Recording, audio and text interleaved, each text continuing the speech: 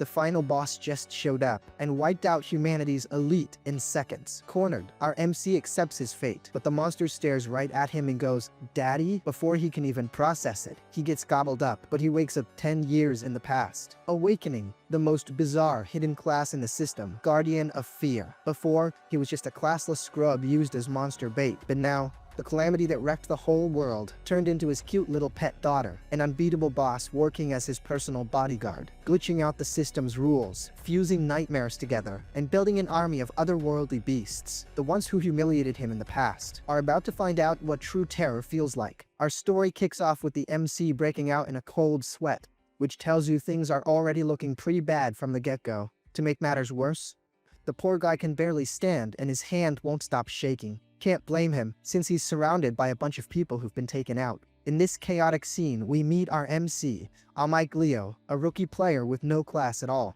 Looks like his entire party got completely wiped out, and he promises to explain why. But before any explanations, he needs to figure out these system screens that keep popping up in his face, looking like a major trouble alert. Our hero knows he's in a tough spot, but he doesn't get why this darn screen is flashing so much. It's not 1 or 2 warnings, it's hundreds. Yikes, now we see why. A bizarre creature just appeared in front of him, a shadow-looking woman with a killer bod and a bunch of hands. According to the system, there's no way out. He's completely on his own in this. To complicate things, it couldn't detect the creature's species or level. Everything just says unknown. One thing's for sure, this creature is weird as heck. But at least her Colgate smile is on point, with those pearly whites. But hold on folks, because here comes the explanation. A game called Paradise Heaven basically glitched out reality about 10 years ago. Because of that, dungeons and monsters started popping up everywhere, and the survivors earned the title of players. You know, the classic story we've all heard before. To get a better sense of the context, let's rewind a few hours too, to be exact. We're in a destroyed area known as the Uninhabitable Zone. There, some blonde dude is chewing out the other players, saying that if they keep slacking off, they won't get their bonus. Turning to Leo, this same guy tells him to pick up the pace and get a move on. Our MC, already sweating, can only reply, "Yes, sir." Meanwhile, 2 players question why a classless guy like Leo is in their party. The other one explains he's only here because he's an expert at escaping this area. With a sour look on his face, Arameki Leo adjusts his glasses, thinking this whole situation is a total drag. Then, he explains that they're in a unique level B dungeon that appeared in a city hospital and that no one has ever managed to clear. Coincidentally, the MC was in that area when it all went down. He managed to escape by the skin of his teeth, awakening as a player. And since he knows the place so well, he became a sort of guide. Finishing his explanation, we see another group celebrating a job well done. That guy over there is Luca, a rank B jurist. He congratulates everyone and orders them to continue exploring. Walking over, this Luca fella asks a mic for a status update, and our little MC confirms they're in the ideal position. Analyzing the city map, he explains that the area between the center and the outskirts is full of weak monsters and tons of resources, prime pickings for the team. Hearing the news, Luca gets all hyped up and decides they'll head straight for the central area to clear the dungeon once and for all. The MC immediately shuts down the idea, thinking Luca has got to be kidding. He even wonders if the guy is serious.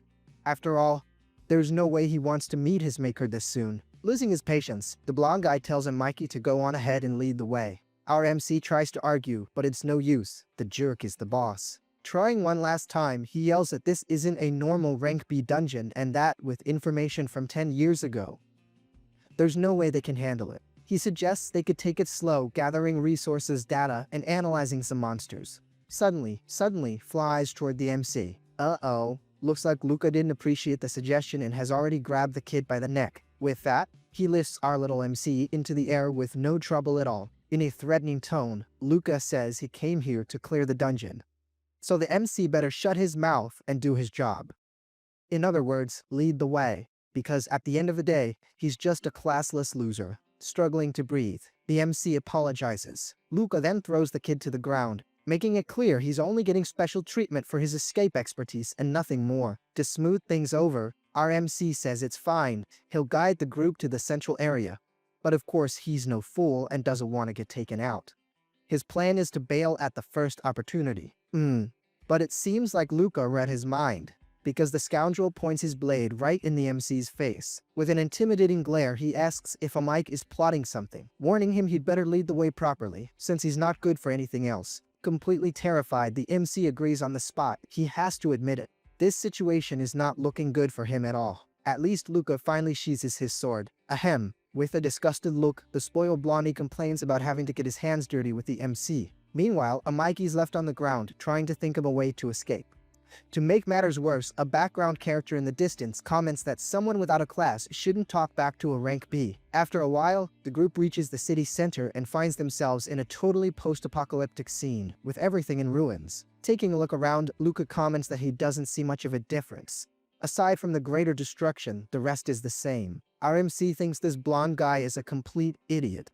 This area is a nest of monsters, and he plans to get the heck out of there as soon as the chaos starts. And speak of the devil, just as he thought of chaos, the creature showed up. Out of nowhere, a rank B monster appears. Actually, it wasn't just one, but several, and they're all rank B. With a confident smirk, Luca tells the entire team to calm down, saying a single attack from him would send these things to another dimension. Playing flamethrower, the jurist hits the entire horde at once. Seeing that, Ameki is stunned by the power of a rank B jurist, who seems as strong as a rank A. This scene gets our boy a little down, wondering what it would be like if he were that strong himself.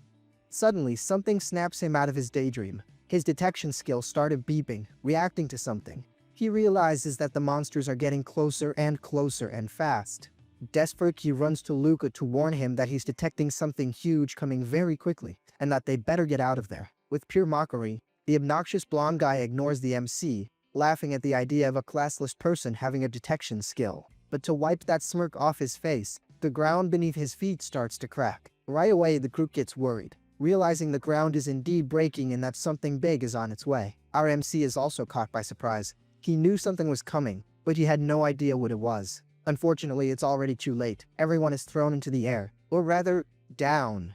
In the middle of the fall, the jerk Luca grabs our MC, accusing him of leading them all into a trap. Meanwhile, some players spot a dark creature in the midst of the dust. Suddenly, the MC realizes his detection skill has simply vanished. If his sensor isn't working, what on earth is happening? Finally, the blonde guy lets go of the MC, throwing him to the ground and remarking that that thing is impressive. He says he'll focus on the creature for now, but he hasn't forgotten about taking care of the kid later. Amidst the dust, an arm covered in scars begins to rise. And then, the bizarre creature from the beginning finally appears, inviting all the humans there to play a game.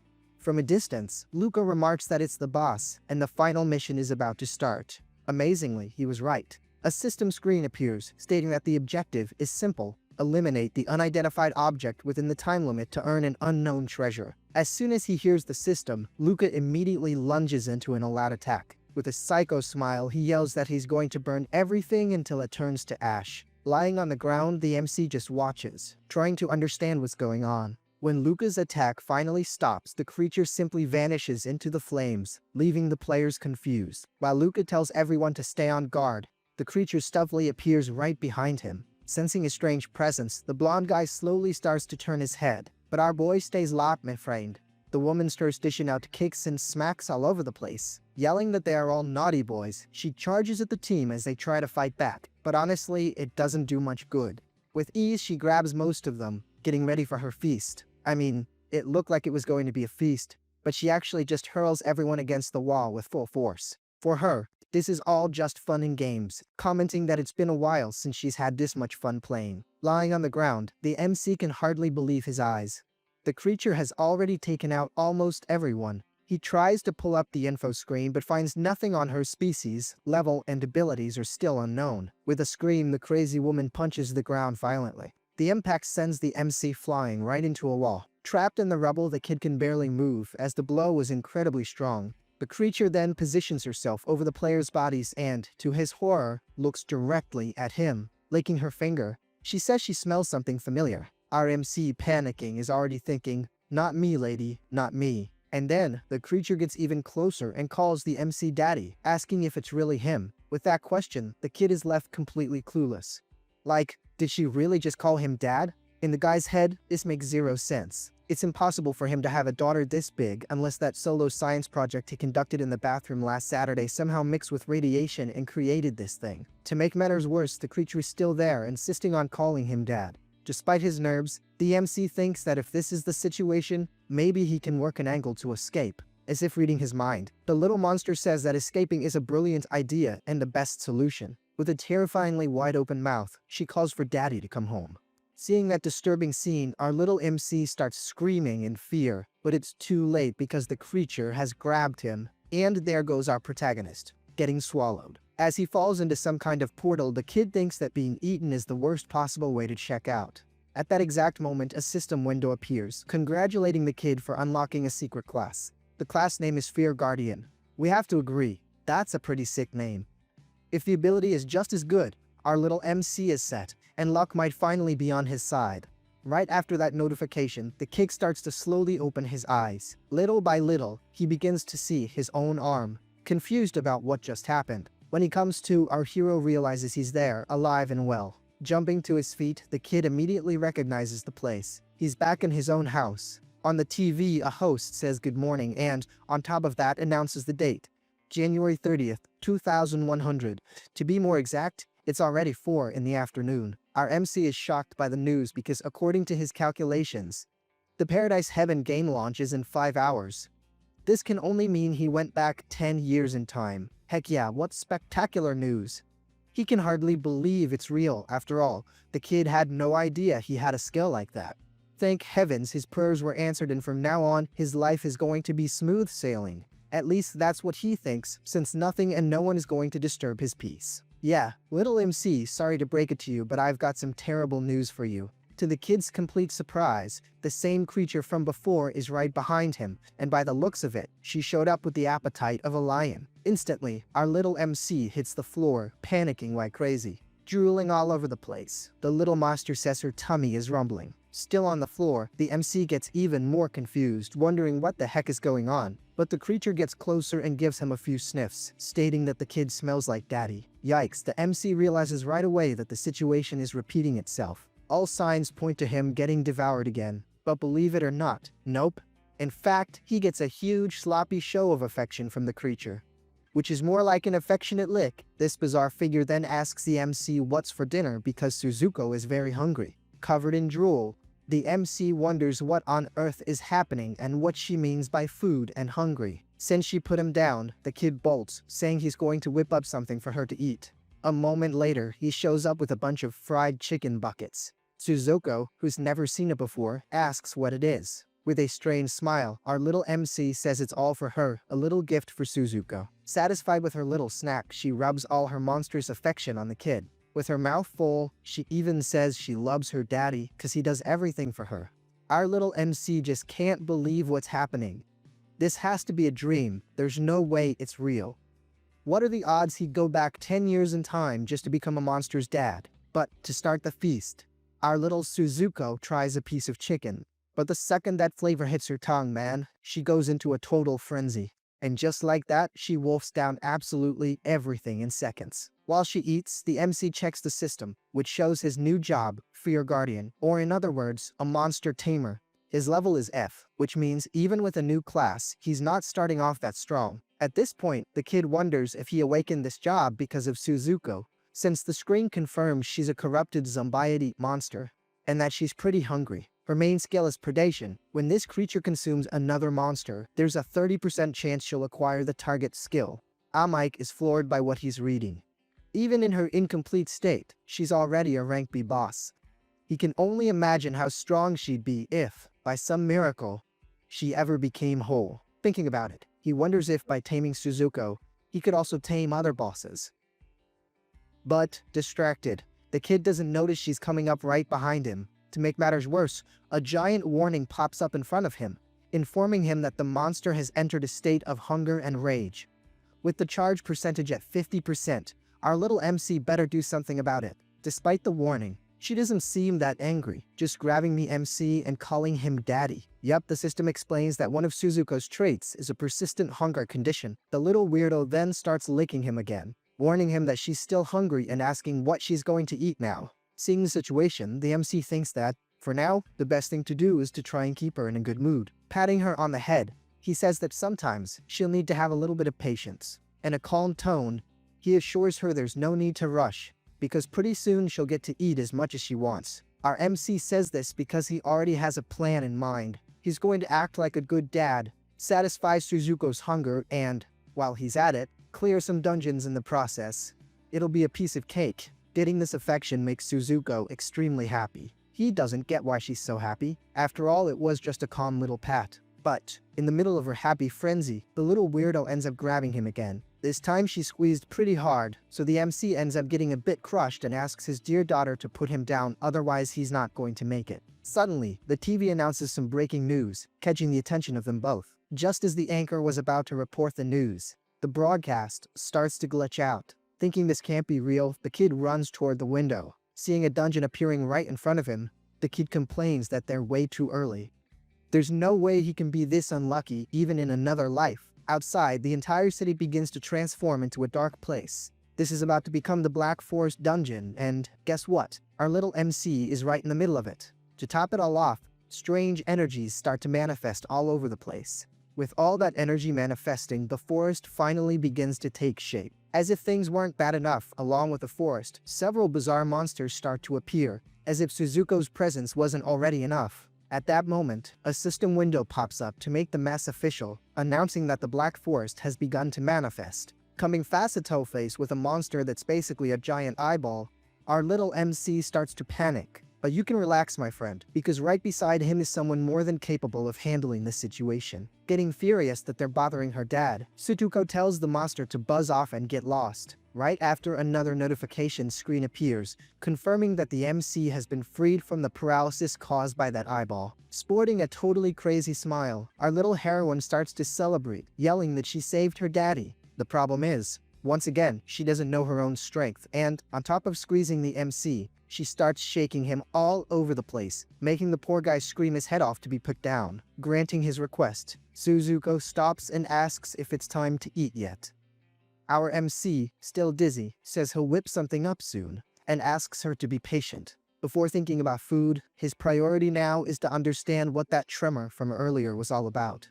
But, out of nowhere, he's caught off guard by a sharp pain in his eye. Instantly, the system warns that an unknown monster has been detected and, to make matters worse, the Black Forest curse has been activated, increasing the dungeon's level. Seeing all those alert screens, the MC starts to freak out. And Suzuko, noticing his reaction, starts to get worried too. Confused, our little MC wonders what this curse business is all about since, unfortunately, this is news even to him. To ramp up the tension, the system warns that if the Black Forest isn't cleared in 72 hours, our hero will be trapped in that dungeon forever. And as if that news wasn't bad enough, all of a sudden several vines start sprouting from the ground. In the blink of an eye, these pesky vines take over the entire place. And to make the situation even worse, some nasty monsters pop up along with the vines. Faced with all this chaos, the MC can only think that things have gotten seriously ugly. To top it off, he had barely managed to figure out the situation with Suzuko, and a whole new massive problem was already knocking at his door. Completely oblivious to her dad's panic, Suzuko turns around, focused on her one and only priority, screaming for food. And there she goes, entering that bizarre mode of hers again, commenting that those little snacks that just appeared look very tasty. That's right, little monsters. Sorry to inform you, but you picked the wrong neighborhood to show up in. With a single, well-aimed strike, Suzuko instantly takes out some of those creatures. Right away, another system screen pops up, notifying the MC that he's gained some nice experience points from the action. Immediately after, Suzuko dives in for the feast. After all, she wasn't just gonna take them all out, right? Some of them were perfect for an afternoon snack. With that, the little system informs him that Suzuko's hunger level has gone up again. Yep, it seems her appetite is the once you start, you can't stop kind. The more she eats, the more she wants. And there she is, in total desperation mode, devouring everything in sight. And a little system pops up on screen again, but this time with some interesting news. Suzuko just devoured a tree yokai and, with it, acquired the wild conversion skill for 20 minutes. But, to be honest, she couldn't care less about the new skill. What really matters is continuing the feast and stuffing every single one of those little critters into her belly. Slamming another punch into the ground, she takes out another monster while commenting out loud that they are simply delicious. While watching this bizarre scene, a light bulb goes off in the MC's head. At least now he gets that she can satisfy her hunger by devouring other monsters. To the relief of the entire nation, the system finally confirms that Suzuko's hunger meter has been fully restored. Now a little calmer, Ame reflects that he needs to figure out a way to deal with this curse. Because the weirdest part is that, in his past life, he doesn't remember anything like this. He even recognizes the Black Forest dungeon, which was supposed to appear in the city of Naruse. But the thing is, according to his memories, he should be in the city of Sakurada. Thinking it over a bit more, the kid comes to the only possible conclusion.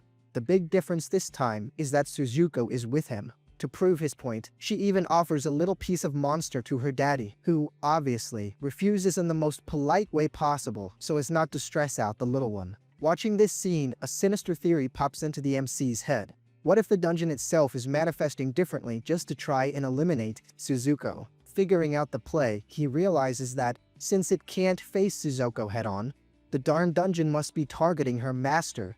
In other words, him. It all makes sense now. That's exactly why the dungeon resorted to the so-called curse.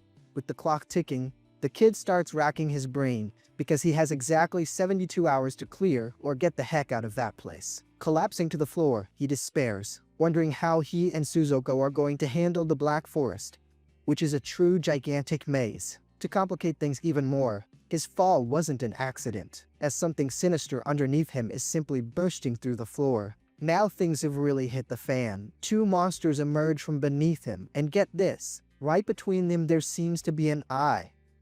Could there be a spy keeping an eye on our MC? Seeing the trouble, Suzuko goes full-on beast mode, looking seriously ticked off.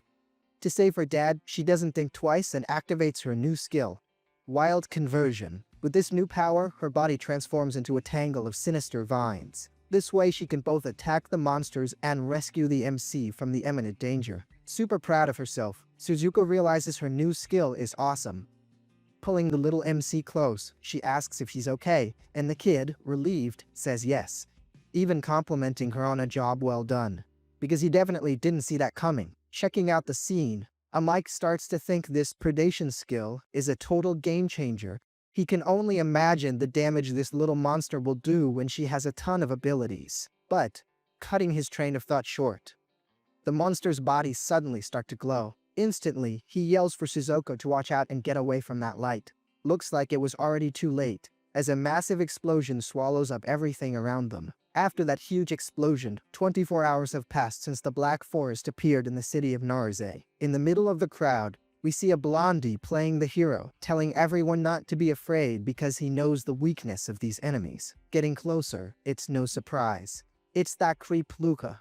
Even 10 years in the past, he's already up to his old tricks, acting like he's the big shot and trying to boss everyone around. While he's trying to give orders, many civilians start running in total desperation. Whoa, it looks like things got ugly because even Luca is starting to get nervous.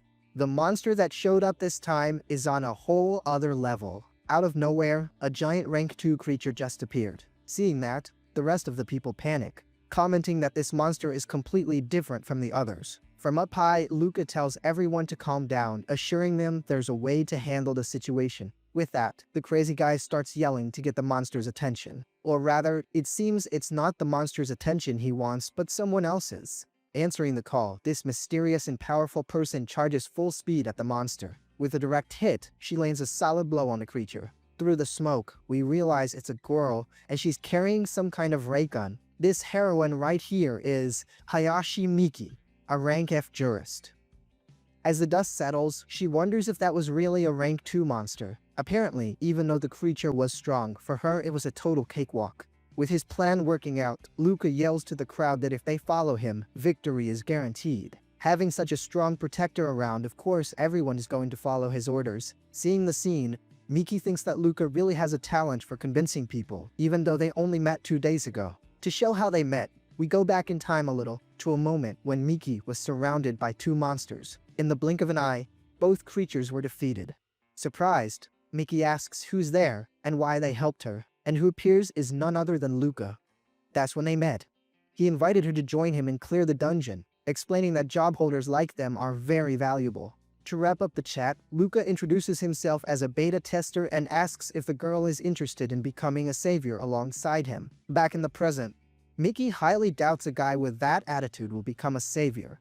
On top of that, she notices that even though the dungeon is rank F, the monsters are getting stronger and stronger. Meanwhile, in another part of the city, Suzuko is having fun climbing a giant tree like it's a playground. Sitting on her shoulder, the MC says the girl has had enough fun, but Suzuko asks for just a little more time to play. At this moment, the kid thinks that although Suzuko saved him, if things keep up like this, he's going to end up getting taken out. Suddenly, the MC hears a familiar voice in the background and realizes it's Luca. Even though he can't stand the jerk, he knows the Luca from 10 years ago was pretty strong, so clearing the dungeon with him might be a good idea. Unexpectedly, a strong vibration startles both the MC and Suzuko. They both wonder what's happening, but then Suzuko looks down and her eyes light up. She realizes a lot of food is on its way. That's right, a whole bunch of monsters started climbing the tree toward them. Even with Suzuko by his side, the sight of that horde leaves the MC pretty scared. Down below, Luca's team also starts to panic when they realize the giant tree has started to move. Seeing everyone's reaction, Miki thinks the group is being way too dramatic. It's like the tree can't even make a creaking sound without everyone making a huge scene. Luca, however, who's a bit more serious, realizes the situation is not good at all. The giant tree is starting to twist and break in a bizarre way. Seeing the direction the darn thing is going to fall, the blondie desperately screams Miki's name, but it's already too late. Even with the warning to run, she just stood there, not understanding what was happening. And just like that, my friend, she was turned into a pancake. With the tree's fall, a cloud of dust rises everywhere. In the middle of this dust, our little MC starts to wake up, wondering if he's still alive and why the spot he landed on was so soft. And that's when Miki, seeing the situation, tells the kid to stop moving right now. Uh-oh, buddy? Seeing where he landed, our boy starts to break out in a cold sweat. Unfortunately, Miki doesn't seem to be in a playful mood, and even though he's the main character, he's in serious danger of losing his head. All awkwardly, the MC tries to explain, saying that it was just an accident. Outraged, Miki asks if he was the one who knocked down the tree and even comments that the kid has a lot of nerve. Of course, Amake denies everything, saying it was just a coincidence. Out of nowhere, an explosion goes off. And guess what? It's Suzuko, yelling for her daddy. With a huge grin on her face, the creature celebrates, saying she finally found him. Our MC is a little scared, but he's getting used to it. Now, Miki. She's the one who's in shock. Seeing his daughter, the kid is happy and calls her by name. But Miki, not understanding anything, tells the MC to get back and leave the monster to her. Playing the hero, she says that saviors don't run from danger and that she will protect him from that creature. The MC is confused. Protect me? From Suzuko? I don't know about that. Our hero tries to calm the situation down, telling Suzuko that everything is okay. Miki, on the other hand, is already challenging the creature to a fight. Instantly, the MC realizes the girl mistook Suzuko for an enemy. The worst part is he didn't even have time to stop her. Like a flash, she already took off running toward the target. Trying to find a weak spot, Miki starts moving quickly all over the place. Desperate, the MC yells for her to be careful. Finally, Miki believes she's found a weak spot on Suzuko's shoulder. With everything ready, the girl charges forward, activating her sacred magic cannon. Full of confidence, she declares that a single blow will be enough to eliminate the creature. Unfortunately, the plan didn't work out so well. She got smacked by one of Suzuko's hands. Meanwhile, the little monster, happy as can be, asks if the MC was worried about her. But the kid replies that it wasn't her he was worried about her. Running toward the point of impact, the MC prays the girl is still alive. Arriving there, the situation doesn't look good at all. Miki is on the ground, all banged up. At that moment, Suzuko approaches and asks, with complete innocence, if she can eat the unconscious girl. Obviously, the MC says no, that she can't eat people. Besides, he remembers she's a jurist from Luca's team, meaning she's an awakened player. And that's when he comes up with a plan. If he can save this girl, Luca will definitely let him join the team. The problem is, the plan will go down the drain if they find out about Suzuko. So, the MC decides to ask her for a favor. Very gently, he asks his daughter to hide for a while. Curious, the creature asks why, and the MC replies that it's so he can find tasty things for her. And again, if we look closely, that mysterious eye is still floating there. To convince her, he promises that if she hides really well, she'll get something delicious to eat later. Instantly, she gets excited and starts to turn invisible, promising to hide very well. The MC says that's exactly what he wants, for her to be a good girl and wait. With Suzuko concealing herself, that mysterious floating eye starts to get weaker. The system even announces that the curse's effects have drastically decreased. With this, the kid figures out that all of this happened because Suzuko hid herself. So, he comes up with a new plan. Keep Suzuko hidden, have Luca find the dungeon boss, and, at the right moment, use his creature to defeat it. Putting strategy aside for a moment, we see that Miki is finally waking up. She's still very confused, but she's slowly regaining consciousness, feeling a terrible headache. She sits up in the middle of the rubble, trying to figure out what happened. Overjoyed, the MC says it's great to see her awake. Puzzled, the girl asks where the monster is. With the straightest face, the kid says that, thanks to her, the monster was defeated and that right after she passed out, the creature ran away. The girl is speechless, wondering what he means by thanks to her, since she doesn't remember landing a strong hit. Picking up her cap from the ground, she puts it on, saying her memories are a bit fuzzy. Anyway, she gets up and says the place is dangerous and they need to find a safe spot. On the inside, our little MC is celebrating because his plan worked. He knows they'll find out about Suzuko sooner or later, but for now, he'll use a fake name just in case. Then, the girl introduces herself as Hayashi Miki. Our little MC does the same, but instead of saying his name is Amaike, he throws out a fake name, Haimagijin. As he shakes her hand, the kid says it's a pleasure to meet her. Meanwhile, our invisible Sudo seems pretty thoughtful. The creature wonders what that is as she feels a very familiar energy coming from that touch. Discreetly, the MC turns to Suzuko and whispers for her to follow him quietly, promising that if she does,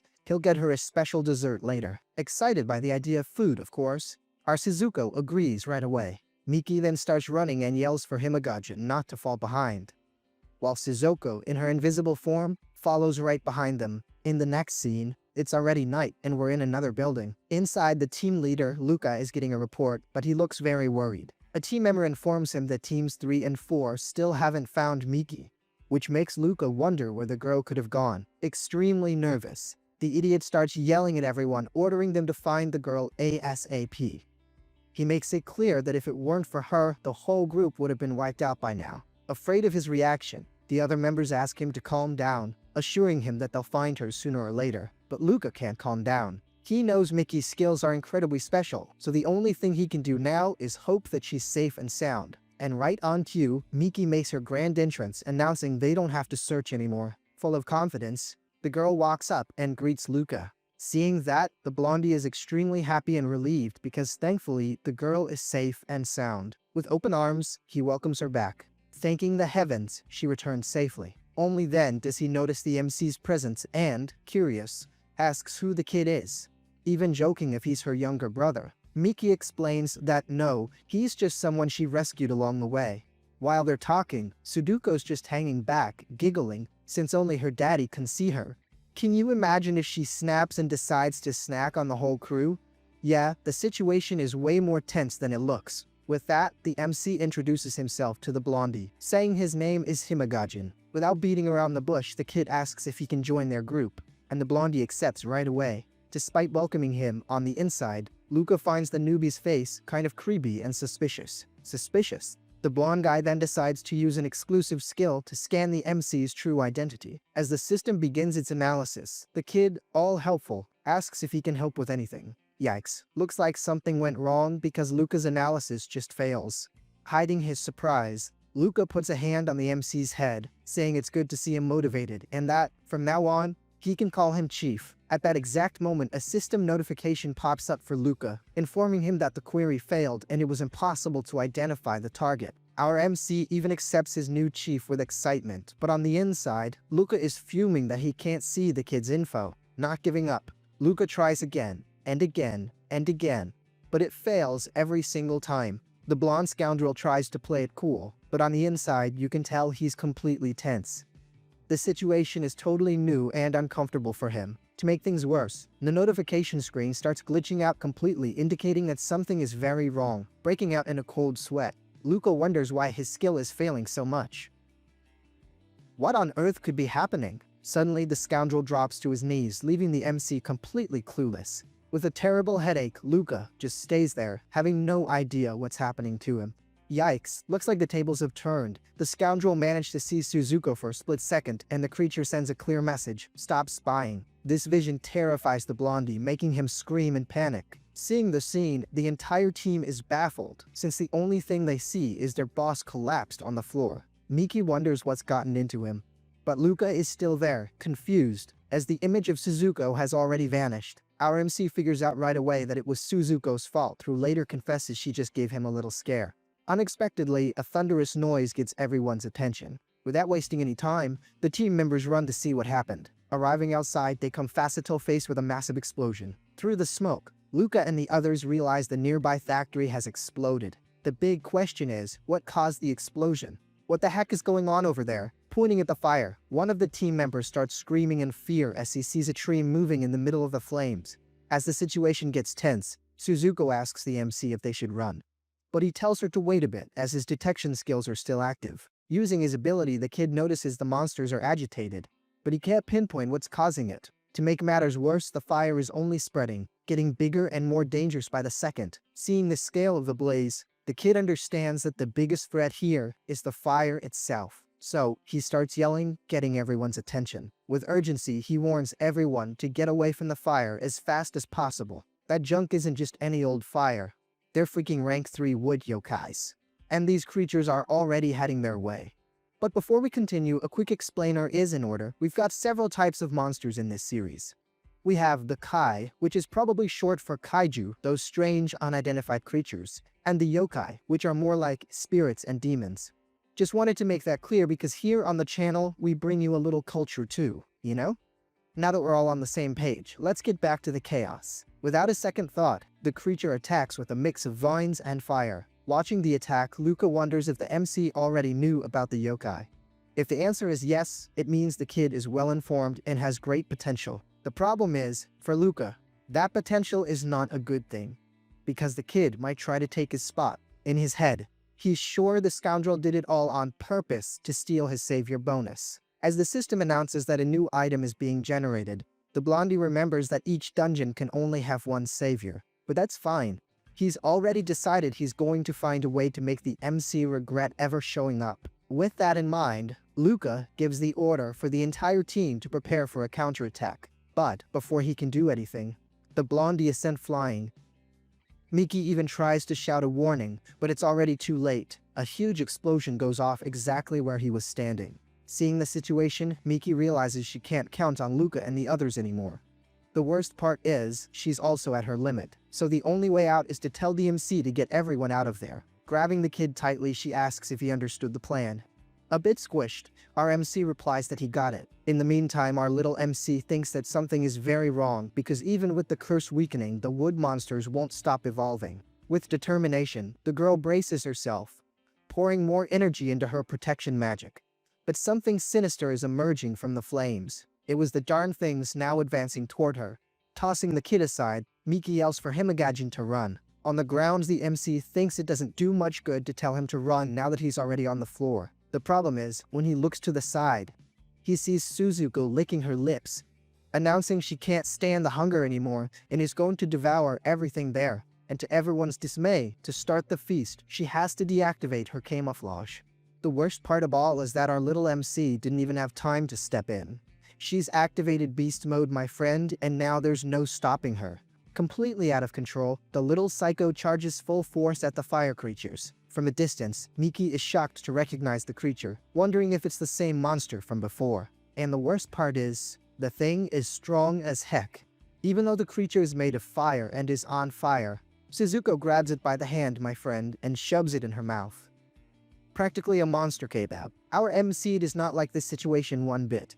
Even with him in danger, she chose to focus on food. And the worst part is, with her visible, the curse is going to get strong again. Meanwhile, the system reminds the MC of his own ability.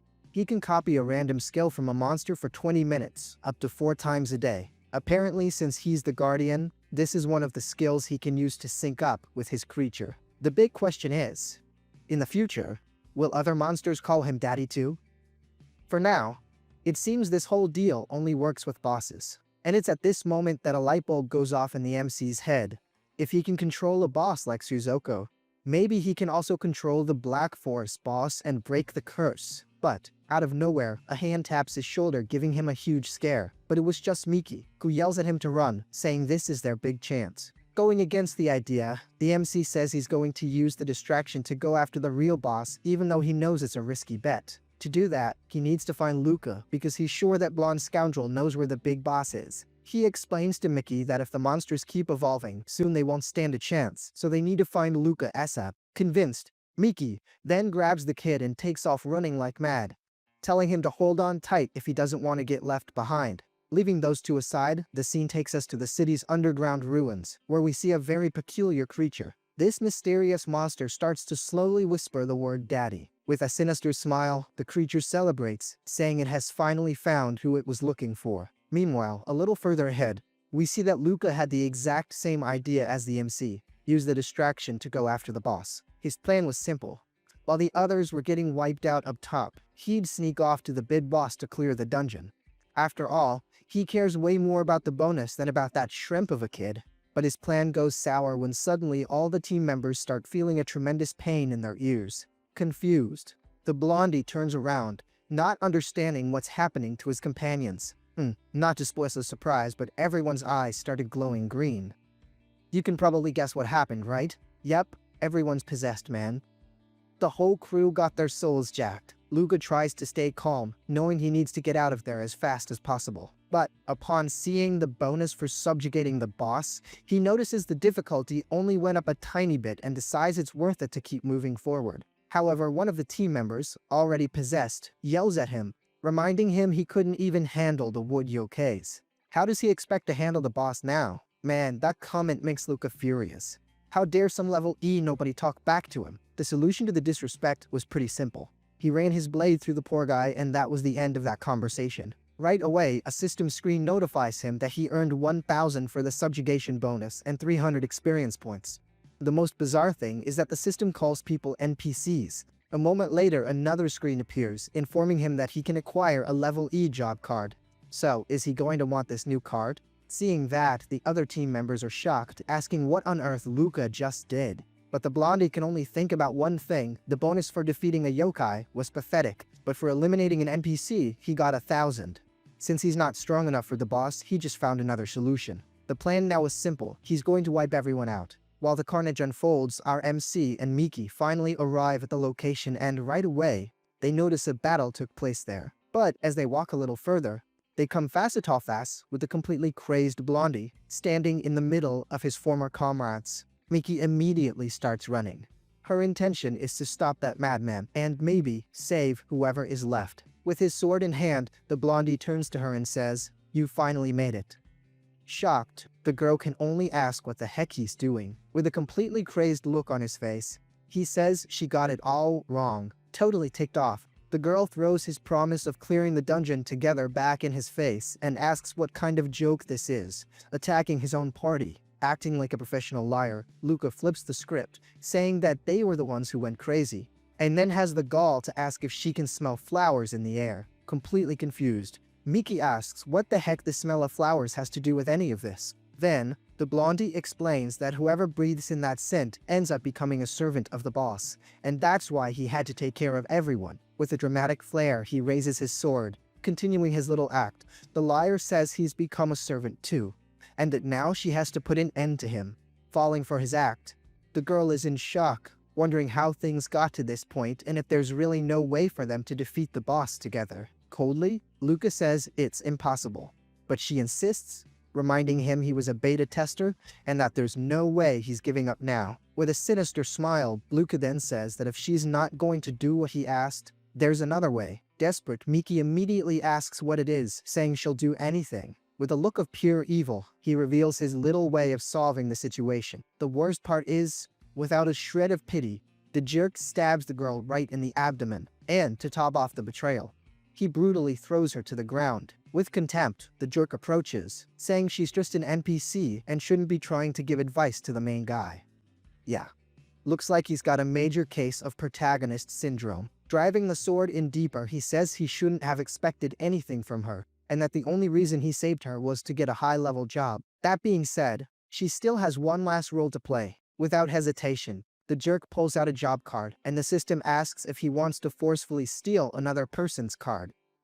The answer, obviously, is yes. A blue energy starts to pour out of Mickey's body as the poor girl screams in pain. Seeing a golden card emerge from the girl, the psycho goes crazy with happiness, yelling that it's an incredible level S job card. At that exact moment, another voice calls out for Miki, telling her to hang on just a little longer. The one who comes shouting is our MC, completely exhausted. After all, unlike Miki, the kid doesn't have that much stamina. Seeing the bizarre scene, he gives Luca an awkward little smile and comments that, by the looks of it, he arrived at a really bad time. With an air of superiority, Luca says no, the timing is perfect, and asks what he wants. Our hero lets out a sheepish laugh, pretending he doesn't know anything and asking what he's talking about. Losing his patience, Luca says there's no point in the kid playing dumb, because as an actor, he'd starve. Our MC notices that Luca's behavior is way too strange, but the blondie just tells him not to be so tense. For a second, the kid thinks he feels bad for Mickey. But the priority now is to get out of there and run. After all, where there's life, there's hope. But suddenly Luca starts to activate his power. Our MC is trapped by a strange energy, wondering how that's possible, since that power is a physical manifestation of will, a type of job Luca shouldn't have. With a victorious air, the psycho says he knew the MC was trying to steal his position, but that the idiot didn't even bother to look at Miki's rank S ability. The MC's confusion is genuine, as he really didn't know Miki was rank S, let alone what this whole stealing his position thing was about. And then, Luca drops the bomb. The reason the dungeon changed so much is because they are both time travelers, and the presence of them both increased the difficulty. It all clicks into place. The MC can't believe that scumbag Luca is also a traveler, which means he knew exactly what he was doing from the very beginning. Thinking about it, there are all sorts of crazy players, some are even considered a walking calamity. Since he doesn't know Luca's real ability, everything makes sense now. Cutting off the kid's train of thought, the blondie asks what his goal is, status, business, or the completion bonus. Our little MC doesn't answer right away because his only thought is, I need to buy time until Suzuko gets here. Getting into his villain character, the kid says he's surprised Luca figured it all out and admits it was really his fault. Liking the answer, Luca says that now they're finally talking for real. Our hero makes up a story that he entered another Savior's dungeon to change the difficulty and, of course, the value of the bonus. With a crazy smile, the blondie comments that the MC must be pretty satisfied with his plan working out. On the inside, the MC thinks this idiot is buying all of it. For someone who said I'm a terrible actor, he's falling for it, hook, line, and sinker. Opening his arms, our hero laughs and says the blondie should be thanking him, because thanks to him, the dungeon got a lot more exciting. Luca comments that, in fact, even the bonus has already changed again. Seeing the scene, our MC thinks the blondie really is an idiot. He probably thought that because Miki is starting to wake up. With a look full of fury, she asks if the two of them were in on this together, calling them complete lunatics.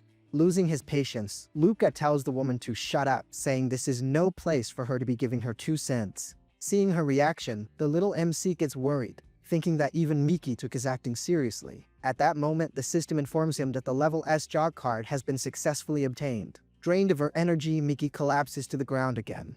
With the card in hand, the blondie thinks that this ability is amazing and that stealing from an NPC is way easier than waiting for an awakening. All excited, the scumbag starts to absorb the ability into his body. From the look on his face, it seems like something went wrong. Actually, no. His expression is one of surprise because something is coming his way. From all sides, monsters and his former possessed allies charge at full speed. Now we finally know where the crew that got controlled was hiding. Seeing the horde, Luca suggests a brief alliance with our boy, but the MC just plays dumb. Annoyed, Luca explodes, saying that, in the end, this is the best our little MC can do, acting like a kid. Our hero even comments on the momentary alliance to avoid the monsters, but the jerk Luca replies with a sarcastic, as if. Without a second thought, the traitor charges full force at the MC. And the worst part is, his attack actually lands a direct hit, man. After the blow kicks up a cloud of dust, the smoke slowly begins to clear. We then see a giant silhouette near the MC, holding someone in the air.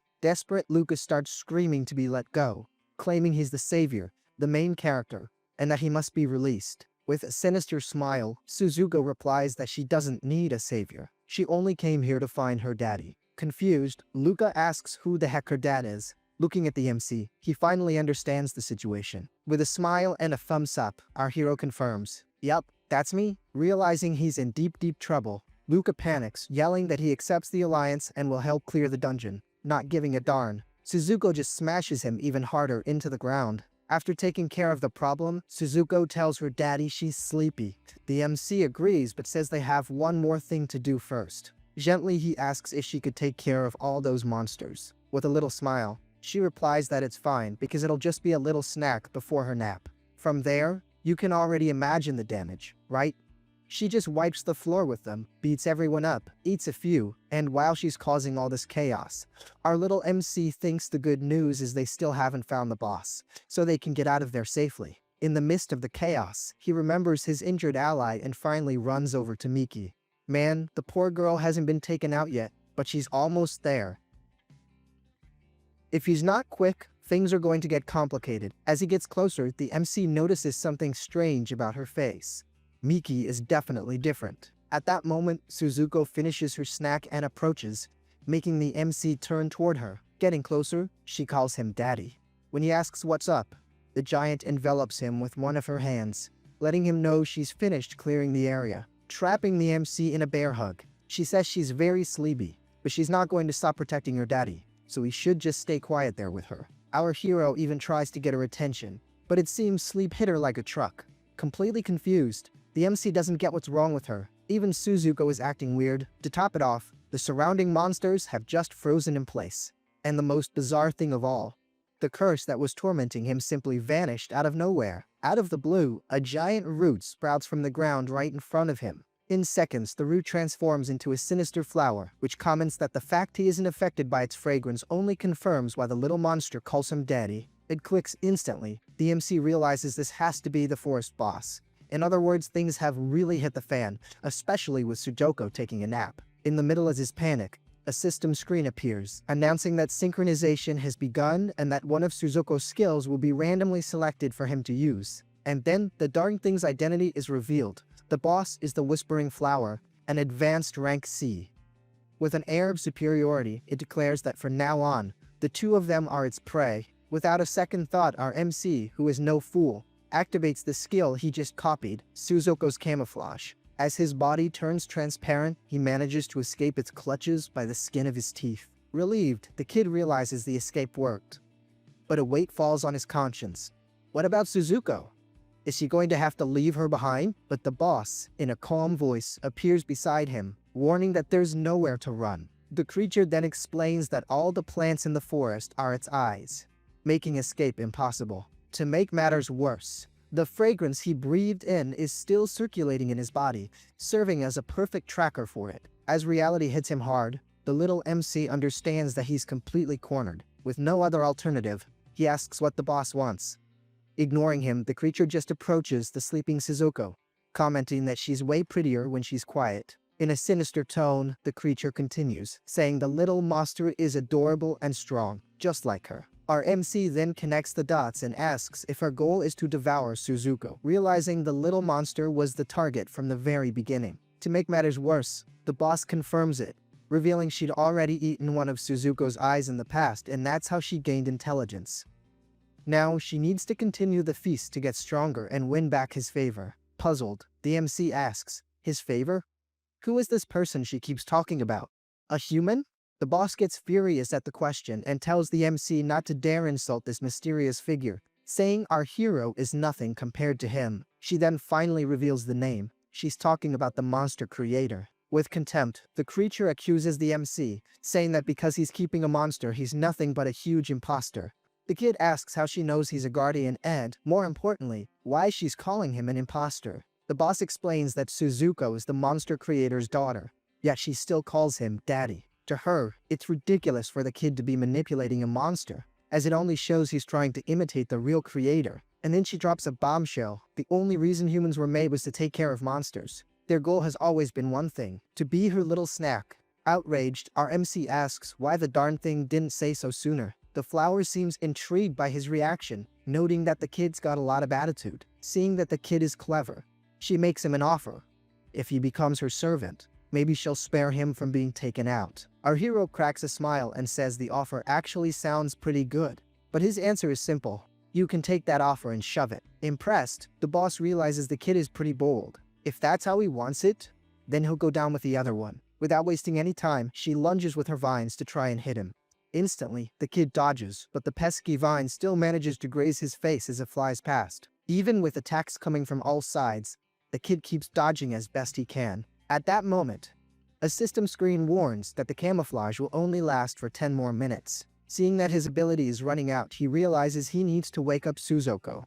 If that doesn't happen, they're both going to be tonight's dinner. The boss then summons her boys, ordering them to capture the MC, alive. With the order given, the army of creatures and possessed humans starts moving again. Seeing the horde coming his way, the MC gets tense and breaks out in a cold sweat, knowing the situation just got really complicated. Now, he's got enemies not just behind him, but in front of him too. In the midst of the chaos, the MC spots Luca's body on the ground and, next to it, his job card. A quick thought pops into his head. If Luca could use the card, then so can he. Without a second thought, he runs and grabs that little golden card. The system announces that the level S jurist card has been acquired, but that awakening it is, unfortunately, blocked for the MC. Outraged, the kid thinks this has to be some kind of sick joke. And to make the situation a whole lot worse, the system announces that his camouflage has run out. Now, our little MC is turning back to normal, completely visible and totally vulnerable. The creatures, who could only sense him before, can now see him perfectly well, surrounded, but not giving up. He activates synchronization again in a desperate attempt to use Suzuko's powers. Little by little, the glow in his eye starts to turn red. The system confirms the Eye of Truth is being activated. The boss finds the situation strange, remembering that she also has one of Suzuko's eyes.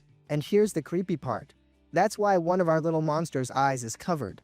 Because she lost it to this darn flower. Mockingly, the creature asks if he's really going to rely on Suzuko's ability again, warning him that she won't let that happen. Suddenly, the MC starts to feel a terrible headache because of the boss's power. The system reports that the synchronization is being forcefully interrupted. Grabbed by the enemies, the kid starts to scream in pain. The boss tells him to stop the drama and invites him to a deep sleep inside of her, where he'll get to see some of her memories. Raising a hand to his face, the MC wonders if this is the creature's true form. That's right, folks, for anyone who thought the boss was a beautiful flower, you were dead wrong. That was just the book cover, because the real content is this bizarre thing right here. A warning screen pops up, informing him that a level 1 spiritual corruption ability has been discovered. Devastated, the MC thinks that spiritual corruption is high-level dungeon stuff.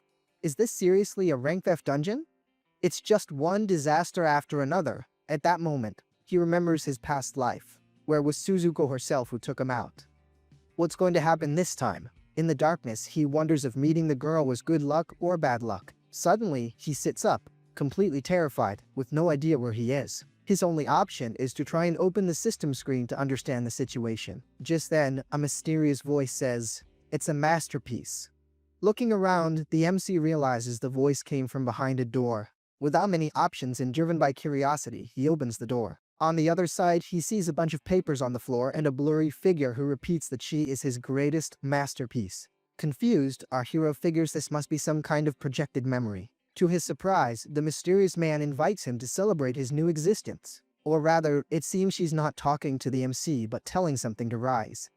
Our hero even wonders if the guy's got a few screws loose. And, bizarrely, something starts to rise from the papers. The weird man keeps calling for the creature to come out, leaving the MC in shock at what he's seeing. From the papers on the floor, a small figure begins to form, and you can probably guess who it is, right? Yep, our little Suzuko, but in a much more normal version. The blurry figure looks at her and says, "Listen, from now on, your name is Suzuko." The little girl repeats the name, still not quite understanding what's going on. Even though she's confused, she agrees to her new name and holds out her hand to the man. Instead of taking her hand, they hug, and the man says that from now on she must call him Daddy. With a huge smile on her face, Suju calls the guy Daddy for the first time. Seeing the scene, the MC starts freaking out, realizing he's trapped in Suzuko's memories and wondering if this is her true origin. Trying to get a grip, he thinks that panicking won't do any good. As much as the little girl in front of him looks completely different from the monster he knows, he's sure this is part of Suzuko's memories. The digitized figure continues, saying that Suzuko is his great masterpiece.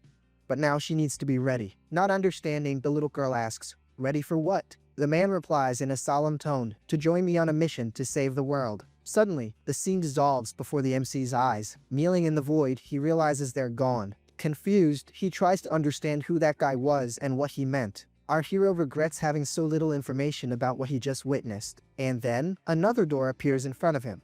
Looks like that was just the beginning. But this new little door has the sinister look of a trap. But what can he do? With nowhere to go, he decides to open the door and face whatever comes next.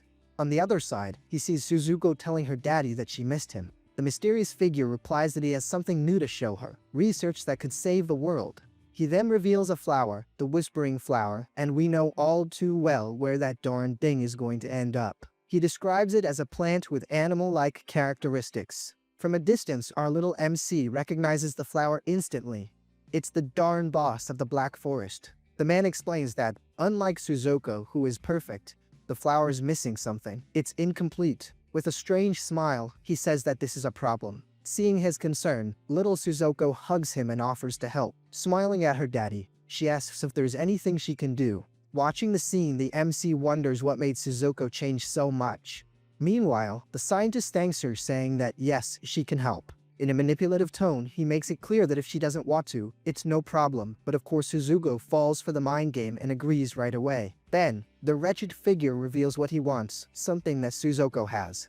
Her eye. Yes, he wants his own daughter's eye. Our MC is completely shocked by what he just heard.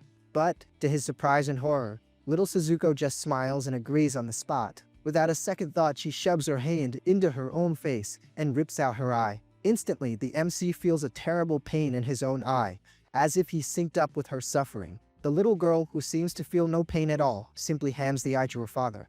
With the purest innocence, she offers the eye as a gift and asks if she was a good girl. Meanwhile, our MC is on the floor, writhing and screaming in pain. The wicked scientist praises Suzuko, saying that yes, she was a very good girl. Still screaming, the MC can hardly believe what he's seeing. With the eye in hand, the figure then calls to Suzuko and tells her to witness the power she just handed over. Without the slightest hesitation, he throws the present toward the Whispering Flower and tells it to devour that eye. Instantly, the flower starts to glow intensely. A moment later, it re-emerges gigantic, with Suzuko's eye plastered right in the middle of its face. Reaching his breaking point, our MC charges forward, cursing the girl's father with everything he's got. He screams that the guy is an inhuman monster for doing that to his own daughter, turning her into a mere experiment. Blinded by rage, he throws a massive punch right at the man's face. But in the end, the figures just disappear.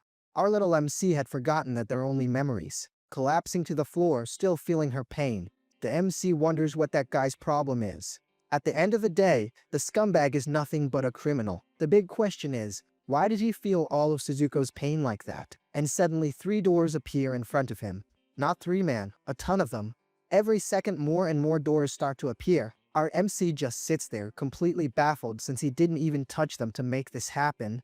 Out of nowhere, one of the doors opens, and a gigantic flash of light bursts out from inside. The story then shows us that, after her left eye, it was the girl's left hand that was ripped off. Next was her heart. Well, her father cynically said she'd be better soon. After that, it was her legs, and the scumbag still had the nerve to ask if it hurt.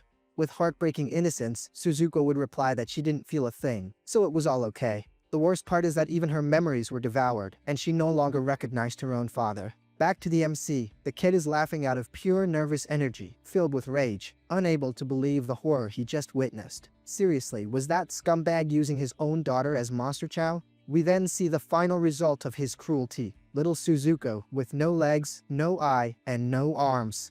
And to humiliate her even further, the monster approaches her, asking how she's been. The little girl, with her fragmented memories, asks if it's really him, if it's her father. Dragging herself with difficulty, she calls out to him and asks if he's finally come to get her. With the coldest expression in the world, the liar says yes. But that this time, he brought the family with him. A bunch of bizarre monsters. Without hesitation, the creatures run toward the defenseless girl. From there, you can already imagine the tragedy. Suzuko still manages to say that everyone there is a stranger and asks if her father doesn't need her anymore. With false regret, he says she's beyond repair and asks for forgiveness. As the monsters attack the girl, she screams in pain, begging for her father not to abandon her. And that's when, out of nowhere, the MC starts laughing like a total maniac. He tells Suzuko not to be scared, because he's feeling the pain too. He explains that she was tricked and that both he and the doctor are just fake parents. A system window then pops up, saying the Eye of Truth has reached 50% synchronization. The synchronization starts for real, and the MC looks like he's in some serious pain. It's in the middle of all this agony that he makes a decision. He's going to become Suzuko's real dad. Suddenly, a giant and seriously ugly creature shows up. The huge monster wraps the MC up in its tentacles, but he, cool as a cucumber, greets it by calling it ugly and saying it's good to see its hideous face again. The creature gets ticked off and wonders how on earth he managed to regain consciousness. It warns him that it's going to show him a world of hurt all over again while squeezing its tentacles even tighter. Even while being crushed, the MC tells the creature to bring it on. The monster wonders just how long this tough guy act is going to last. The creature then attacks our crazy dude, who feels an insane amount of pain. He even admits that it hurts, but that compared to Suzuko's pain, this is absolutely nothing. The synchronization continues at full blast while the MC toughs it out like it's no big deal. Right then, the system announces that the Monster Devour and Ghost Transformation skills are being activated. But it also warns about a risk of spiritual corruption. You know, like the fine print in a contract that nobody ever reads. The screen shows that the triple sync has hit 60%, with a spiritual corruption level of 5. Things are getting ugly and stylish at the same time. The MC finally recovers and says, "I'm back." He then tells the monsters to stop eating. He warns them that if they're going to devour Suzuko, he's going to devour all of them. With a smirk, the madman even asks if that doesn't sound fair. With that said, the MC dodges right into the middle of them without a second thought. He grabs one of the monsters' heads without a shred of mercy, showing them that snack time has arrived. With a yell, he gets ready to start the feast. The MC tells the creatures to give him a little taste. He's quickly swarmed by a bunch of bizarre creatures all wanting a piece of him. The bigger monsters also close in to join the party and see what this crazy human's deal is. After tasting a piece, he has the nerve to complain that they taste awful. Meanwhile, we're reminded of the MC trapped in the tentacles of that giant creature. The sync rate climbs to 70% and the spiritual pollution is already at level 20. The MC complains that he still hasn't eaten enough and asks to devour more monsters. This guy is a bottomless pit. The creature, completely fed up, asks if he's really that eager to be taken out for good. She then tells the MC to enter her memories and meet his end. The scene changes completely and now the MC is holding Suzuko. He says she doesn't have to be afraid anymore, because he's here now. The little girl feels the warmth of his hug and, in an innocent voice, asks if he's really her daddy. With a smile, the MC hugs the girl tightly and says that he wasn't before, but from now on, he is her daddy. How sweet. But then, suddenly, the scene changes again. The doctor explains that this is all just a memory. The lab coat guy reveals that this is a memory built by his own willpower, and even if the MC devours him, he's still going to be done for right then and there. The doctor wonders if a mere human can absorb a monster's willpower and get away unscathed, explaining that it's like a poison and he wants to see how long the MC will last. A system window appears, informing that the synchronization has climbed to 90%, and the depth of spiritual corruption has reached 30. The MC glares at the doctor and says he is Sujo's father, that she saved him, and that the enemy's memory is disgusting. The giant creature watching all of this calls the MC insane and wonders what kind of being he is. He tells her not to be afraid and that she can just put him to sleep like she did before.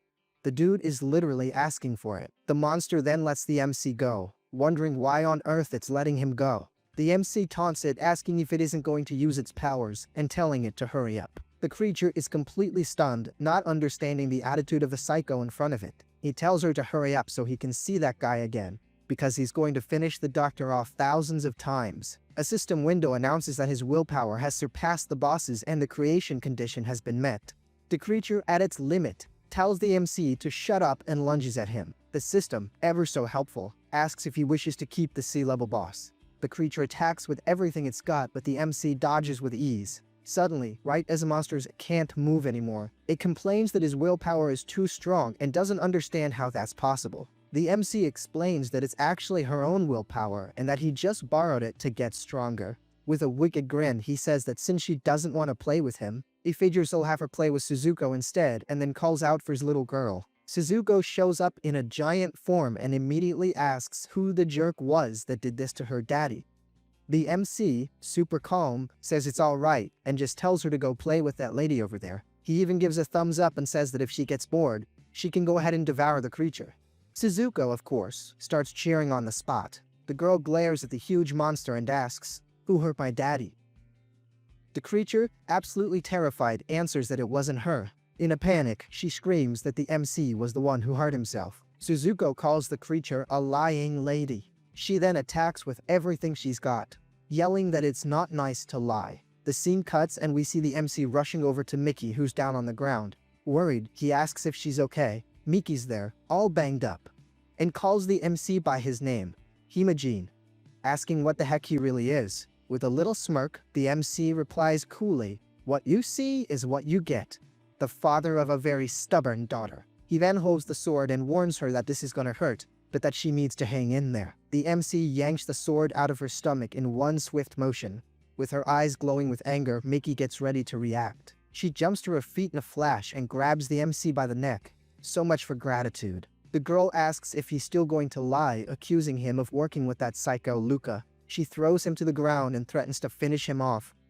The MC defends himself, saying that Luca was the one who tricked her. He yells that if he were the enemy, he wouldn't have even bothered to stop her wound from bleeding. That's when Miki realizes the bleeding from her stomach has completely stopped. Lying on the ground, the MC explains that it's just a temporary fix and asks her to please get the sword away from him. Looking all embarrassed, the girl apologizes and says she completely misunderstood. Meanwhile, Suzuko is continuing her not-so-friendly playdate with the poor dungeon boss. The MC sits up and asks if Miki is alright and if there have been any strange changes in her mind or body. The girl replies, "Not really, and that, in fact, she feels great now." He then asks about her job card and explains the situation. Luca stole her power. Desperate, Miki asks what she should do and gets so close to the MC that he even complains. "Whoa, easy there, miss." The MC says there is a way, but of course it comes with a risk. He offers to help, but only if she'll lend him her strength in return. The girl agrees instantly and immediately asks what she needs to do to help him. The MC is surprised by how quickly she decided. Miki simply explains that the MC helped her and because of that she trusts him. Simple as that. The MC gets a little flustered and wonders if she's just really pure or kinda clueless. He then turns around and calls out for Suzuko. The little girl's giant hands suddenly appear, bursting from the ground like it's no big deal. Suzuko emerges in her giant form, leaving Miki completely stunned. The girl in the cap feels the intense spiritual pressure coming from that massive creature. She then hears the MC get called Daddy and finally understands that that's his daughter. The MC turns to Suzuko and says he has a special favor to ask of her.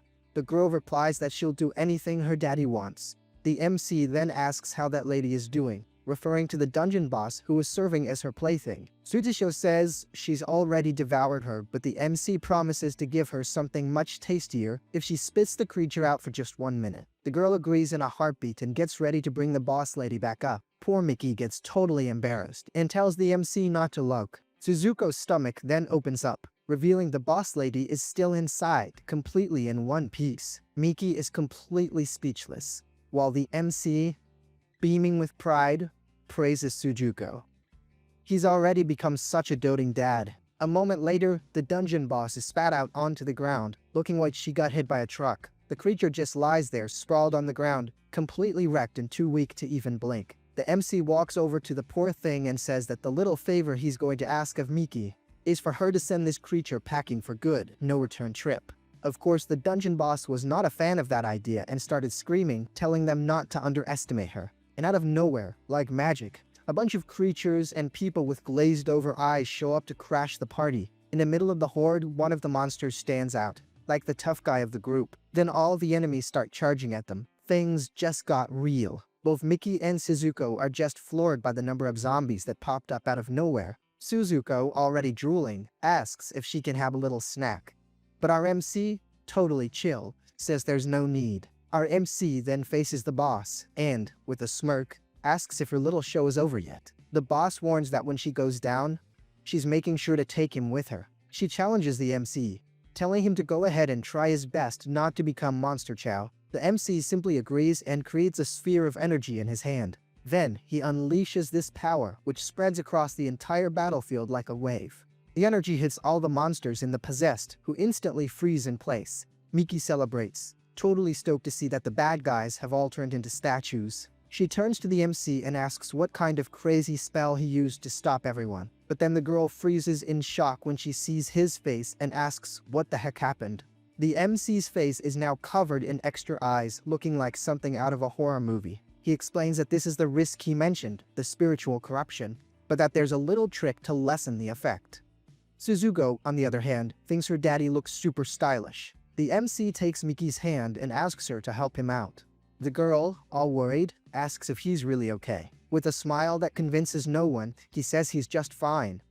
Yeah, right. Miki says he sounds like a little brother trying to act tough and tells him to stop playing the hero. The MC thinks to himself that his mental age is probably double hers, but he keeps his mouth shut. He then points and says the solution is right over there, while the boss, on the ground, begs to be left alone. Then the MC gives a quick lesson, explaining that there are two types of dungeons: mission and exploration. In exploration ones, players can enter and leave whenever they feel like it. He continues saying that the Black Forest is the second type and that before, anyone with a player class could just bounce at any time. But, because of that jerk Luca, the dungeon changed and the difficulty jumped from a piece of cake to a real challenge, going from Franks to C ranks. He explains that the guy brainwashed everyone by promising a bonus, and on top of that, he stole her class. Miki finally understands the whole mess. The MC, meanwhile, thinks that it's actually all Suzuko's fault. While they're talking, Suzuko grabs the boss, who struggles and tells the little girl to let her go. The MC reveals that Luca's goal in defeating the boss was to get a specific item that only C-Crank's bosses drop. And he says that's exactly what Miki needs right now to recover. The girl doesn't think twice and agrees on the spot. She grabs her sword and, full of confidence, tells him to leave the rest to her. She asks Suzuko to let the boss go so she can finish the job, and the little one obeys. The boss is thrown to the ground with zero chance to defend herself. Bummer.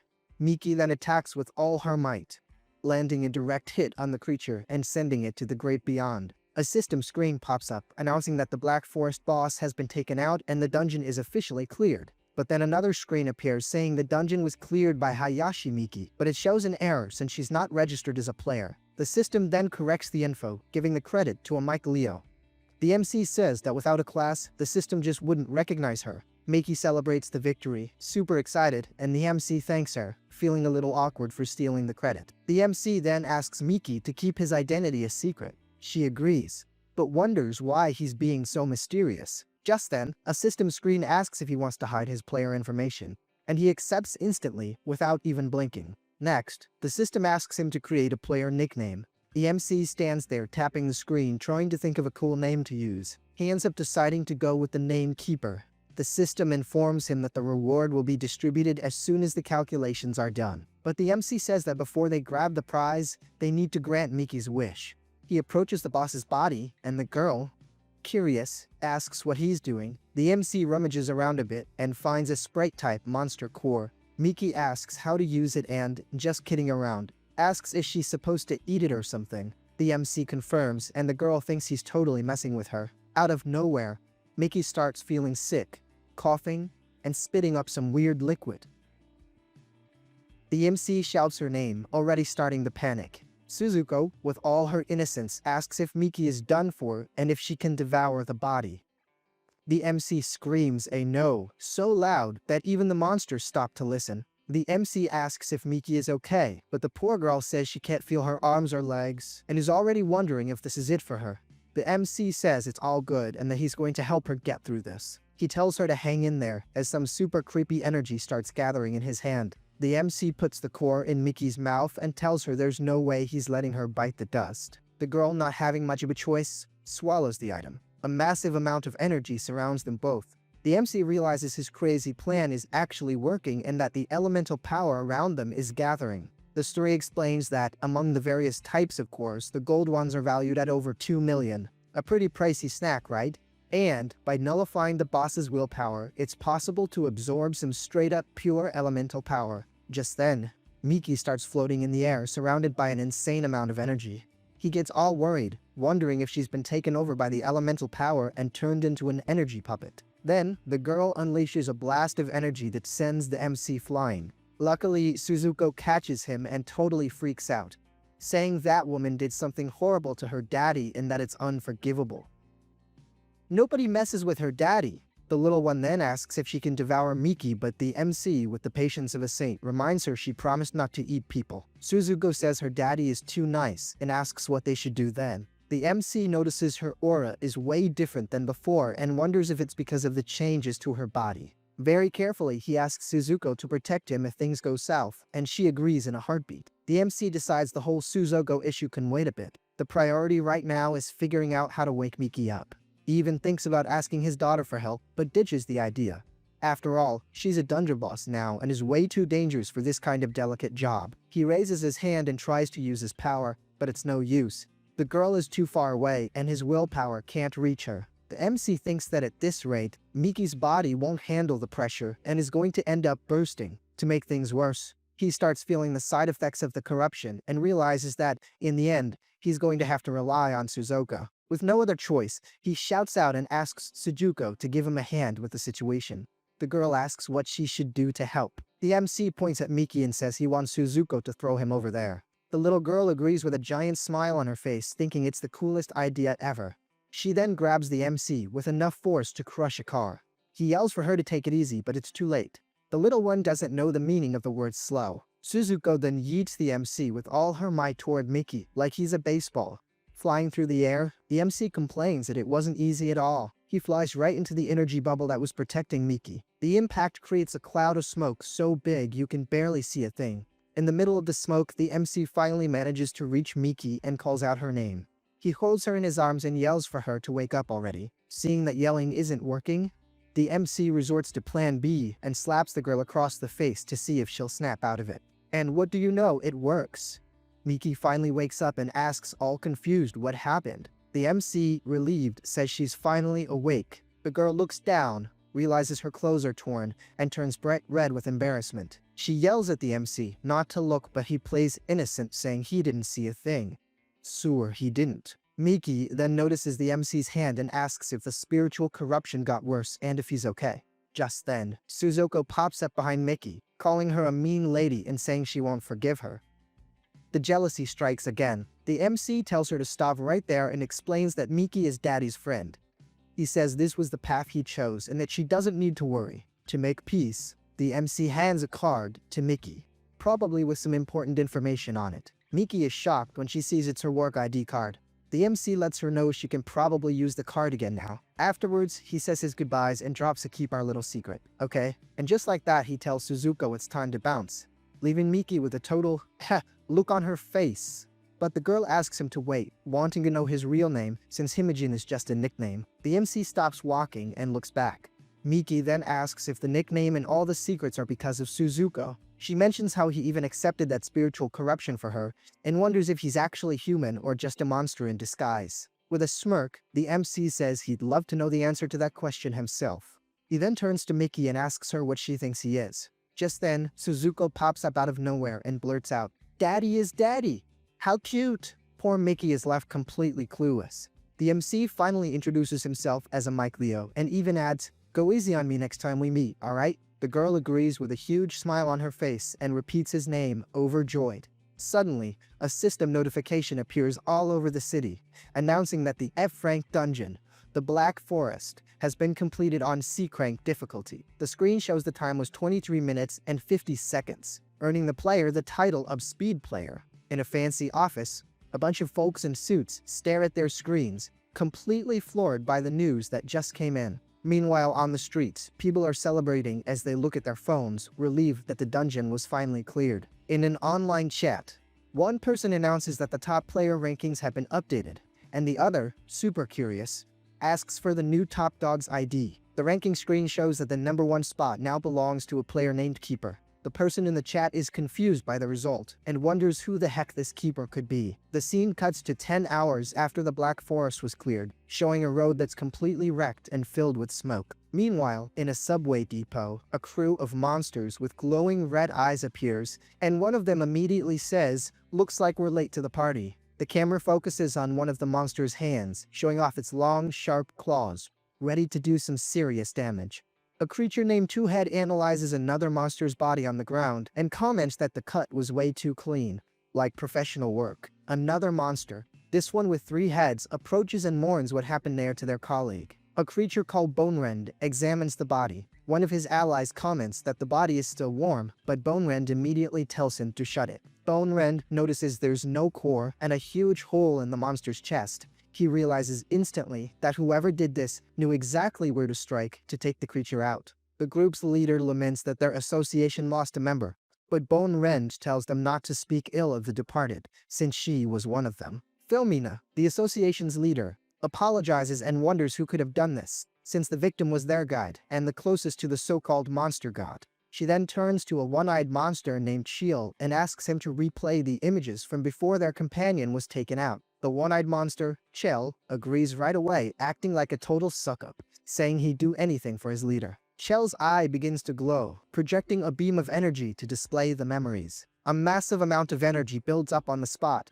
beginning to reveal the memories of the creature that went down. In the projected memories, the MC appears surrounded by tentacles and is actually complaining, asking why they're letting him go and telling them to hurry up. The guy's just there shouting that he really wanted to meet this so-called monster god. The creature who was watching it all unfold is terrified and calls the human a monster. Bone Rend simply can't believe that their colleague was defeated by a human kid. The monster gets ticked off and swears he'll get revenge, furious that the guy dared to insult their great master. In the vision, the giant girl approaches the MC and asks who did that to her daddy, leaving the other monsters completely baffled by the scene. Philomena is in total shock as she recognizes the first-generation monster, the Queen of Destruction, and her jaw completely hits the floor when she hears the creature called the human daddy. Bone Rend then comes to the conclusion that if the human is controlling the queen, it means he's a being superior to her. And that's when it clicks for Philomena. If the master of the Black Forest and the Queen of Destruction are like gods to them, then this human can only be the great leader they've been waiting for. She starts shouting excitedly, saying that the survivors of the dungeon need a monster like him. Two-Head and Bone Rend are startled by their leader's over-the-top reaction. Philomena calms down and says she got carried away, stating that they need to get in touch with the guy, as he could be the reincarnation of the Great Master. She then turns to one of her subordinates named Doll and notes that she's the one who looks the most human. The leader asks Doll to approach the guy and find out what his true intentions are. Just then, a girl in a very fancy dress appears out of thin air, saying it would be an honor to carry out the mission. The girl, named Doll, looks at her leader and confirms she got the message. The scene then shifts to the workers' cooperative in the city of Getchuren. A few guys are gossiping about the info on Keeper. One of them comments on the super fast clear time and wonders if he was a beta tester. Another guy argues back, questioning if a beta tester could handle clearing a mutant dungeon. He thinks the story doesn't add up and that they need more information. A woman with a tattoo on her arm also chimes in, finding it strange that Keeper cleared the dungeon within 24 hours and mentioning his ID is pretty bizarre. A woman with glasses walks up to Miki and calls her by name. The tattooed girl turns around and asks what she wants. The woman introduces herself as Jenna from the cooperative and says she has a little something to ask Miki. Jenna reveals that the topic is the Black Forest, mentioning that Miki also managed to get out of there safe and sound. The tattooed girl replies that she already reported everything she knew, but Jenna insists, saying the question is about the player keeper. Upon hearing that name, Miki goes silent. A flashback of Miki's appears, showing Suzuko holding onto the MC as she thinks about all his information. Miki reflects that whoever clears a dungeon always becomes the center of attention. She remembers the MC predicted this and entrusted her with the secret to hide Suzuko's existence. The scene then changes to nighttime, showing a completely abandoned hotel being reclaimed by nature. On the hotel roof, the MC decides to rest there for a bit and take the opportunity to see if there have been any changes to his status. He opens his status screen, his class is Dreadkeeper, F rank, and he's at level 5. As a reward for clearing the dungeon, the MC gets a C-Crank Mimic Crystal, a unique item. The guy is surprised by the prize and wonders if it's really a unique C-Crank's item. He tests out the crystal, which transforms into a super cool looking sword. The guy thinks the item is awesome but decides to save the bonus for later, because he's got another fish to fry. He remembers the Impure Eye, the item he got from the fight that holds Suzuko's memories. The info screen shows the item's details. It's a rare C-Crank Impure Eye that, according to the description, holds some seriously sinister memories. The MC then calls for Suzuko, who appears all excited, asking what he wants. With a smile on his face, the guy says he's got a little present for her. He calls the girl over as a strange energy forms in his hand. The MC places the eye on Suzuko's forehead and says that now she's complete. The girl just replies with a daddy. Suddenly, the girl's eyes start to glow with an intense red light. Suzuko starts screaming that she's feeling strange as she's engulfed by a gigantic wave of energy. The MC is thrown back by the pressure of her presence and is blown away by how powerful she's become. But then, something starts nagging him. he realizes the daddy from her memories isn't him. Uh-oh, this just got real complicated. He gets tense, wondering what will happen if she just stops recognizing him as her father. Just in case, the MC braces himself for potential chaos, getting into a ready stance. But Suzuko grabs him with all the affection in the world and says she loves daddy very much. The MC realizes he was worried for nothing and that his position as dad is more than secure. The MC gets all flustered by the show of affection and asks her to put him down. He then decides to take a peek at how Suzuko's status changed after this whole upgrade. The screen shows that the monster has evolved. Suzuko is now a corrupted zombie, an A-rank monster. Yep, things just got serious. Out of nowhere, the MC feels a sharp pain and his hand starts glowing in a very weird way. An energy completely surrounds the guy, and he immediately thinks the side effects must be kicking in again. The MC concludes it's his fault for overusing his willpower. He could have sworn he had it all under control. He then collapses on the ground, completely drained. Suzuko gets scared and screams for her daddy. The girl rushes over to him and holds him, desperately asking what's happening to him. Suzuko just stays there, worried, not knowing what to do, and can only call out his name. While leaning against the wall, the MC ends up passing out for good from the side effects. The girl realizes he's sleeping and wonders if he was really that tired. She notices his arm is all injured from the spiritual corruption. Suzuko places him on the bed and covers him up, apologizing for not being able to protect him. With a worried look, the girl wishes for him to get well soon. Suddenly, one of Suzuko's memories comes flooding back. In it, she asks her original father what he's doing, and the man replies that he was thinking about creating a utopia. The little girl asks what a utopia is, while her father gently pats her head. The girl's father seems happy with her question. He explains that it's a place where everyone can live happily, a place full of hope. Back in the present, Suzuko watches the MC sleep, and seems to be processing the memories she just had. With all the care in the world, she holds his hand while the MC rests in bed. It's in this moment that she finally remembers something very important. With a peaceful smile, she understands that daddy is her daddy, and she is Suzuko. Simple as that, no complications, accepting her new life. The scene cuts to a screen that lights up, indicating that a new day, or perhaps a new problem, is about to begin. The next day, the MC finally opens his eyes. From the look on his face, it seems he slept like a rock. He sits up in bed and realizes he survived. The MC remembers that the pain from the spiritual corruption was so insane that he just blacked out. Suddenly, a bunch of Suzukos pop up in front of him, all excitedly asking if daddy is okay now. The scene totally fries our MC's brain. He has no clue what this chaotic mess in front of him is all about. This bizarre sight freaks our MC out, leaving him with zero idea of what's going on. The hallucination finally fades, and the real Suzuko appears upside down, calling out to him. Then, the MC looks at his own arm and grumbles that his hand just keeps getting worse. That's when it finally clicked. He was starting to hallucinate because of the corruption. The guy sits up and focuses, knowing he needs to get the situation under control as soon as possible. With his eyes glowing with a creepy vibe, the MC focuses all his willpower, concentrating like never before. Little by little, the corruption on his arm starts to recede. Looks like he managed to control the damage, at least for now. He remembers using this same method to train his detection skill and is surprised that it also works for taming his willpower. While the MC is there, completely focused, Suzuko hugs him from behind, calling him daddy. Right after that, the girl chimes in. Suzuko's hungry. What else is new, right? The MC, already guessing the answer, asks if there's anything left from that group of monsters from before. His question leaves the girl a little confused, as if it wasn't totally obvious what happened to the food. He then wonders why she went back to looking like a kid, whether it's because her powers increased, or if she remembered what she was like with her old dad. He figures it was probably the second option, and Suzuko just agrees with a cute little sound. The girl lifts her shirt and shows that she still has a few crystals stashed there. The MC is shocked that so few are left. He asks if she ate most of them, and Suzuko proudly confirms it. The story explains an interesting detail. When Suzuko devours the remains of the monsters, they turn into crystals. And to top it all off, these crystals can be sold for some serious cash on the market. The MC says he'll get her something delicious to eat. But for now, he's going to take the crystals. Suzuko agrees, totally thrilled with her daddy's plan. The scene changes and now shows the city of Gachuran, focusing on a really big building. The MC comments, surprised, that the workers' co-op has already been formed this early. Since he's not in the mood to go to the co-op at all, he decides he has no other choice but to sell the crystals on the black market. It's only been 1 week since the dungeons appeared, but the underground market is already booming. That's when our MC recognizes a face in the crowd. Takura, an engineer who, in about 10 years, will become the top dog of the city and monopolize the low-level dungeons. With a smile, the MC walks up to Takura and says he wants to sell some dungeon resources. The bearded man looks at him with a very suspicious expression. Takura tells the MC to get lost, saying he definitely stole the stuff and that he doesn't want that kind of trouble. The MC very calmly says that if Takura takes a look, he'll see the items are stolen.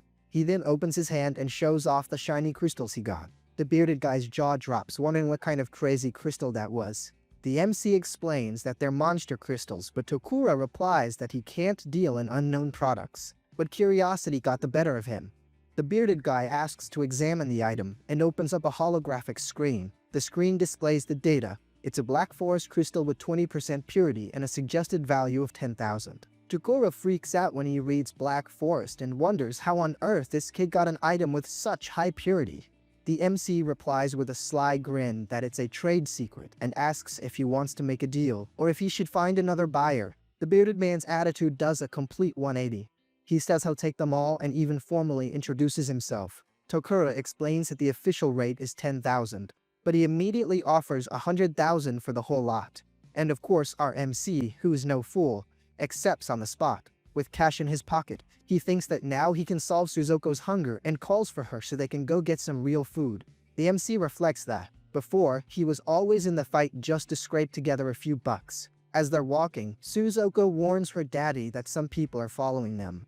The MC realizes right away that Takura set him up, giving his location to some guys. Back in his office, the bearded man is talking to a hologram, telling it that he bought products from the Black Forest and that the mysterious kid was unlike anything he'd ever seen. Takura thinks that this kid might have information about the so-called speed player. The person on the hologram praises the bearded guy's work and tells him to keep an eye on the MC. Suzuko hides behind the MC and asks if those guys are here to get her. The MC calms the little girl down, telling her that she's not the target, her daddy is. Suzuko, ever the practical one, asks if she can gobble them up. He shuts that down immediately, repeating that she can't just go around gobbling people up. Too bad, it would have been a lot faster.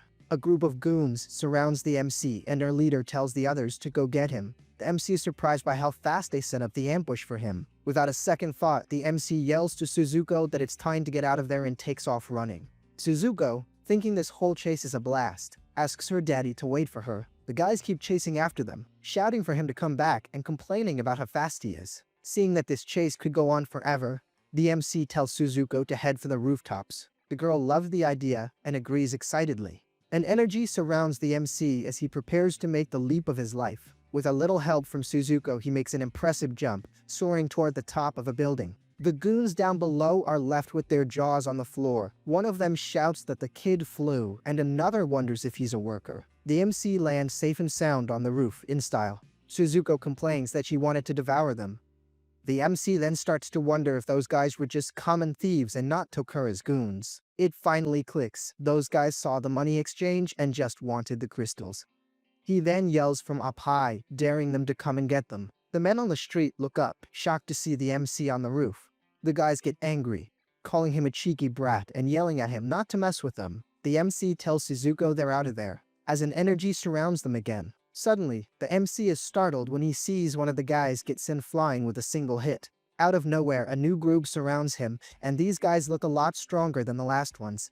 Things just got serious. He wonders who these people are, thinking all this fuss over some monster crystals is a total overreaction. One of them approaches and greets the kid in a surprisingly friendly manner. The man in sunglasses introduces himself as a member of the Black Owl Company and, with fake politeness, says he's going to have to ask the MC to comply. The MC has already had enough, thinking all he wanted was to eat in peace, and that he was going to get this over with quickly.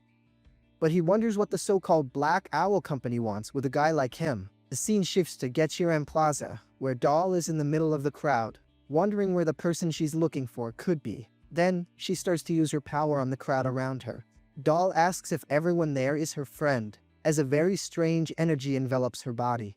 Everyone around her is affected by her power, and their eyes start to glow in a way that's not good at all. The girl in the dress then asks her new audience of zombies if anyone has seen her friend. With a sinister smile, she summons a little creature and also asks about her great friend. A giant projection of Suzuko appears behind Doll, making it clear who she's looking for. The girl says that they are her best friends. The people under her control stand motionless with vacant stares, just waiting for the next command. Doll turns to the crowd and asks if they don't know where her friends are.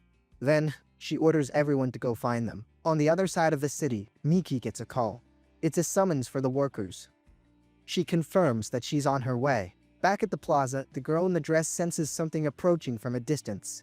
Miki rushes down the street while talking on her phone, saying she'll be there soon. But she notices that the crowd in the plaza is oddly still. That's when the tattooed girl comes face to face with the crowd controlled by Doll. Miki stops suddenly, feeling like someone is staring intently at her. She gets the feeling that she's being watched from within that crowd of statues. That's when Miki spots Doll and, let's be real, is stunned by how beautiful the girl is. She notices the girl in the dress is walking toward her and, being polite, decides to greet her. Doll gives Miki a mysterious look, and her eyes glow with a sinister energy. In the blink of an eye, Miki vanishes into the crowd. Doll even wonders why she disappeared so quickly. The tattooed girl ignores the weirdness and decides she needs to hurry to the cooperative's headquarters as fast as possible. Doll finally finds what she was looking for. She senses Miki's willpower, and within it, the unmistakable scent of the Black Forest's master. The girl in the dress decides to take a step forward, striking a pose like she's about to handle business. At this point, Miki is already completely wiped, wondering if she was being too hasty.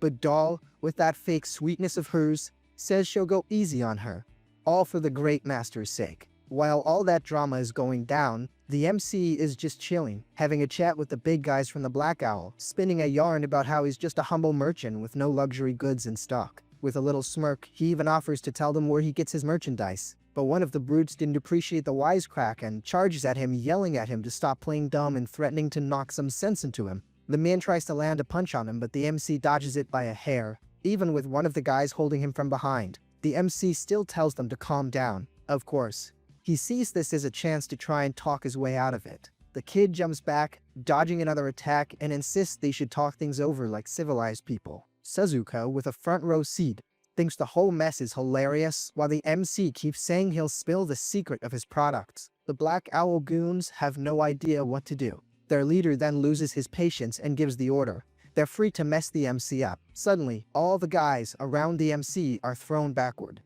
He just stands there looking clueless, not understanding a thing. Even so, one of the guys still tries to land a punch on him.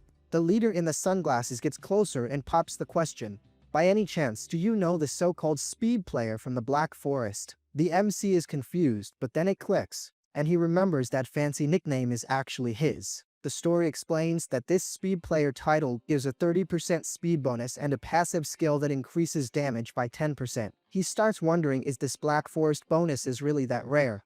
But suddenly, an insane pain shoots through his hand. The pain is so intense that the MC lets out a scream as a really weird energy starts to surround him. He starts floating in the air, and a super excited Suzuko yells out that her daddy is flying. Down below, the leader reveals they're looking for the speed player with the ID keeper. With a sinister smile that isn't fooling anyone, the man in glasses asks if the MC might know where this person is. The Black Owl leader tells the MC to spit it out, while the kid keeps floating, trapped by that strange energy. With a grin on his face, the man in glasses extends his hand and offers a deal. If the MC tells them what he knows, he'll let him live. The MC, being pretty sharp, asks why they're so desperate to find this person. The story explains that their goal is to uncover the secret to clearing dungeons faster. He thinks the attack is pretty weak, and that being wrapped in spiritual power is no big deal. All of a sudden, the MC's expression does a complete 180. It looks like something totally caught him by surprise. A giant spiritual figure of Suzuko appears behind the leader. The man in glasses, terrified, asks what she's doing to her daddy and tells her to stop. The giant creature takes on a menacing form, as the leader calls it a bad man and demands it tell him what it knows. Feeling an insane amount of pressure, the MC yells for them to cut out the nonsense immediately. With that, the kid is launched upward in a burst of energy, finally breaking free. The Black Owl leader is left looking completely dumbfounded, while all Suzuko wants to know is what happened to her daddy. One of the gang members points at the MC and asks what the heck he did, not believing the kid escaped that technique. Another member turns to the boss and asks what happened to his face. Suzuko calls out for her daddy, all worried.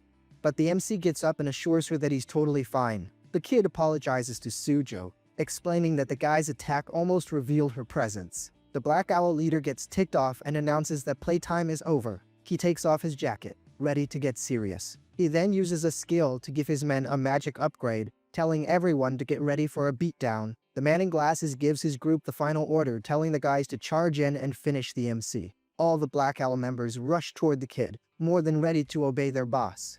The MC watches the crew coming at him and notices they're using a wind element speed buff, thinking it's a really annoying skill to go up against. Suzuko's spiritual form appears, complaining that she's starving. A notification on the screen shows her hunger level has hit 20%, and the MC asks her to hang on just a little longer. He realizes he needs to get Suzuko some food ASAP, right as one of the buff henchmen charges straight at him. The kid dodges the attack, even getting surprised by the enemy's speed. The henchman's punch misses by a hair, and the MC manages to get away from the blow without a single scratch. Now, completely surrounded, the MC decides he's had enough of the games and gets ready to take real action. He then creates a spear of energy in his hand, thinking that this is going to make things a whole lot easier for him. The kid unleashes a super powerful area of effect spiritual attack, sending all the Black Owl henchmen flying at once. The group's leader is shocked by the attack's power, complaining that his body just won't listen to him anymore. The MC starts feeling the side effects again, realizing Suzuko is entering hungry mode and that he needs to feed her like yesterday. So, the kid turns to the leader on the ground and, cool as a cucumber, demands he hand over a monster item. The man in the sunglasses gets furious, yelling at the MC not to think he's won the fight just because of that. He then activates a giant magic circle on the ground, preparing to use his trump card. A massive wave of energy rushes toward the MC, who, with a whole lot of sass, actually finds the attack pretty impressive. With new eyes sprouting on his face, the MC asks Suzuko for help, telling her that this enemy has a feast waiting. Suzuko, hearing the word food, agrees instantly and charges into attack. The leader is terrified to see his ultimate attack being blocked by the creature, and he even asks if the kid has learned his lesson. Suzuko cuts through the man's skill with ridiculous ease, and the MC thanks her for the little assist. With the Black Owl leader defeated on the ground, the MC asks again about the monster items, and Suzuko agrees excitedly. The kid then makes a very direct threat. If they don't have anything, it's game over for everyone there, including himself. Desperate and all busted up, the leader insists they do have items and begs the MC to take whatever he wants, as long as he doesn't send him to a better place. The MC holds the item he got and notes that it's the arm of a rock devourer, a pretty expensive piece. He even asks, all excited, if he can really keep it. A notification screen pops up stating that the hunger level is recovering and has now risen to 40%. While Suzuko devours the monster arm, the Black Owl leader tells the MC to make himself at home because it all belongs to him now. The man in glasses notices the item is literally disappearing and starts to panic. He figures if the kid can erase an item, he can erase them too, and immediately tries to make peace. The MC then changes the subject and asks about the speed player info, wanting to know if the 6 million reward is for real. The leader confirms the cooperative guaranteed the amount and asks if the kid has any information. The story explains that the MC is tempted to turn himself in to pocket all that cash, but he thinks it over and decides he doesn't want the company getting suspicious of him, so he says he hates that psycho. The Black Owl leader is confused, not getting why the MC hates him. The MC reveals it was because of him that he ended up like this, and warns that the speed player is seriously bad news. The kid shows the extra eyes on his face and asks if the leader wants to end up like that too. The man in the sunglasses replies that he absolutely does not, thank you very much. Suddenly, a device in the leader's pocket starts beeping, getting his attention. He pulls out the device and sees it's a summons for all members of the group. The MC takes a peek at the leader's device, looking pretty curious about the message on the screen. It's an emergency call for all workers. Apparently something big has happened in Getchurin City. The MC finds the situation interesting and decides to go check it out, leaving the Black Owl leader completely stunned by his decision. The kid then asks if there's a problem with his decision as Suzuko floats right behind him with the monster arm in her mouth. The man in glasses denies it immediately, saying that it would actually be an honor to have his company. Fear is a great motivator. With a smile, the MC asks if they can head to the location of the call now. In the city sky, a massive dimensional rift begins to open, catching everyone's eye. Meanwhile, the mayor of Getsuran, a guy named Fujinami Satoru, watches the rift and comments that it's the sign of a dungeon. His assistant immediately asks if they should evacuate the city. Fujinami replies that it's not that serious yet, because unlike other times, the situation is different now. This time, they have quite a gathering of strong players in the city to handle any threat that pops up. The MC arrives on the scene and analyzes the rift, thinking it could be an incomplete dungeon, or maybe even a large-scale one. Suddenly, Suzuko calls for her daddy and points at something. The MC turns to see what she found. The spiritual creature says with a smile that she can smell her family nearby. The MC is completely shocked and wonders what the Suzuko's family business is all about. He asks if she's sure, and Suzuko confirms that it is indeed the smell of her family. With this new info, the MC changes his plans on the spot. He finds it all very interesting and decides he's going to investigate this gathering and, while he's at it, look for Suzuko's so-called family. The Black Owl leader approaches and says the situation is way different from the intel they had. According to their data, that dungeon was supposed to have total annihilation power. But that doesn't seem to be the case. EMC then asks if it's okay for him to be leaking that kind of classified information to him. The leader explains he's sharing it as an apology for his earlier screw-up. Thinking the information might be useful, the MC starts having a flashback to his past life, right after the Black Forest appeared. The B-rank dungeon, Wonderland, showed up in another district, and also the B-rank dungeon, Strange Paradise, in Getsuren. The appearance of these two dungeons at the same time caused a massive incident. But this time, the dungeon isn't even complete. On top of that, the kid wonders how the company knew about the start of the catastrophe. The Black Owl leader compliments him on being well-informed and introduces himself as Akutsu, while the MC thinks that this company is full of mysteries. Akutsu then mentions that there are also workers there that the company invested heavily in, like that super famous red-haired girl. The story explains that her name is Rua, a B-rank, level 5 dragon tamer.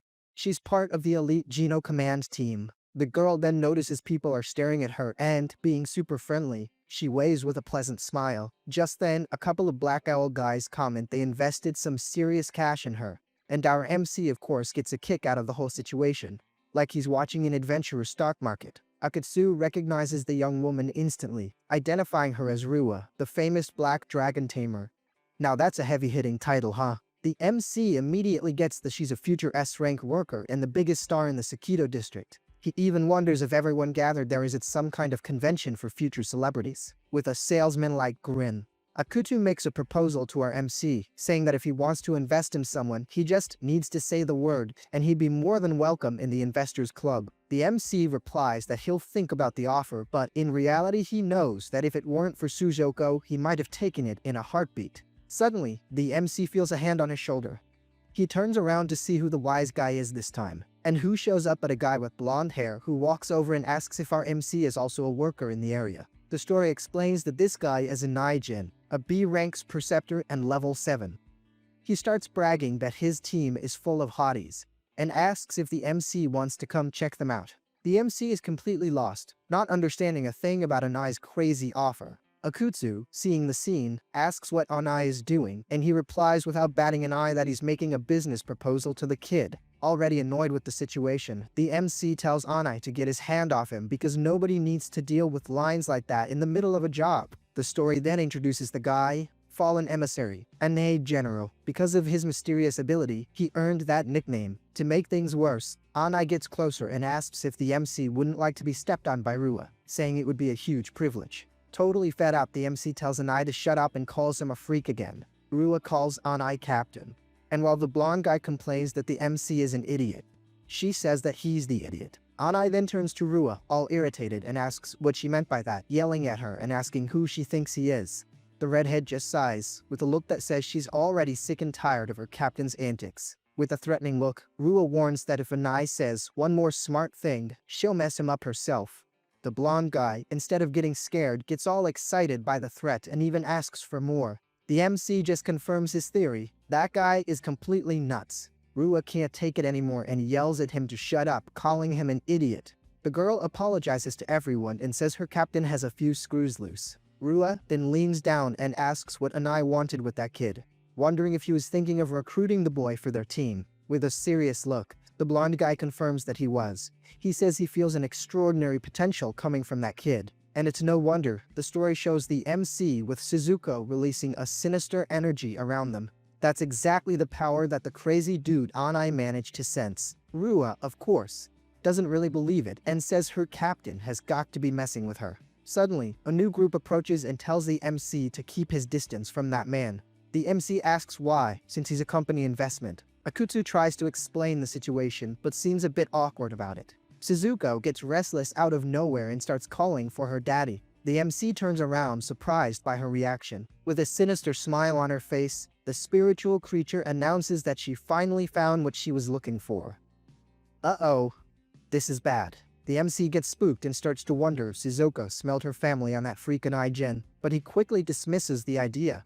Then, he wonders whose scent she picked up so strongly. Suddenly, the MC remembers seeing the back of a familiar person in the middle of the crowd. And there she is. He spots Hayashi Miki in the middle of a group of people, looking like she's waiting for someone. The MC realizes that Miki is in Getchurin City and decides he needs to avoid people who know him at all costs. Suzuko gets close to the boy's arm, looking like she's trying to guide him somewhere. And then, a blonde woman with a mysterious smile appears in the crowd, as if she's looking for something. Or someone. The woman walks through the crowd, surrounded by a really strange energy.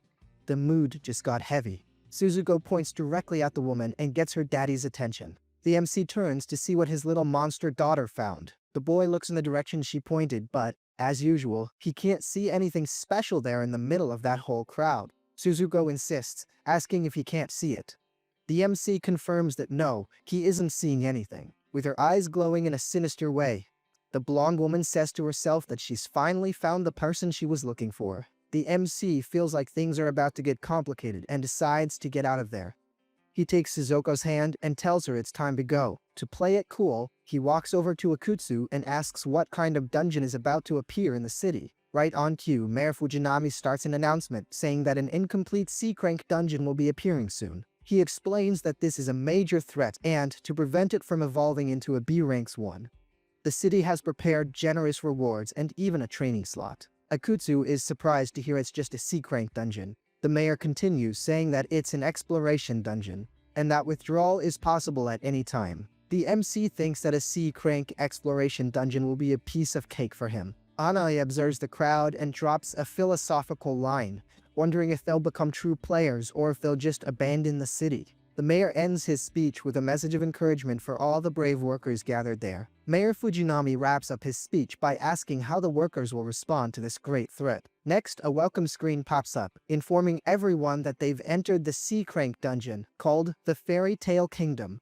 A cute name for a place that's probably a nightmare. One of the Black Owl guys comments to Akutsu that the place seems a little different than usual, but their leader replies that it's just a C-Crank dungeon after all. Even so, Akutsu tells everyone to stay alert and warns them not to let any suspicious movement go unnoticed. Our MC decides to use his spiritual power to check out the area too, and to him, the place seems pretty safe. But Suzuko was acting really strange.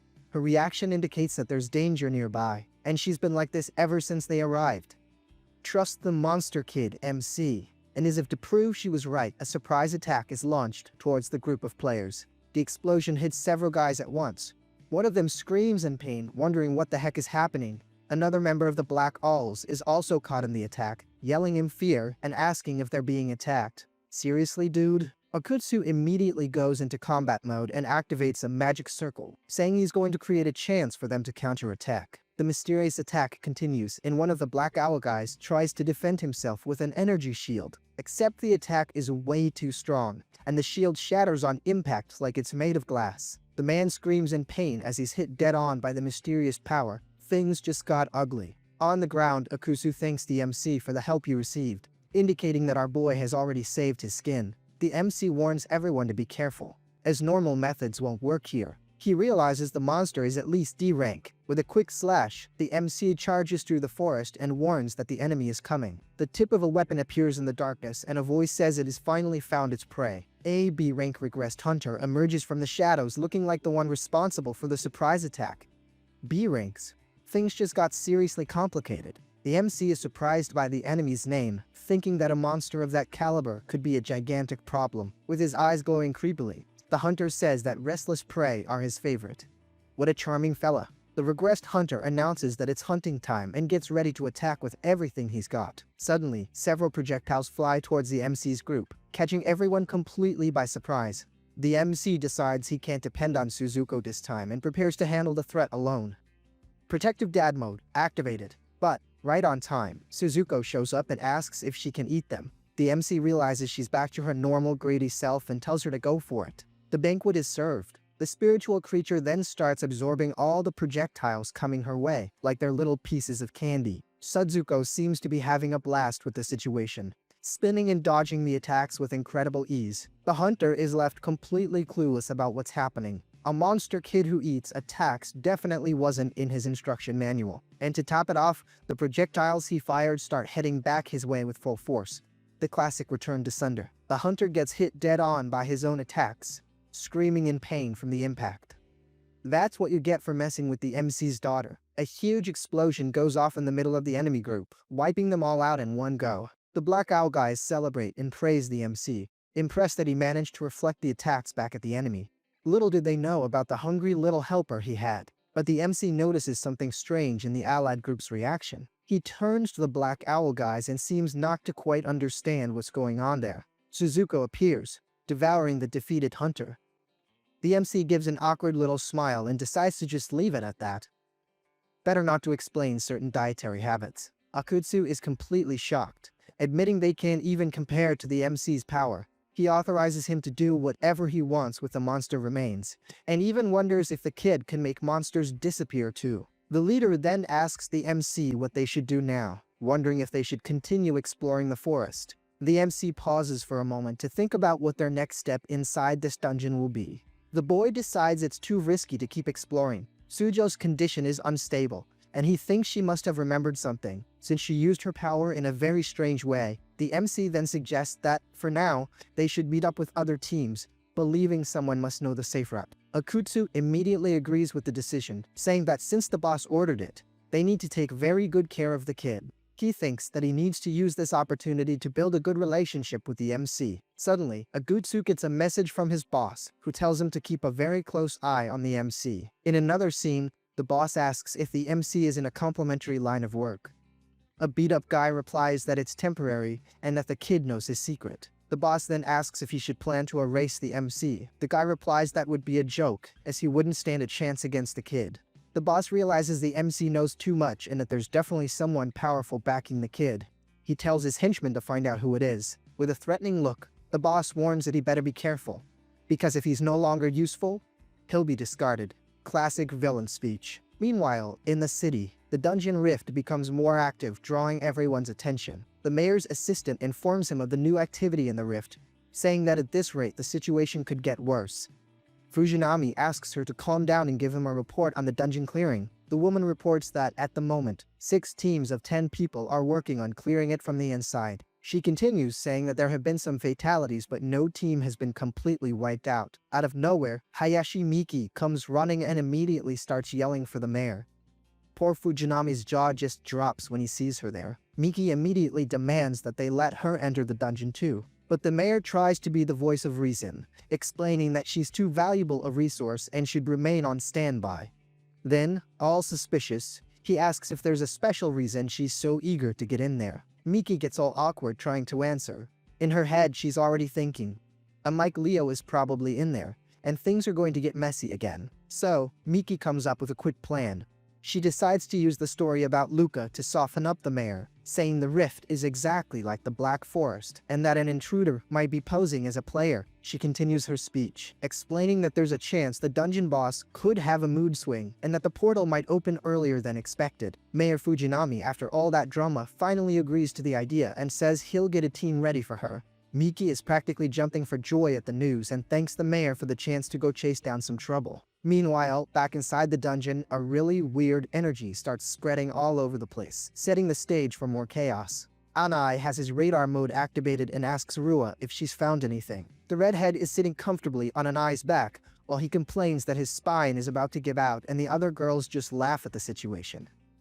Poor guy. He's basically become a player's personal Uber. Rua, losing her patience, gets annoyed and says he was the one who asked for this privileged position, so he should just keep quiet. Anai gets all confused, trying to remember if he was really the one who asked to become a human stool. Rua just ignores the captain and focuses on her detection skill, wondering where her target could possibly be hiding. With that, her ability spreads through the forest like gossip in a small town, searching for any sign of life. Suddenly, her radar pings and finds a group of monsters hiding in the bushes, thinking no one would see them. Without a second thought, Rua launches a powerful area of effect spiritual attack. calling the enemies pests. The monsters are caught completely off guard by the attack and start screaming in pain as they get hit. Next thing you know, a gigantic explosion goes off in the middle of the forest, taking out all the monsters at once. One of the surviving monsters wonders what the heck that attack was, while another can only say he has no clue.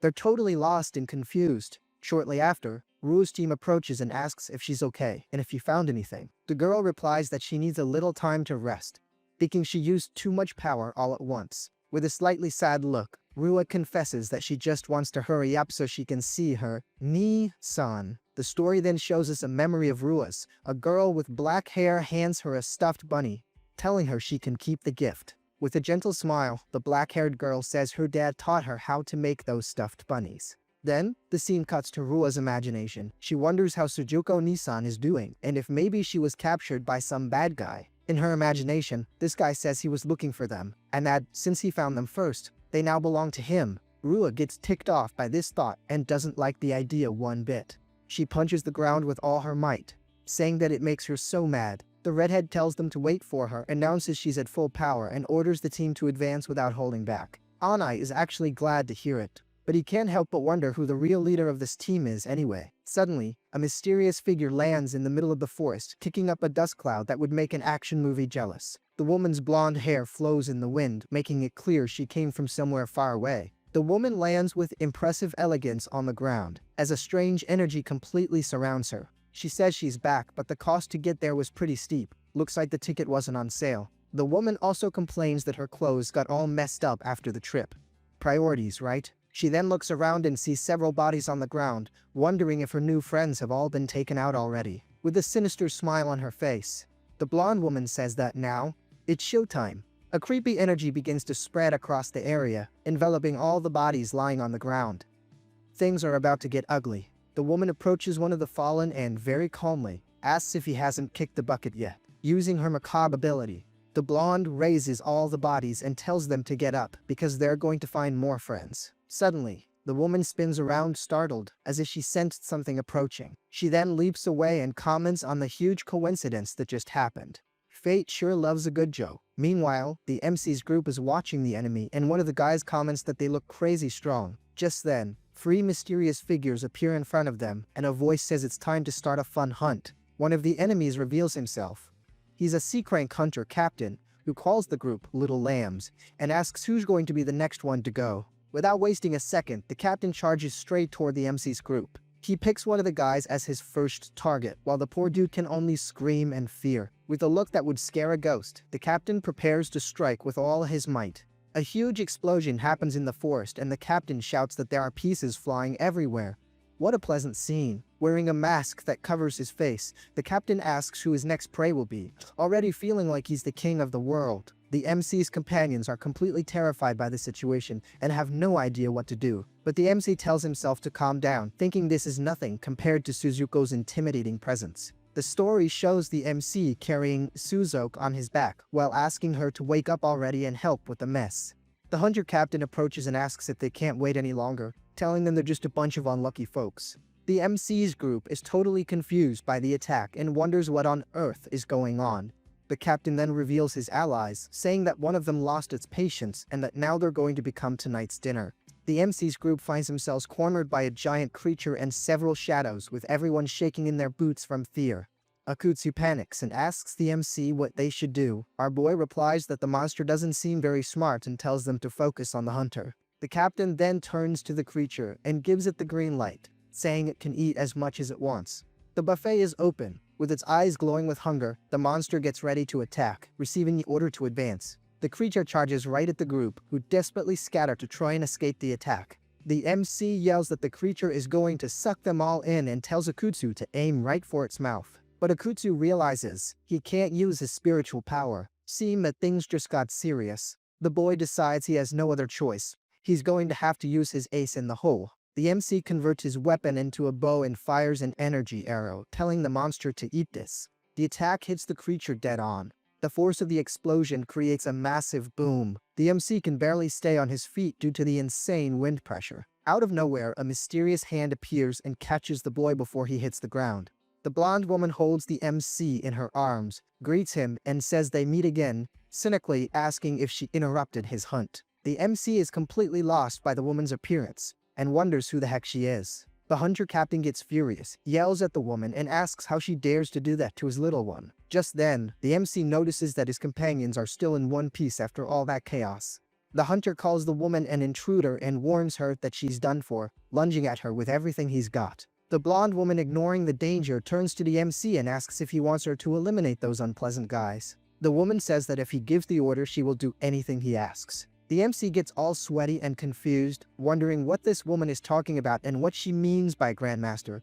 He even thinks she might be talking about Suzuko. With a sly grin on his face, the boy realizes he can totally use this to his advantage. If he uses the blonde woman, they can beat the hunters easy peasy. So, the MC asks if she would be so kind as to handle the enemies for him. The woman bows respectfully and replies that it will be her greatest pleasure to help him. She introduces herself as Amdol, a member of the Apparition Association, and says she hopes they get along very well. With a simple snap of her fingers, Amdol begins to use her sinister ability. Her energy spreads across the area, heading straight for the bodies of the allies who had been taken out. Slowly, the bodies begin to rise from the ground, now controlled by Amdol's power. It looks like a scene from a horror movie. One of the guys stands up and pulls a sword that was stuck in his chest out like it was nothing. He introduces himself as Lieutenant Sugai and asks his new friend how they can help. Amdol repeats the word friends with an extremely malicious look.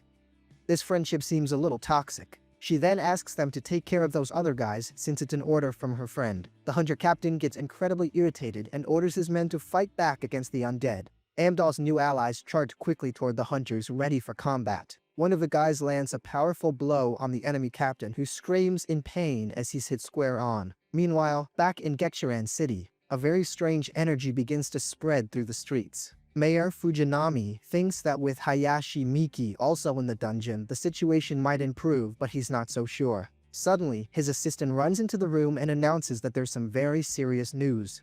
Fujinami asks why she's so worked up. The woman shows him a tablet and explains that the players who were registered as deceased have just come back to life, all at the same time. The mayor is completely shocked by the news and asks himself what she just said. Back in the dungeon, the guys controlled by Amdol surround the hunter captain, while joyfully shouting that they are all friends now. At that moment, her sinister energy begins to completely envelop the enemy captain's body, who now has nowhere left to run. And to top it all off, he is also controlled by Amdol's power, starting to repeat in a hollow voice that they are all friends. The blonde woman then turns and, with a straight face, welcomes her new friends who have just arrived. The MC, who is no fool, immediately gets the picture and wonders if those guys are really alive or if they've turned into some kind of high-end zombies. And Amdol confirms that yes, of course they're alive. After all, they're all friends now, right? That's when it hits the MC. This psycho is way more dangerous than Suzuko herself. Akutsu, not understanding a thing, says to leave everything to the MC, impressed by his supposed ability to manipulate bodies. The MC has a total huh expression and replies that he isn't doing anything at all.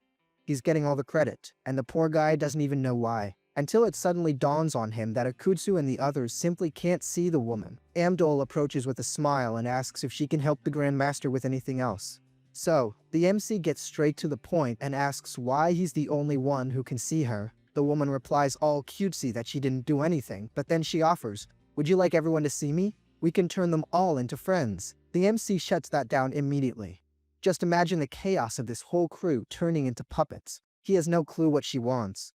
Losing his patience, he asks her point blank what she's really after. Amdol looks at him with that little smirk and replies that she's already gotten exactly what she wanted. With that, the blonde woman slowly approaches and touches the MC's shoulder. And then she whispers in his ear that the grand prize she was after was his friendship. With a smile that could freeze over hell, Amdol says that friendship is the most important thing there is. The MC replies with a glad to hear it, but on the inside he's already thinking, "I'm this psycho's new puppet. I'm gonna need Suzuko to deal with her later." Suddenly, as if she'd been summoned, Suzuko lets out a gigantic yawn.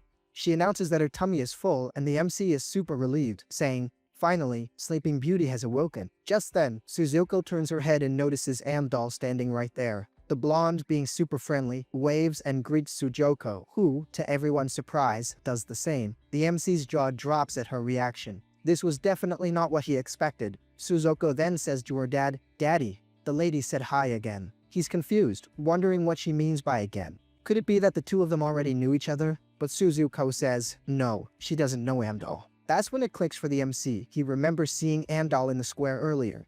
She was the one Sudoku was waving at the whole time. Now it all makes sense. The again was because he finally paid attention to the woman. Okutsu asks what they should do if the plan is to head for the fortress. The MC starts to analyze the situation. Sudoku's condition still isn't 100% stable. His own safety isn't the problem, but rather that of the company guys who could be wiped out in the blink of an eye. The story explains that, according to rumors, there are 4 giant knights guarding the castle. The MC then has a brilliant idea. He decides he's going to use Amdol as a remote control for destruction to clear out the castle. With a smile that says he has it all figured out, he says they'll deal with her later.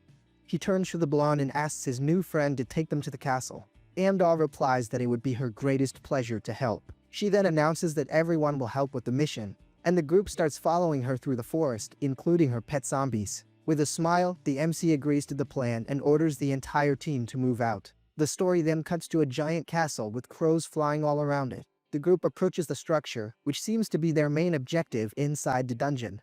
The scene changes to the inside of the castle, showing a luxurious hall with torches lighting up the sinister atmosphere. Inside this hall, you can see several piles of gold coins gleaming everywhere. The coins are scattered everywhere, filling tables and covering the floor.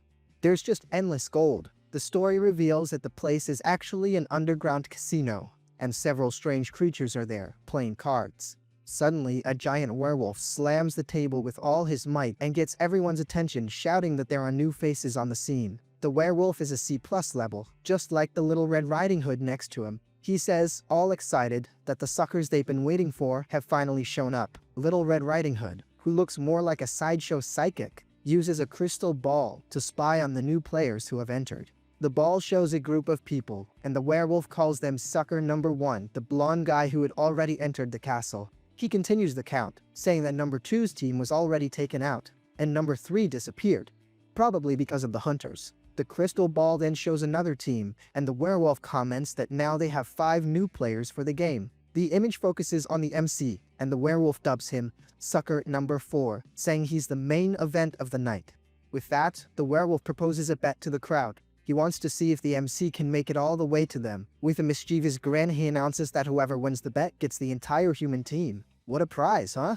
The werewolf gets hyped up and yells that whoever has the most wins gets the MC's brain, telling everyone to place their bets on their favorite suckers. Meanwhile, the MC's group finally starts walking through the inside of the castle. They enter a huge hall and are left speechless by the size of the place.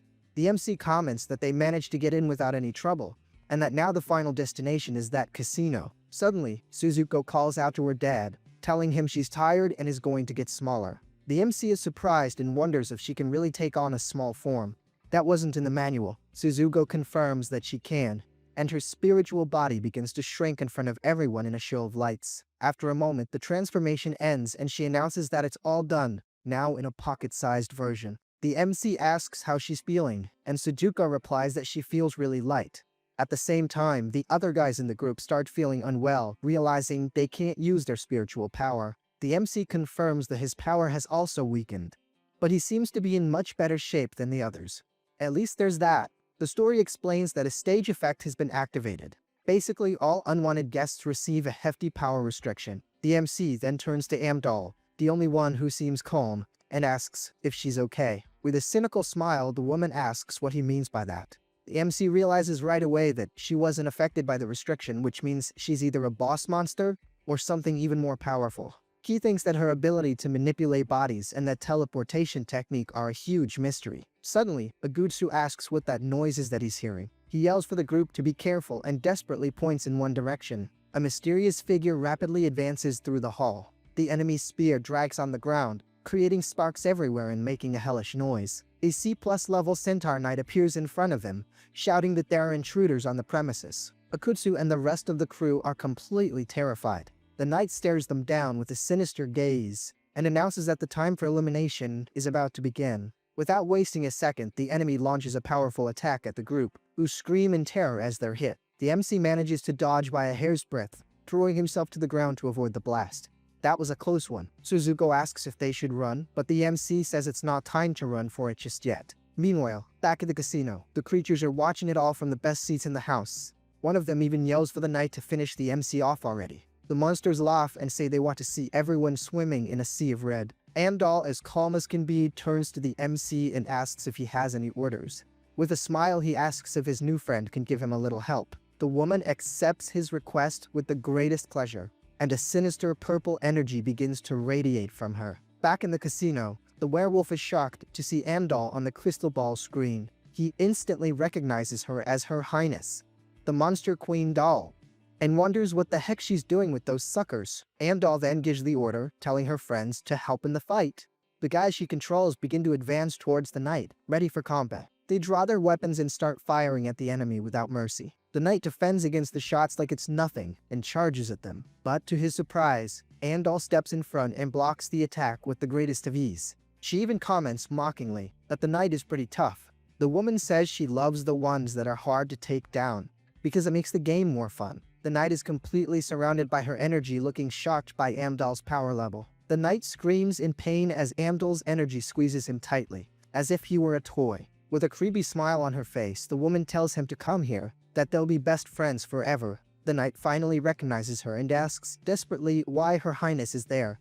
Amdal replies, all mockingly, "Oops, you found me out." Out of absolutely nowhere, the knight takes off running and screaming like a madman, fleeing from Amdal as if he's seen a ghost. The woman is genuinely surprised by the knight's unexpected reaction. She even wonders aloud if she accidentally broke the poor monster. The MC approaches Amdal with a little smile and thanks her for her help. He says it was very well done, and even pokes fun, asking if the monster wasn't surprised by her overwhelming passion. Back in the casino, the creatures watch everything through the crystal ball, seeing the MC's smiling face and getting more and more irritated. In the casino, the crowd gets ticked off by the knight's escape, calling him useless, incompetent, and all sorts of other names. One of the monsters, losing his patience, slams his fist on the table, wanting to know what the heck is going on. Just then, a huge lion grabs an eagle creature, demanding to know why their boss decided to play nice with the intruders. The werewolf, trying to avoid a fight, tells him to calm down and explains that the bosses are on another level,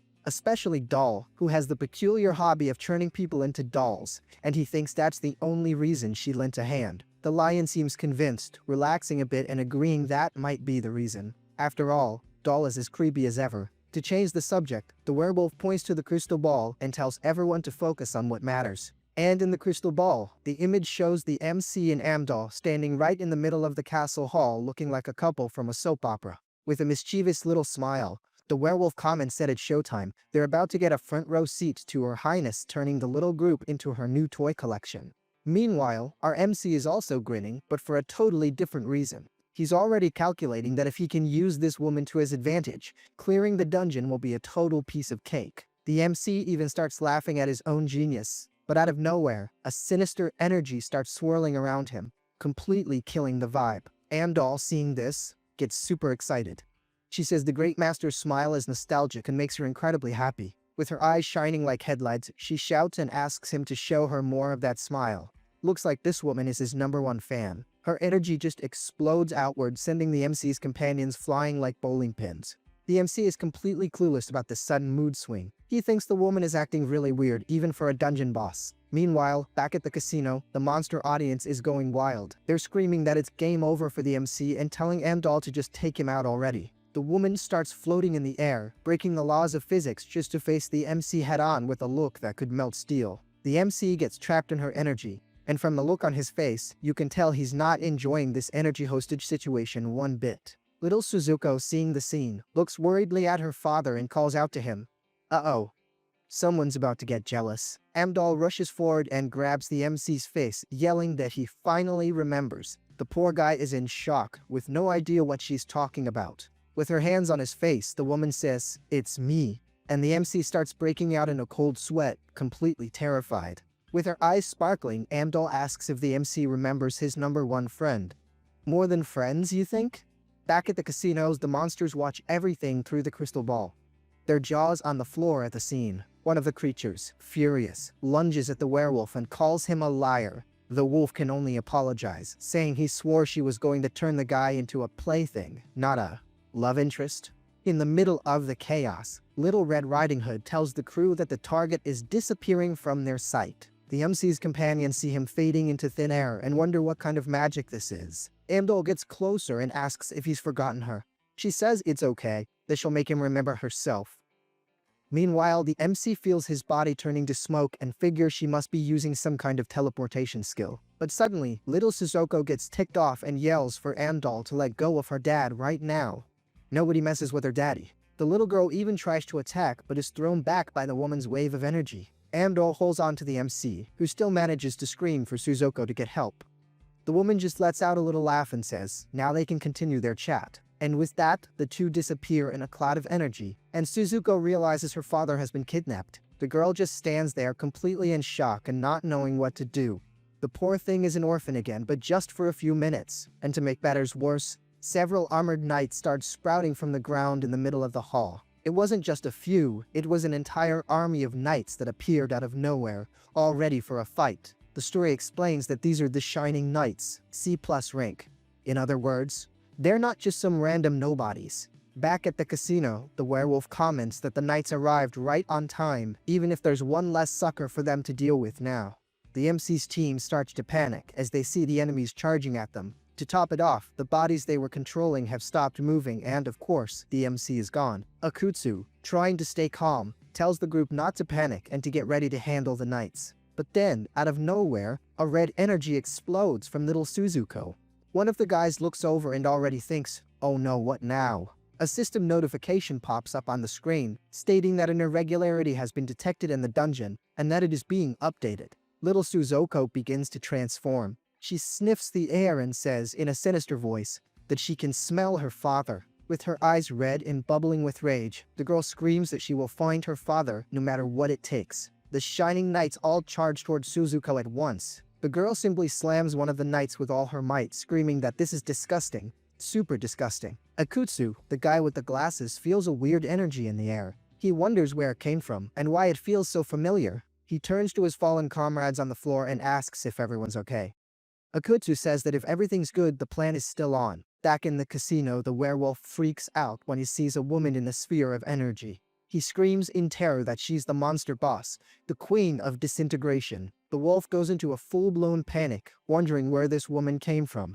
He thinks it can't be the same creature that had disappeared earlier. Then the MC appears with a little smirk, surrounded by a different energy. The werewolf finally connects the dots and realizes the MC brought the boss with him. Suddenly, a gigantic explosion of energy sweeps through the hall, sending the knights flying. And in the middle of this whole mess, Amdol simply grabs the MC's hand and starts pulling him along. The MC gets dragged by the crazy woman and asks where they're going. She replies, calm as can be, that she's just going to help him remember. With a fixed and slightly psychotic stare, Amdol says it's for him to remember his past.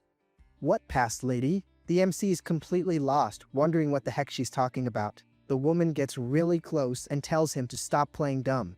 She says he showed up with his daughter and that his power surpasses even that of the so-called monster god. Grabbing the MC's face again, Amdol says his smile made her remember everything. She states with 100% certainty that he is Suzuko's father. And that's when it clicks for the MC. Amdol thinks he's the girl's dad.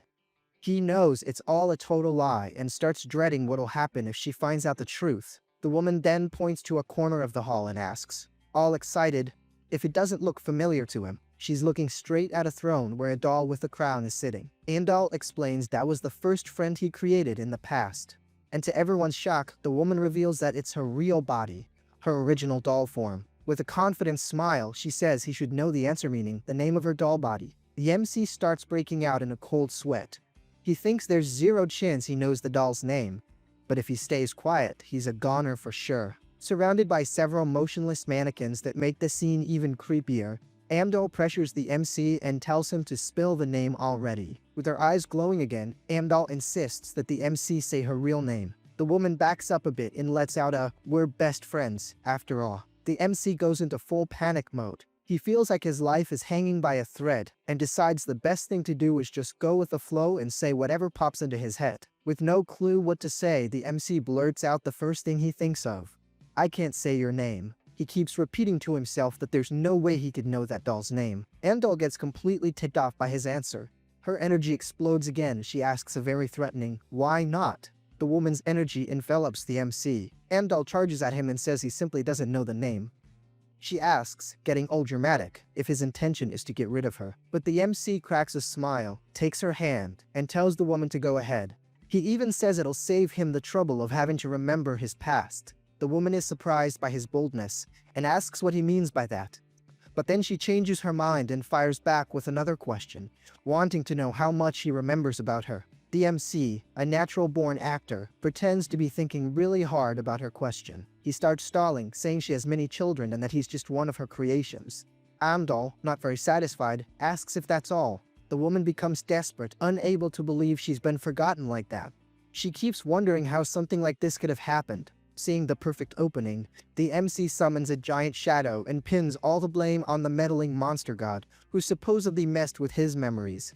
And Amdal falls for it, hook, line, and sinker.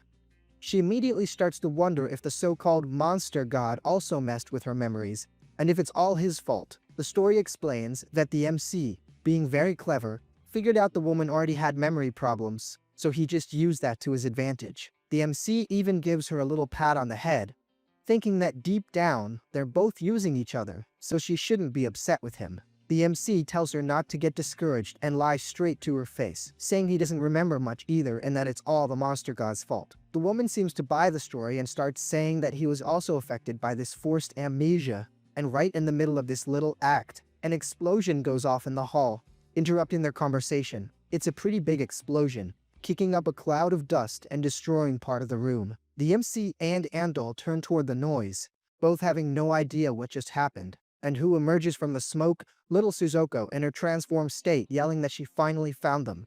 The MC is in shock the jealous daughter has arrived. A system notification appears, revealing that this doll person is the boss of the fairy tale kingdom, but her rank is simply unknown. That means trouble, big trouble. With a sinister energy surrounding her, the doll says she'll use any method necessary to make him remember. The MC is shocked to realize he was trying to trick the final boss of this place. The MC gets serious, and his extra eyes start to appear. He realizes there's nowhere left to run. The only option is to fight. Another system notification pops up, informing him that the MC's speed player title has been activated. Time to run, my friend. The MC doesn't waste any time and immediately lunges forward, launching a direct spiritual attack at her. But suddenly, a hand grabs him, stopping the attack. A female voice asks if they can go together. What? The doll appears out of nowhere and grabs the MC, immobilizing him with her energy. This woman really likes physical contact, huh? Little Suzuko, seeing her chance, takes advantage of the distraction and charges forward at full speed, screaming for her father. The girl lands a super powerful blow on the MC, who goes flying from the force of the impact. The doll then asks Suzuko why she stopped her, calling her white and asking if she's forgotten her too. Another one with amnesia in the group. Suzuko yells that it's a lie and shows a little doll, saying that the real white is right there with her. With a little smirk, the doll says the girl only recognizes her true body and calls her a mischievous child. The woman then puts on a silver mask, getting ready to fight for real, and invites Suzuko to play. The MC instantly realizes that the woman used the mask to boost her power. Meanwhile, Suzuko just holds the doll and calls out for her dad. Then it finally dawns on the MC. They got into the castle so easily because Suzuko was simply coming home. Turns out, the little one is one of the 3 bosses of this place. And to top it off, the little girl even says that she brought a bunch of her daddy's friends along with her. That's when the MC looks back and realizes the friends are actually the bodies he was controlling. Out of nowhere, the MC's companions come running in a total panic, yelling his name and asking if he's okay. The doll watches the scene with that little smirk of someone who's up to no good, and her mask glows with a very sinister energy. She gets ready to attack, just itching to put her blades to work. And with that, the doll lunges forward in a super fast spinning attack.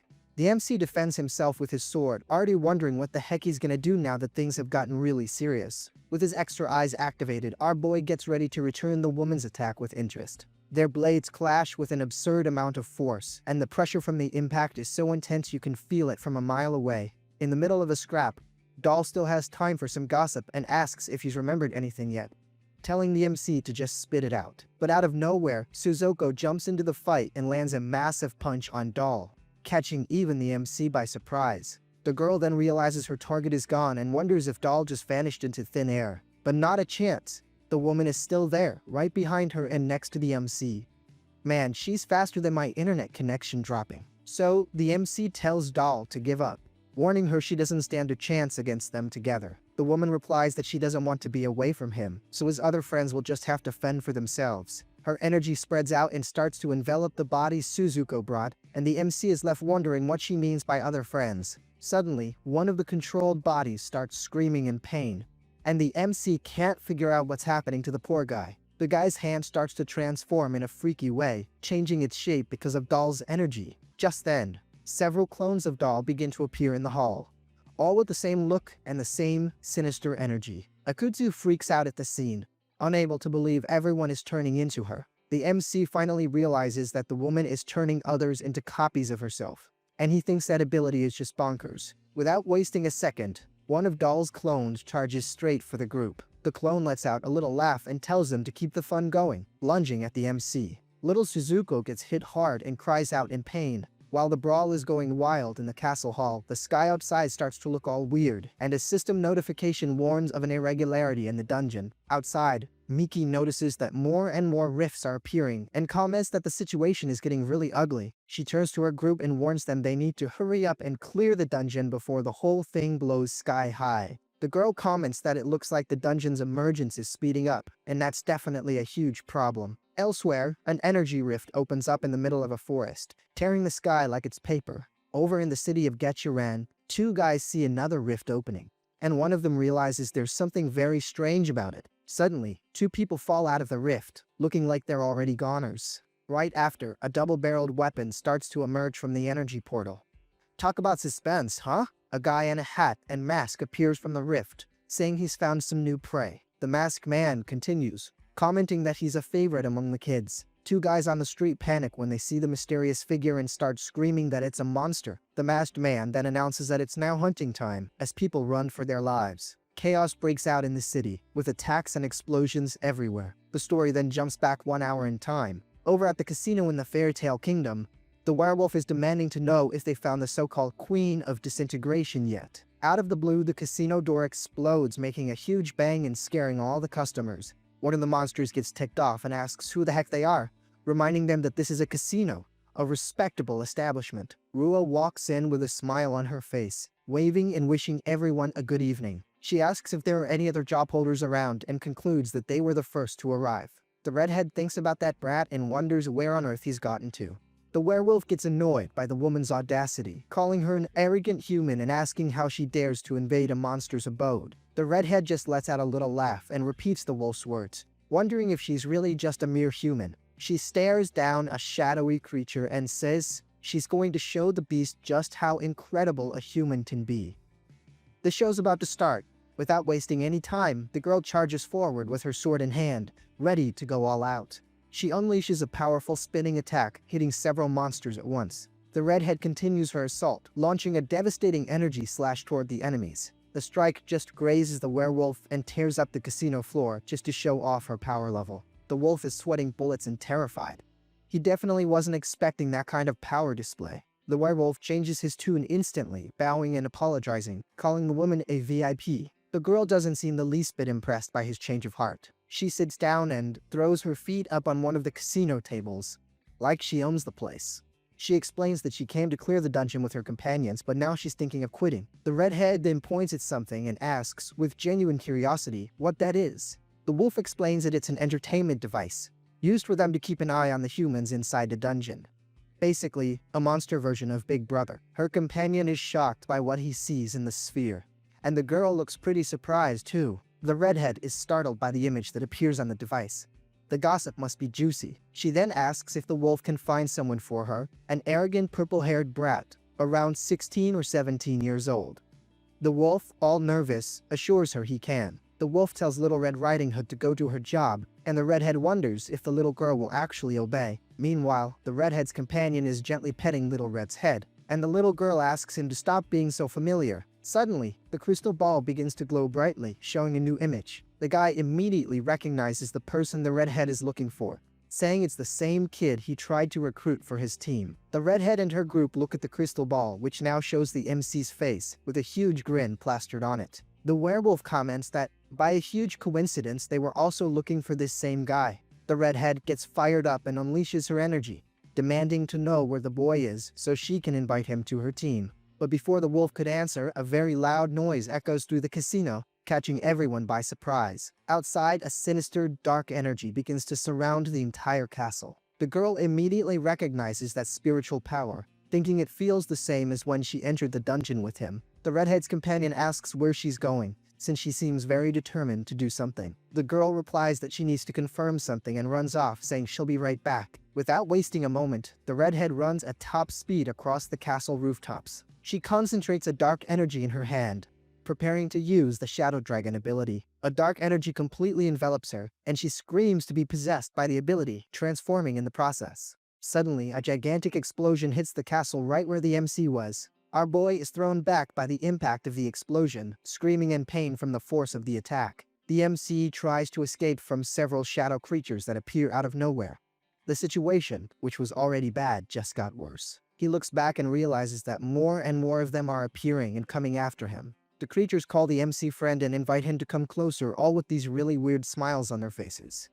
Creepy. The MC feels completely overwhelmed and realizes his spiritual corruption is acting up again. Little Shizuko appears and goes after Doll's clone, screaming for her daddy. A system notification pops up on the screen, informing him that the synchronization will now select a random skill.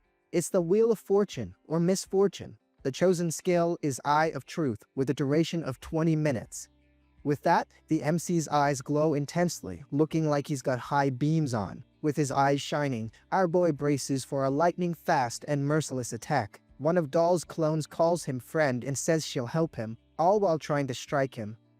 What kind of help is that? The MC defends himself and thinks that, even though it's a clone's attack, he can see through every single move. The boy dodges one of the attacks with incredible ease, moving with surgical precision. He focuses and thinks that now every attack and every movement is crystal clear. Several of Doll's clones charge the MC all at once. The battle is about to get even more intense. The MC defends himself from the multiple attacks of the clones. A new system notification appears. The skill is now Phantom Transformation, also with a 20-minute duration. The boy realizes that when he defeats a clone, it just reverts to its original controlled body form, which really complicates things. With his new ability, the MC decides he's going to finish off all the clones once and for all. Playtime's over. Doll and her clones sense the MC's spiritual energy, and she wonders if all that power belongs to Shizuko. The woman is surprised and questions if the boy can use other people's powers. She's totally impressed with the MC's ability and praises him, saying it's amazing and worthy of a friend of hers. This woman is seriously obsessed, for real. Doll's clones launch several energy beams toward the MC, filling the hall with a deadly light show. Our boy plans to dodge all the beams and counterattack with everything he's got. Now things are about to get wild. With the situation getting tense, he concentrates all his energy into his hand, getting ready to show off a technique no one saw coming. Then, the MC activates the conversion to bow form skill, and with an enviable elegance, transforms his own energy into a lethal weapon. Meanwhile, Doll's clones, who never miss a chance for some good gossip, start laughing at his agility, thinking his little show is for them. But the MC isn't messing around and fires an extremely powerful energy arrow from his new bow. The attack is so fast you can barely see it. The arrow, as if it has a life of its own, turns into a massive energy tornado, heading straight for the audience of clones. The explosion that follows is just massive, swallowing everything around in a blinding light. I think someone went a little overboard with the power. As the dust settles, the MC gets ready to continue the fight, now fully equipped in his new archer form. Style is everything, right? But in the middle of the chaos, little Shizuko gets hit by one of the clones, and lets out a cry of pain, which makes the MC decide on the spot that he's going to hunt down the doll's main body. And that's when he notices something totally unexpected in the middle of the battle, making his eyes go wide. You know how it is, there's always a plot twist. Out of nowhere, the original doll appears in front of him and, bold as ever, asks, "Where do you think you're going, handsome?"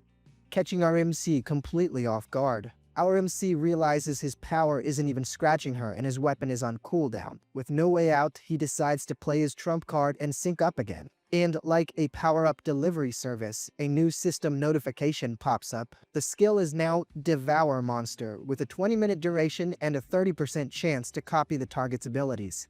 Basically, Pac-Man with benefits. The notification also states that the synchronization rate is 90%, but his spiritual corruption has already hit level 30. This high corruption rate starts causing some seriously weird side effects, making the MC's eyes glow intensely and his face transform completely. A super sinister energy surrounds the MC, and he takes on a new, much more intimidating form.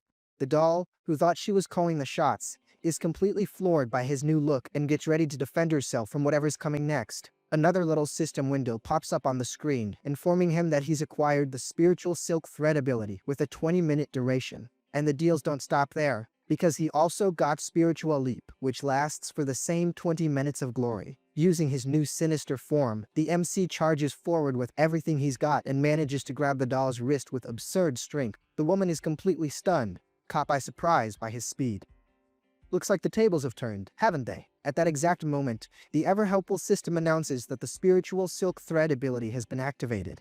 The MC then uses all his power to immobilize the doll, who starts screaming in desperation because of that dark energy. He doesn't waste any time and starts letting her have it with his sword, and man, things got real ugly for her. Suddenly, the MC has a kind of trippy vision and manages to see something that clearly wasn't there before. The story explains that he's finally found the doll's main body. Now he knows exactly where an attack will really hurt. Without a second thought, the system activates the spiritual leap ability, so he can rush after his real target. As soon as he activates the skill, the clone he was attacking disappears in a puff of smoke, totally ninja style. In the blink of an eye, the MC appears right behind the real doll, who's left wondering if he just stole her ability. She is completely dumbfounded by the speed of the MC's surprise attack. Now they've found the right target. The MC doesn't hold back and unleashes a series of blows on the woman that makes the whole screen shake. The attack is so violent it causes a massive impact, kicking up dust all over the scene. Through the smoke, we can see the doll's silhouette, and she clearly took a serious hit. When the dust finally settles, we see that the doll was hit dead on, and the damage was huge. With the force of the impact, the poor thing is thrown right into a wall and lets out a cry of pain. The MC, of course, seizes the opportunity and finishes the combo with another powerful strike, just to make sure the fight is over. With the doll on the ground and totally wrecked, the MC approaches and calls her by name with a terrifying calm. While pinning her to the ground, he asks, with dripping irony, if she would be so kind as to let him go. Even though she's completely defeated, the woman starts laughing at the whole situation, proving she's got a screw loose. The MC has no idea what's so funny and realizes his abilities timer is almost up. That's when the doll grabs his sword and says, "Gotcha." Out of nowhere, little Suzuko appears in her monster form, only now she's surrounded by several bizarre-looking creatures. The creatures charge at the MC, while the little girl lets out a laugh that would scare anyone. The MC is in total shock at the scene, and to make matters worse, his spiritual corruption starts acting up again. An insane amount of dark energy just explodes on the spot, wrapping everyone up in the mess. The impact of the attack is so strong that the screen goes completely white for a second. After the explosion, the MC reverts to his normal form and quickly moves through the destroyed hall. He runs to Suzuko and asks if she's okay, and the little girl, as casual as can be, calls him daddy. The little one replies that yes, everything's great, but now she's hungry enough to eat a horse.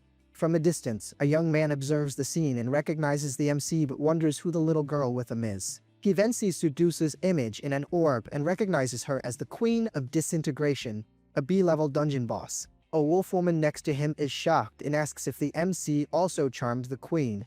The poor guy didn't even know the girl was a boss monster. The observer thinks to himself that he'd already sensed the MC's potential when they first met, admitting the guy really is incredible. Suddenly, something else in the observation sphere catches his attention, because the trouble never ends. He sees a red-haired girl with her back turned and recognizes her as Rua, but wonders what that sinister energy surrounding her is. This redhead is standing in the middle of the rubble with a completely different appearance, and the guy wonders if she can even be considered human anymore. Little Suzuko finds the red-haired girl familiar and, out of curiosity, asks if her father knows her. From Suzuko's reaction, the MC starts to wonder if the redhead has some connection to her, but says he doesn't know anything as his head starts to hurt again. The MC is startled by the redhead's presence and realizes she's looking directly at him with a not-so-friendly gaze. The red-haired girl gets visibly annoyed and asks if he said daddy, shouting that he has got to be kidding her. She screams at the MC, asking what the heck he did, while someone in the background wonders why their big sister looks like that. The doll, who is still down on the floor, gets the redhead's attention, treating her like an old friend. The redhead, who is apparently named White, tells the doll to stay out of it.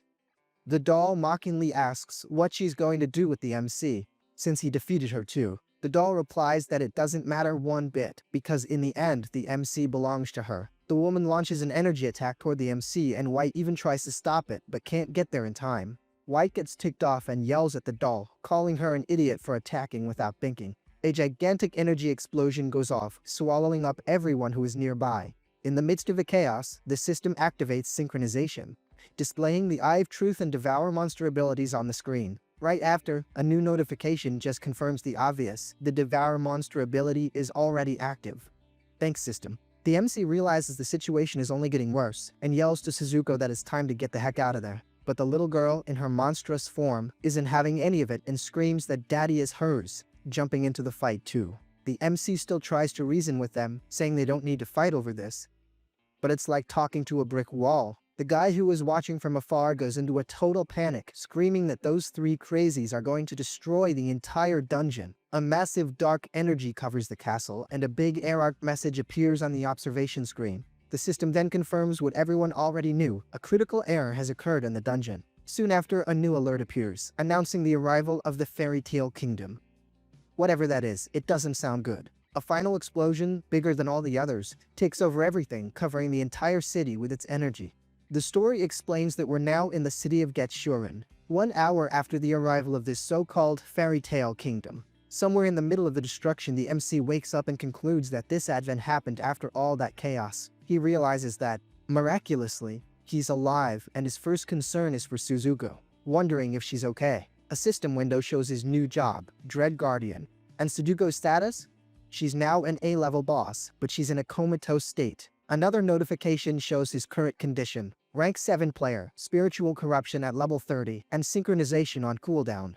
Basically, he's in a bad spot. The MC gets ticked off, thinking that this is all the lame info the system is gonna give him after that whole ordeal. Several system messages start popping up all around him, making him even more confused. A limited time event is announced: the Getsuren City Blood Hunt. Looks like the peace isn't going to last long. The MC reads the rules. It's an event for players to defeat monsters, with a real-time ranking. The grand winner takes home an S-level item. And there's more! An extra piece of info says that defeating a unique monster guarantees a secret item.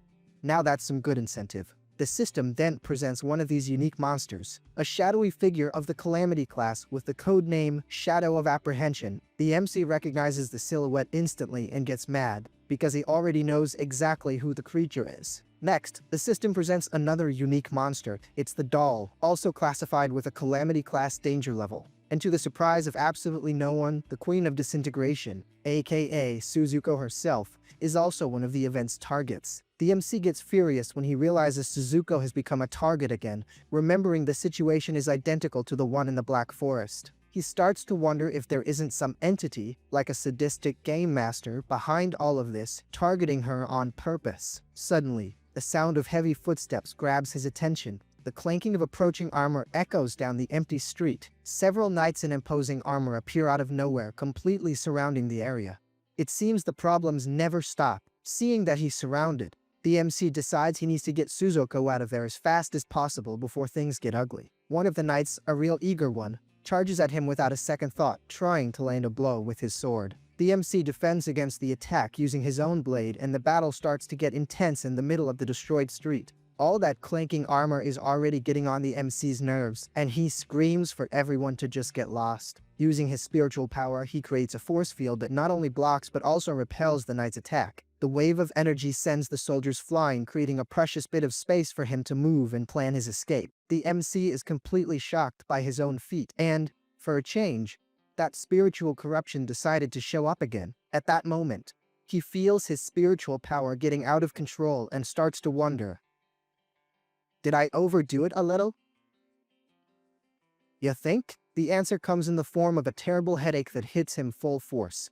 He screams in pain, feeling like his skull is about to split in two. To complete the disaster combo, the system warns him that his spiritual corruption has risen to level 31, and that the cursed flower has now merged with the monsters. The MC gets furious with the situation, mentally cursing this persistent enemy that won't leave him alone no matter what. He materializes his bow once again, getting ready to send everyone packing. With his bow in hand and a look of pure rage on his face, the MC prepares to end this party for good. Meanwhile, the knights, who apparently have a death wish, keep charging at him. So, two knights rush the MC at the same time, trying to nail him with a coordinated attack they must have practiced during recess. But their brilliant tactic doesn't quite work out, and one of the soldiers ends up getting the short end of the stick, used as a human shield by his buddy. The MC, who's no fool, seizes the opportunity and lunges at one of the knights, landing a clean hit with his sword. The attack connects perfectly, hitting the soldier square on, who didn't even have time to think, "Oh shoot."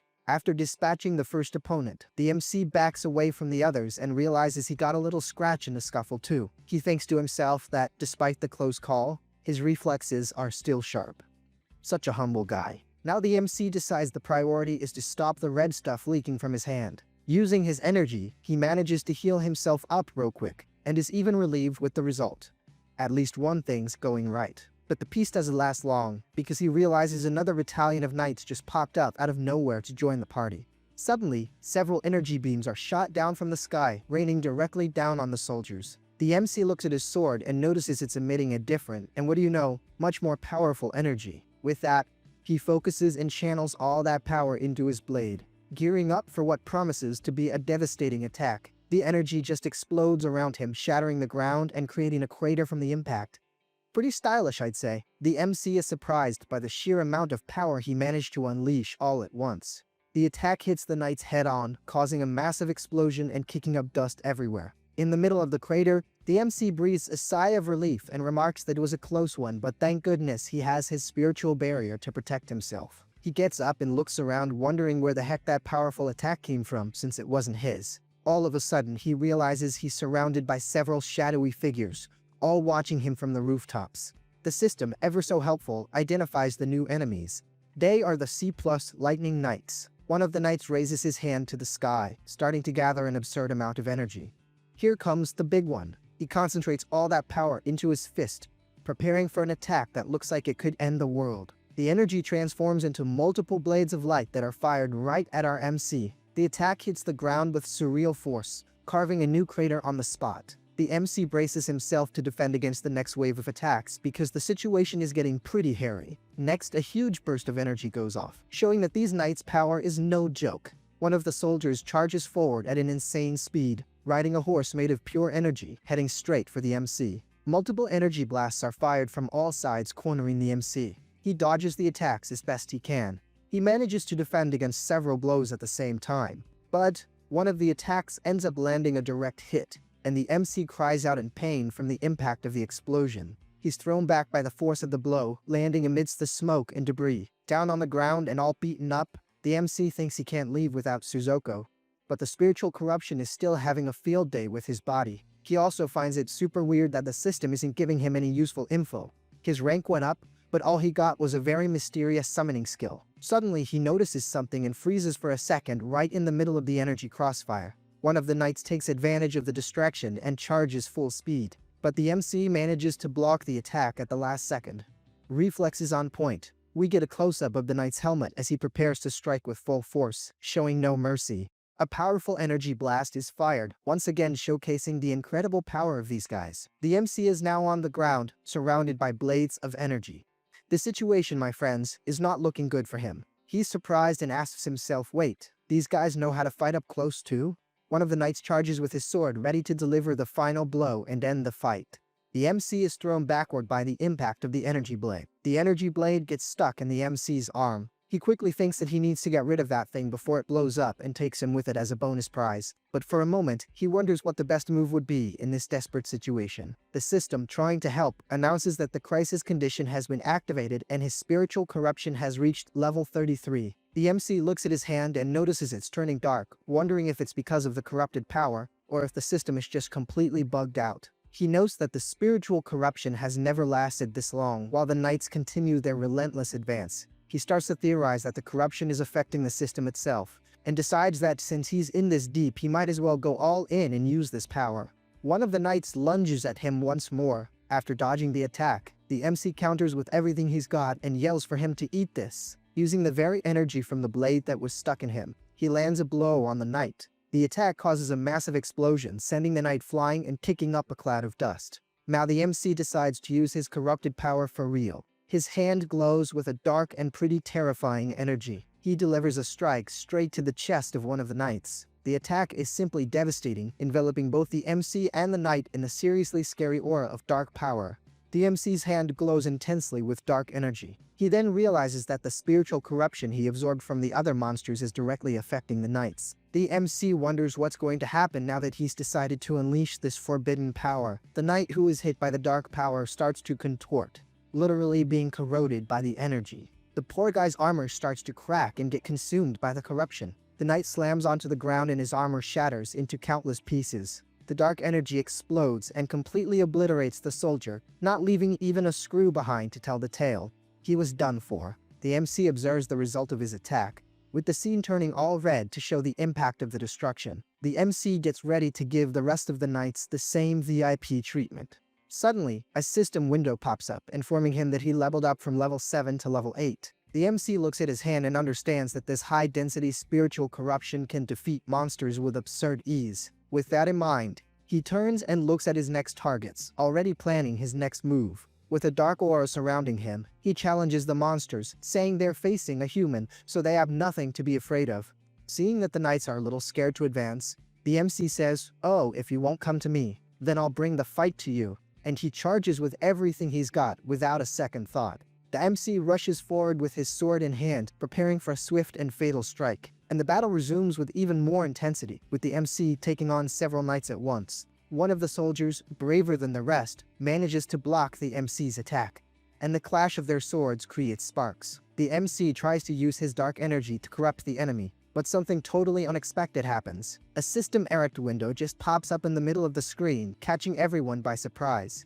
The dungeon's IT guy needs to be fired. Then, the totally bugged out system shows a new skill option, Ally Summon. The MC notices the bizarre error in the system and wonders what's going on as he fends off another attack. He decides he's going to test out this new skill right then and there and yells to activate the summon. The activation screen appears in mid-air, confirming the skill was used successfully. At least there's that. Out of nowhere, a wolfman appears and immediately starts yelling at the MC, accusing him of seducing the queen, making her fight the doll, and ruining his bet.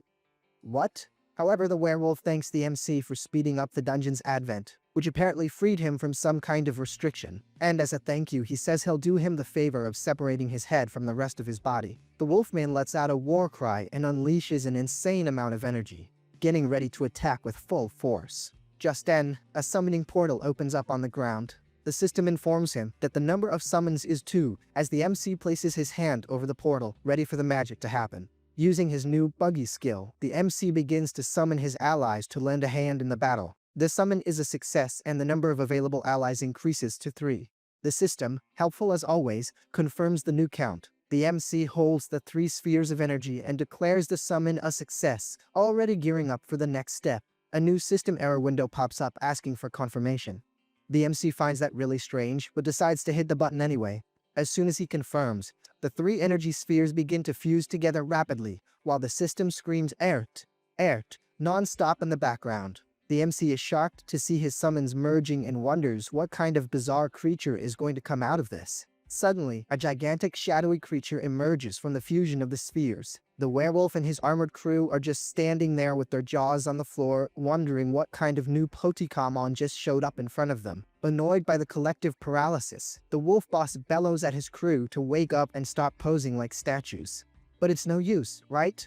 The knights were stuck on the fear-induced loading screen and couldn't move an inch. The big wolf gets ticked off at his warriors for shaking in their boots, yelling that they chickened out against a single human and still call themselves knights. Meanwhile, the newly summoned creature didn't waste time on small talk and immediately started dishing out beatdowns on the knights, getting the party started. The werewolf just can't process the scene. His own system crashed, watching his soldiers turn into punching bags. Just then, the camera zooms in on the new Fusion Knight's armor, which, let's be real, looks like it's a much higher tier than the other guy's tin cans. The ticked-off creature whips out a sword made of pure energy, already gearing up for another hit that's definitely gonna hurt. The creature then lets out a respectable roar, and the system announces that it's a B+ Fusion Knight. And without waiting for an invitation, the knight unleashes that classic area of effect attack, sending everyone nearby flying all at once. The Wolfman thinks to himself that he's never seen a knight of this caliber and wonders what kind of cheat code the MC used to summon something so broken. And while the fight is popping off, a shower of XPUP notifications starts lighting up the MC's screen.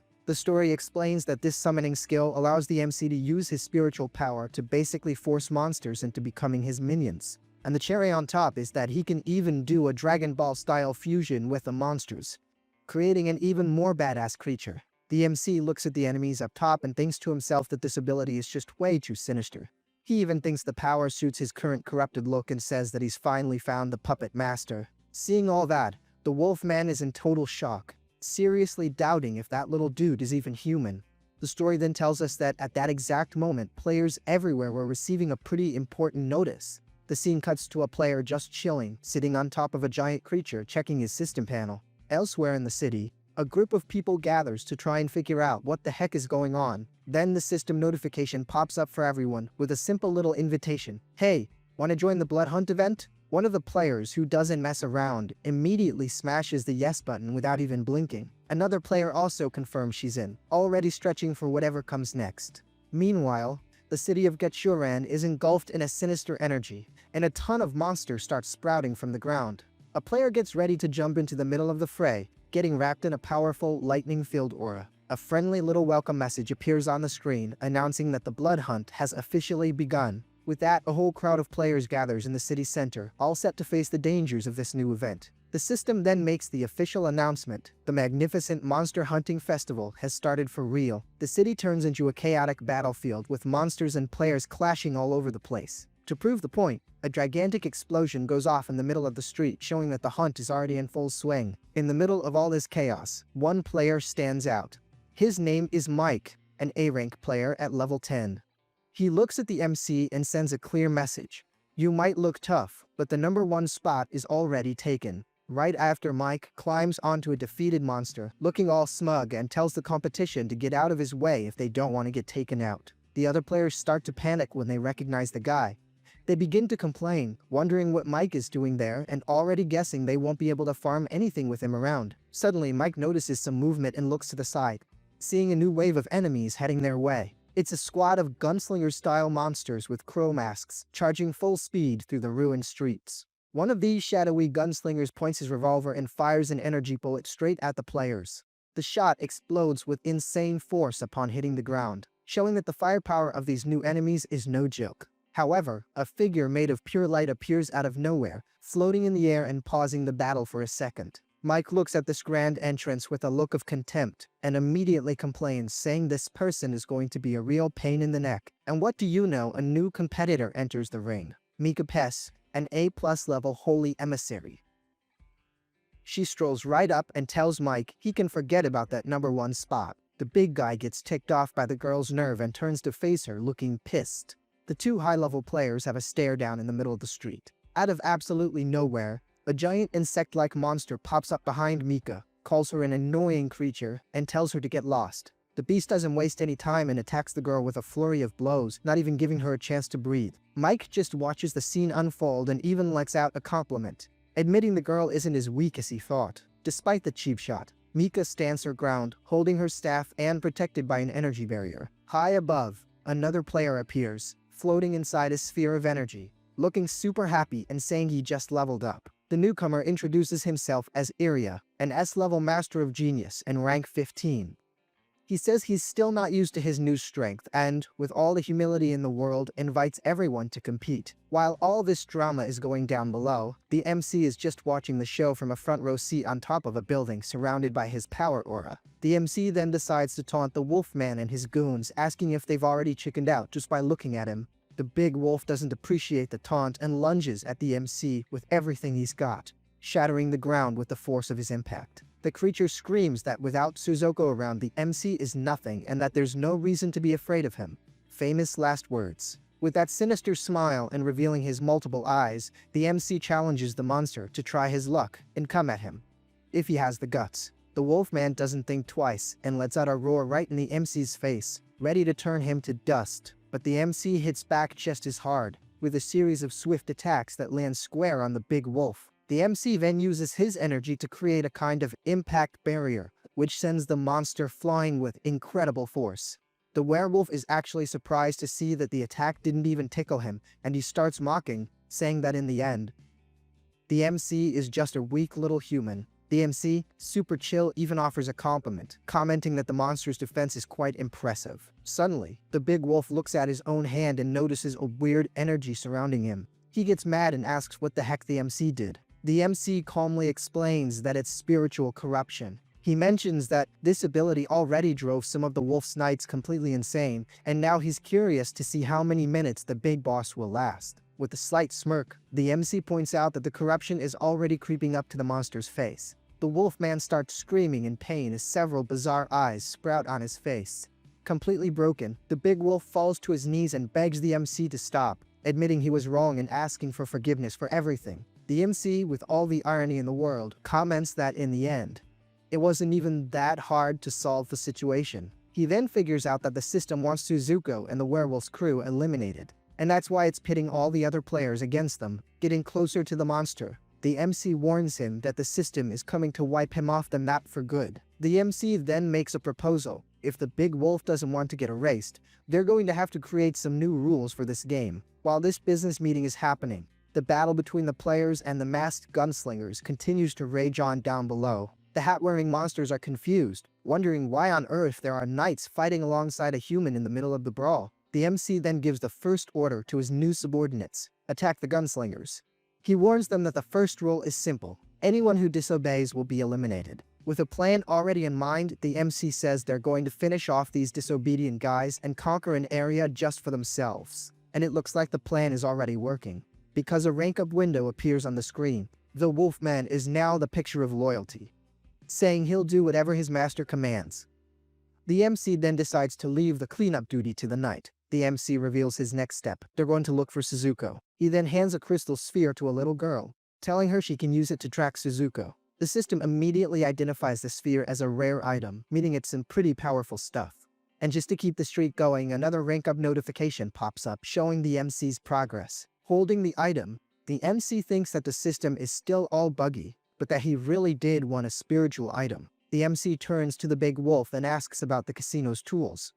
The creature gets all embarrassed and says there's nothing left. A wolf woman explains that the casino went up in smoke along with the dungeon, which is why nothing remains. The MC thinks it's a shame but decides to leave the search mission to the little girl in the red hood. The girl takes the crystal sphere full of confidence and assures him that he can leave it to her. Just then, the wolf woman says she found a little something in the rubble, which piques the MC's curiosity. The big wolf recognizes the object right away and says that it belongs to Lady Doll. The item in question is a very stylish silver mask. The MC has a flashback of the mask he took from that woman and wonders what it is. He notices that the object is reacting to his spiritual power.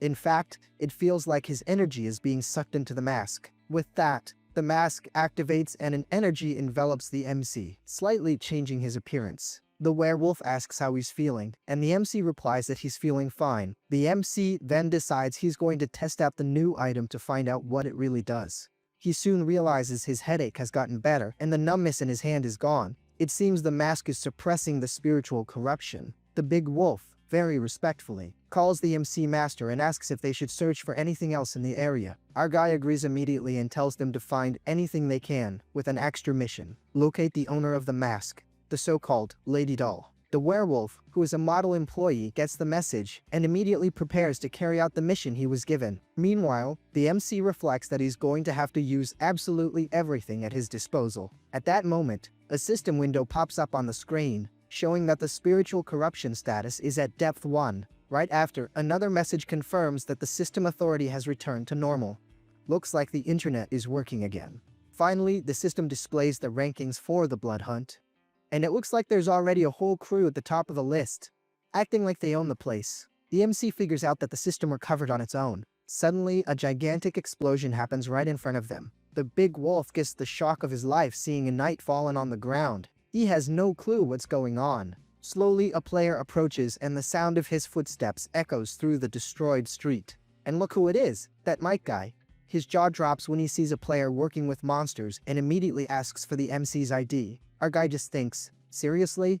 Another random player showed up just to crash my party? With a very fake apology, the MC establishes the second rule of his new playground: no players allowed. 2 Shadow Knights position themselves in front of the MC, ready to make sure the new rule is enforced. The MC declares that, according to the house rules, they don't need any players around here. With a sinister little grin, he gently suggests Mike beat it as fast as possible if he doesn't want any trouble. The big guy gets totally ticked off by the kid's attitude and tells him to bring it on. To show he means business, Mike activates a barrier around himself, protecting himself from the knight's attacks. He even brags, saying he's a rank 10 A-level player, and that the attacks from these weak knights won't even tickle him. Poor guy. Little does he know. Turns out, the knights attack with full force and, to the surprise of no one except Mike, shatter his barrier like it was made of glass. The player is in total shock, not understanding how these monsters are so strong, and wonders if their power is even higher than A-level. One of the knights lands a hit on Mike so hard it sends him flying like a bowling ball. The ever-efficient system announces that player Mike has been repelled and that 500 points have been acquired. And to top it all off, another 1000 score points are acquired, confirming the success of the friendly expulsion. The MC realizes the system is using them to farm points. The werewolf then gives the order to take command of the fusion knight and begin operations, and the MC agrees on the spot. A countdown appears on the screen showing that time is running out fast. The MC stares at the timer and announces that in less than 12 hours, they're going to take total control of this place. With the order given, the fusion knights charge ahead with full force, advancing in a scary-looking formation. The army of knights runs through the streets, ready to wreak havoc. Sitting calmly in the middle of the mess, the MC decides to check his info, and the first thing he notices is that his spiritual power is in the negative. His stats show that he's an F-level Dread Guardian. He also thinks that Suzuko's condition is really bad, and that he'll have to wait for news from Little Red Riding Hood. The screen also shows the classification of the monsters he controls, and their condition is basically impatient and hungry. He starts to wonder if the number of monsters he can summon increases with his level, since his class trait is Summoning B. Lastly, he looks and thinks that, thanks to the mask, the unbearable pain he was feeling has eased up a lot. The item description says it's an A-level deformed ornament and that it contains a secret from its owner. The MC thinks that just the fact that it absorbs his spiritual power is good enough. But, of course, curiosity gets the better of him, and he can't help but wonder what Lady Doll's secret could be, and if it's a skill he could use to his advantage. Little Red Riding Hood appears out of nowhere looking worried, and the MC immediately asks if she found the queen. The girl says not yet, but she found his companions. She tells the guy to take a look at what she found. A crystal orb reveals the image of 3 figures. A guy in sunglasses, a red-haired girl, and another dude. The MC doesn't look the least bit happy to see them. In fact, he's surprised these guys even managed to survive. Without wasting a second, he gives Little Red Riding Hood a new order. Forget about the others and focus on finding the queen. The girl confirms she got the message and gets ready to continue the search. Meanwhile, Rue is over there thinking that dealing with the guys from the company will be a piece of cake. The trio is completely surrounded by the MC's knights, and their plan is genius. Not. They're going to pretend to be captured so they can infiltrate the enemy base. The big idea is to simply take out the monster boss on the down low and take control of everything. The red-haired girl is super confident that as soon as the big boss gets taken out, the other monsters will turn into little angels and obey them, while the trio daydreams about their foolproof plan. We see someone approaching the hall. The MC walks down a corridor formed by his knights, who kneel in a gesture of respect. The guy in sunglasses is shocked to see the scene of all the knights bowing at the same time. With the mask on his face, the MC seems to be having the time of his life with this whole power and respect situation. He then turns to his new troops and greets everyone with a very sarcastic good afternoon. The trio is completely shocked when they realize who the monster boss is. With a little smile on his face, the guy says he has some business to discuss with the red-haired girl, and that he'd like a little chat with her in private. The 2 guys are left there, completely clueless. The one with glasses calls out for Hima Jin-san, while the other demands an explanation from the MC. Now alone, the red-haired girl gets straight to the point and asks what the guy wants to talk to her about. The MC, with a memory like an elephant, recalls that a while back she tried to get rid of him and Doll. He asks if she's also looking for Suzuko.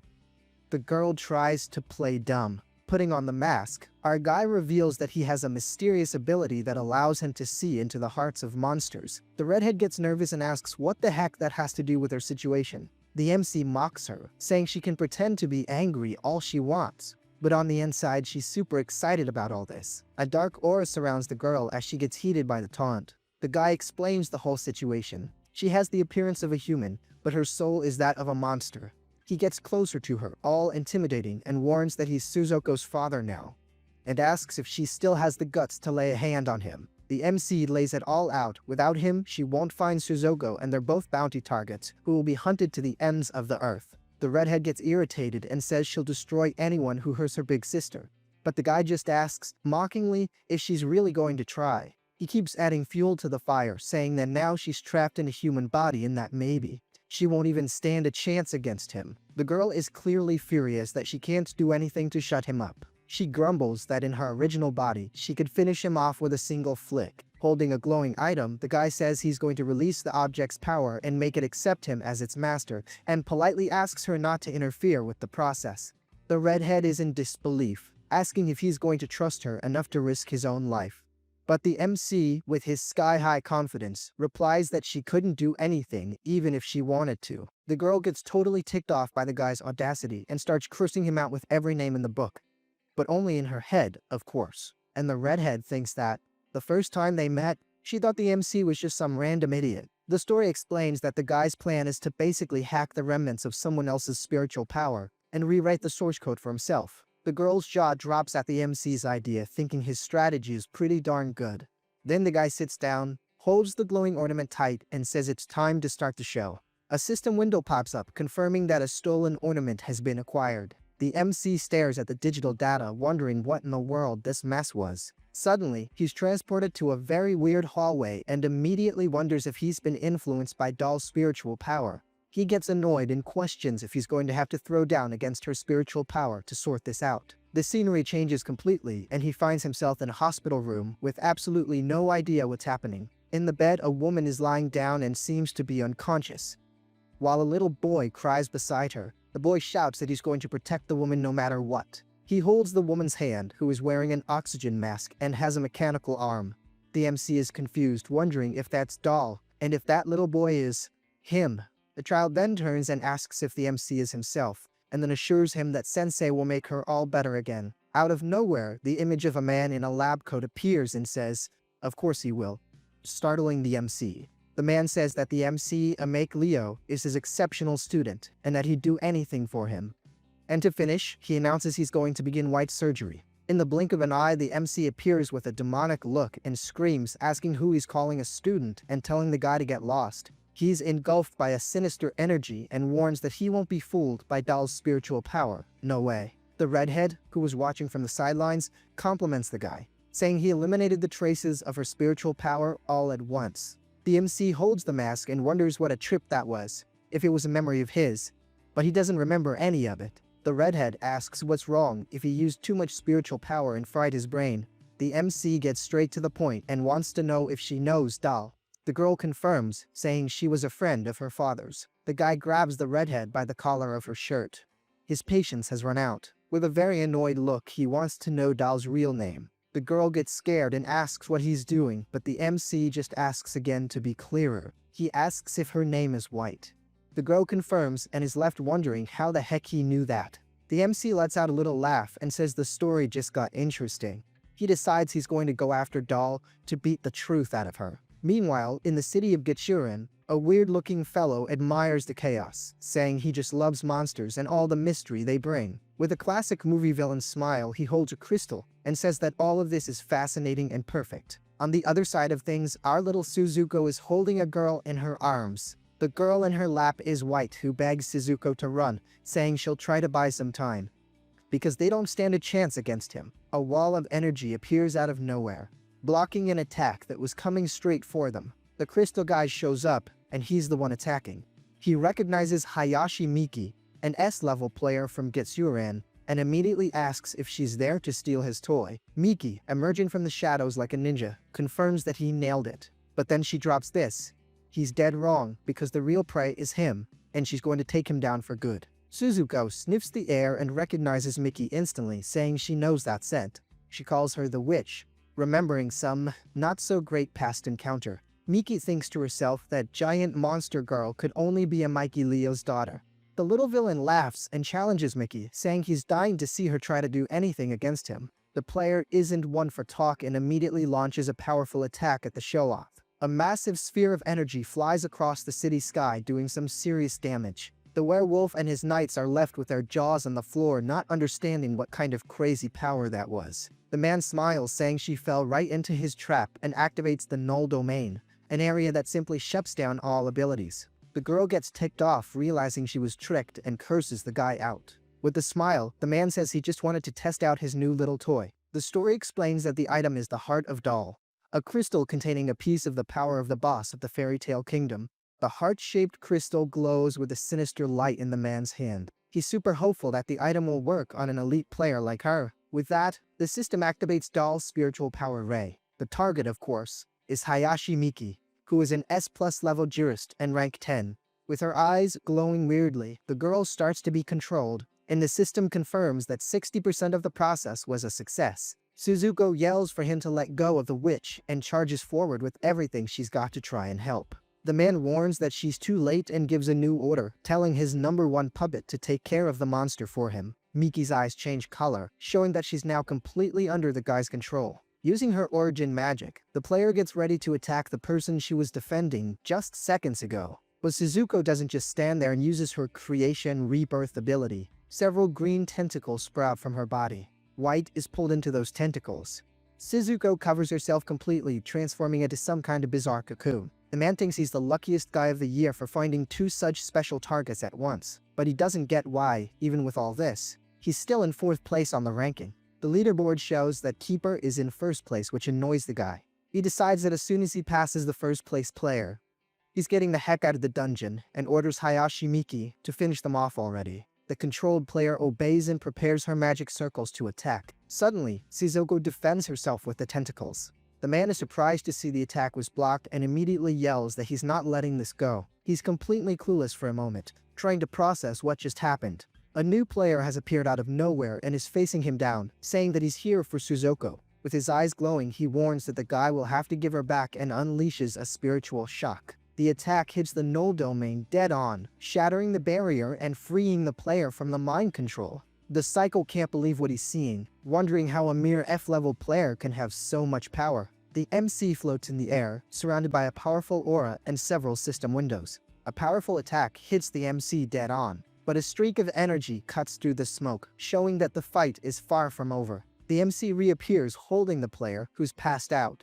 He managed to save her just in time. Surprised and happy, Suzuko yells, "Daddy!" Rui approaches and calls out to Suzuko, who gets confused and asks who she is. The giant girl wonders if this is another one of her dad's crazy friends. The girl decides to ignore it and says she'll help get those vines off her. Using her own energy, she starts to free Suzuko from the tentacles. Suddenly, Suzuko realizes that White's heart has been stolen. Desperate, she screams that her friend is going to be taken out if they don't do something. The redhead also notices that White's chest looks weird, without the crystal that should be there. The MC gets worried. He can't let the woman get wiped because he still has a lot of questions for her.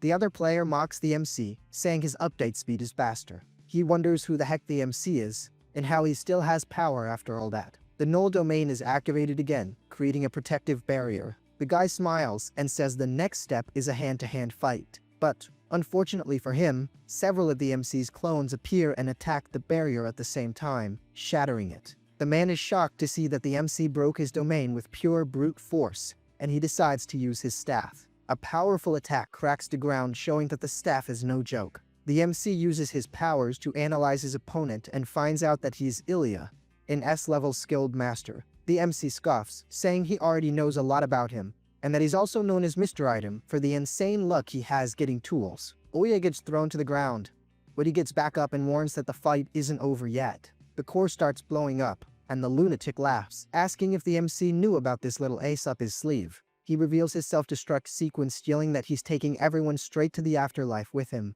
A henchman panics, warns that the guy isn't bluffing, and orders an immediate retreat. But our main guy with his eyes glowing just calmly asks, "Self-destruction, huh?" He steps up, smacks his hand right on the opponent's face, and unleashes this weird green energy. The explosion fizzles out, a level 10 spiritual corruption warning pops up, and the energy takes over the enemy's eyes. The MC, rocking a sinister aura, asks if he ever gave permission for that and demands an answer. The green energy bursts and completely vaporizes the lunatic, turning him into literal dust. The Lord hands an unconscious woman over to Wolf, who accepts the mission. Little Suzuko gets worried, but the MC shows off a purple crystal and says he got her heart. The Lord holds White, super relieved, unable to watch her fade away in his arms. He places the crystal on her chest, and the gem merges right into her body. Cracks start showing up on the blonde's face as the fusion kicks in. Suzuko hugs her, daddy, says thanks, and asks for food. But he tells her he's got something to take care of first. He walks up to Rua, who assumes it's about Suzuko's transformation and tells him it wasn't his fault. The MC shakes his head and asks her to watch over Suzuko for a little while. Green energy consumes him. Suzuko screams. Rua goes into shock and the system chimes in. Spiritual corruption level 50. The blood hunt ranking shows Keeper in first place and time runs out. The red energy over the city fades away, marking the end of the event. The notification confirms it. Not a single unique monster was taken down, making Keeper the official winner. The event wraps up, the system gathers the data, and a blue vortex pops up. Wolf notices the dungeon resetting and wonders if everything is going back to normal. The knights turn into digital blocks, signaling the end of the instance.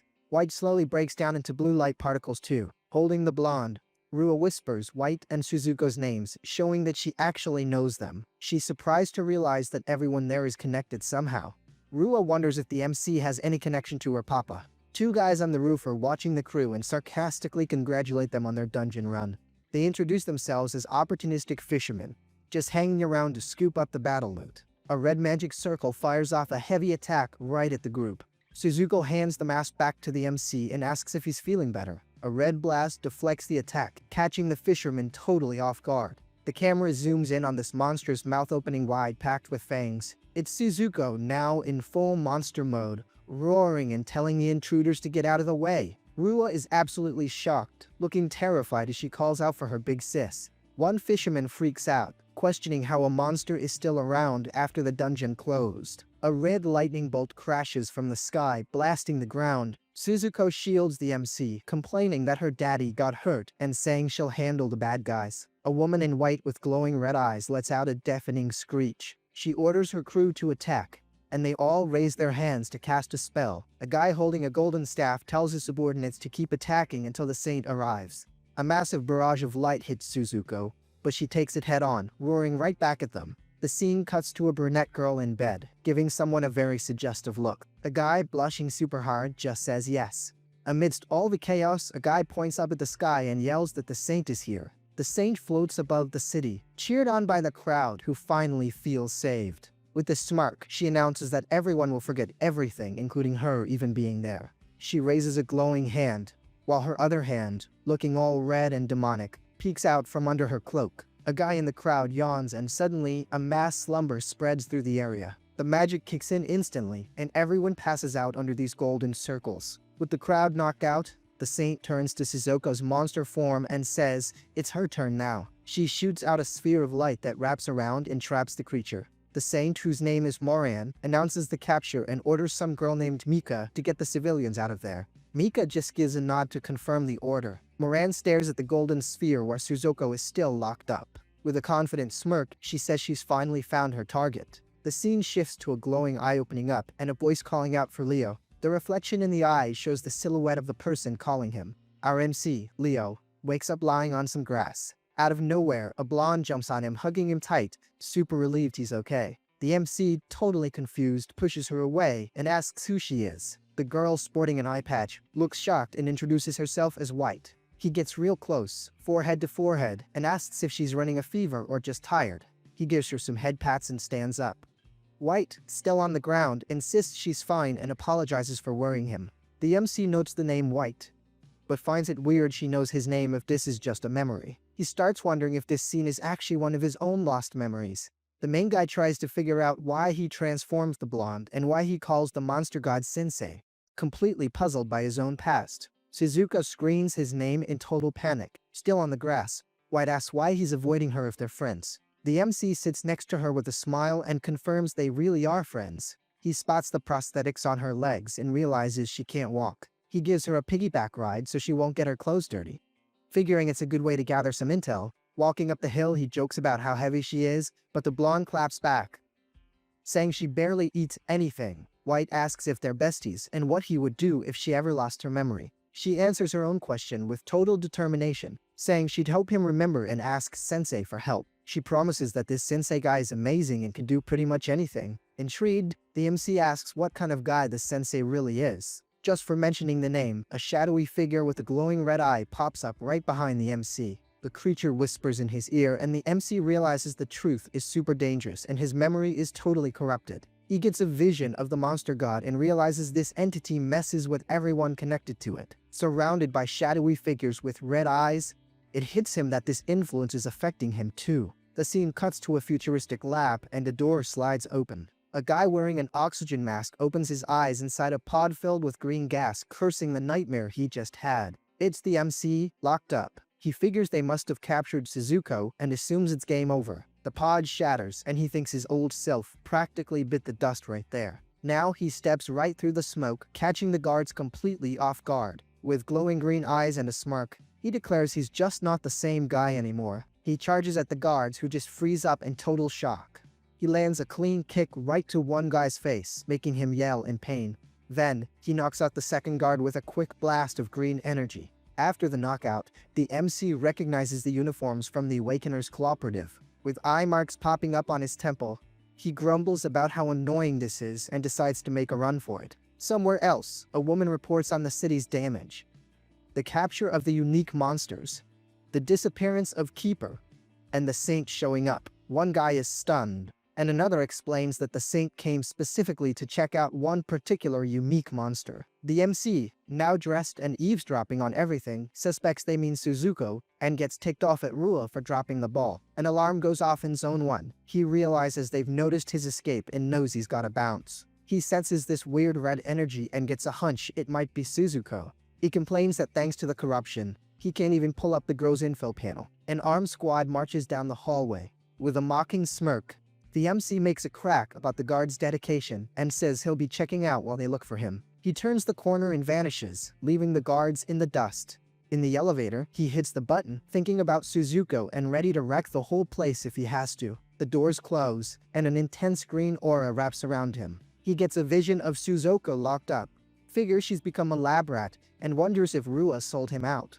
He rules out betrayal, but his eyes glow and multiply as he swears payback if they even touched a single hair on her head. He steps into the monster containment area. The containment sector is a ghost town, no guards, no monsters. Seeing how dead quiet it is, the MC worries that everyone might have been wiped out. The wave of spiritual power is gone and he starts panicking, terrified that Suzuko vanished. Annoyed, he clicks his tongue as multiple eyes pop up all over his face. Glancing into a cell, he freezes when he spots Suzuko chilling with the Saint. The Saint is holding Suzuko's chin, looking all smug, and calls her by her name. The MC goes into shock and lets out a silent scream of pure horror. The woman offers Suzuko some food, and he completely loses it, thinking she's trying to lure the kid in. The little monster munches on the food without a second thought. Suzuko turns her head, notices the MC is there, and blurts out in surprise, "Daddy." Without even thinking, she runs straight to him. She gives him a huge hug, super hyped about the reunion. The MC steps back, totally bewildered, with a little girl clinging to him. Armed security guards storm into the hallway. They surround the MC, who's on the floor with Suzuko, and he instantly realizes he walked right into a trap. With an icy glare, he figures out this was all a setup. The Saint walks over, full of sarcasm, making a snarky comment about their little reunion. She actually praises his ability to charm an A-rank monster. With Suzuko still calling him daddy, the MC just claps back with pure sarcasm. Smiling, she invites him to tag along for a little chat. She turns her back, telling him he doesn't have a choice, but the MC totally questions that bossy attitude. The 5 Saints are humanity's ultimate weapon, chosen after the arrival of the Paradise Heaven. They protect the world from dungeons, and the MC connects the dots that they're hunting for the monster god. Inside a room with Suzuko right beside him, the MC stares down the Saint and asks what she wants. She kicks back in her armchair, tells him to quit staring, and suggests they have a talk. With a smile, she tells Suzuko to go eat in another room so she can talk to Daddy. The little monster happily agrees and gets ready to head out. Before leaving, she opens this bizarre mouth on her stomach like she's about to say something. The MC watches, totally shell-shocked, as Suzuko blindly obeys the Saint. He glares at her suspiciously, trying to figure out exactly who he's dealing with. The Saint tells him again to stop looking at her like that, says she's not gonna eat him, and tells him to chill out. The mouth on Suzuko's belly spits out a mask, saying it belongs to Daddy, leaving the MC super confused. She puts the mask on him, saying it's a perfect fit, and the MC just awkwardly agrees. The girl waves goodbye and heads into the next room. The saint pops up behind the couch, compliments Suzuko, and asks why he transformed her. Holding his face, she accuses and teases him, totally testing his composure. She threatens to take him out without Suzuko even getting in the way, daring him to make a move. Ice cold, the MC orders her to back off. The saint gives a sarcastic smile and asks what exactly he's gonna do if she doesn't. Wrapped in a green aura, he warns her that he's got his ways. The woman's hand starts getting corrupted by the green energy and she looks genuinely spooked. The main guy tells her to drop the act, pointing out that if she really wanted him gone, he'd already be history. The saint flicks a little burst of energy right at his mask, completely breaking his focus. She grabs him by the hair, demands he plays along, and calls him by his full name, Amake Leo, the Dreadkeeper. She points out that his spiritual corruption has gotten way worse, mentioning that using items to suppress it is a pretty interesting trick. But she warns him that this little trick isn't nearly enough to fully fix his condition. She offers to clear out the corruption. The MC is stunned by how much she knows and realizes just how dangerous these saints really are. Moran keeps going, spilling that he was found in the mountains and grew up in an orphanage. She mentions how he went rogue, ran away, and survived by slinging illegal apps since he never awakened a class. With 0 class skills, he ended up working as a dungeon guide for other awakeners. She wraps it up by saying he was being totally exploited and was heading straight for a tragic game over. Moran says that destiny is basically a constant mix of good and bad luck. The MC is honestly blown away by how spot on the saint is, which is exactly what you'd expect from someone on her level. He recognizes her as Moran, the saint who pulls the strings of fate, and suddenly gets why Suzuko listens to her. He figures she must have read Suzuko's destiny and probably knows about the monster god, but he wonders what her real deal is for calling him here. The saint casually states that all of that was just his destiny's past. She invites him to turn his life around, offering him a spot in the cooperative working directly under her.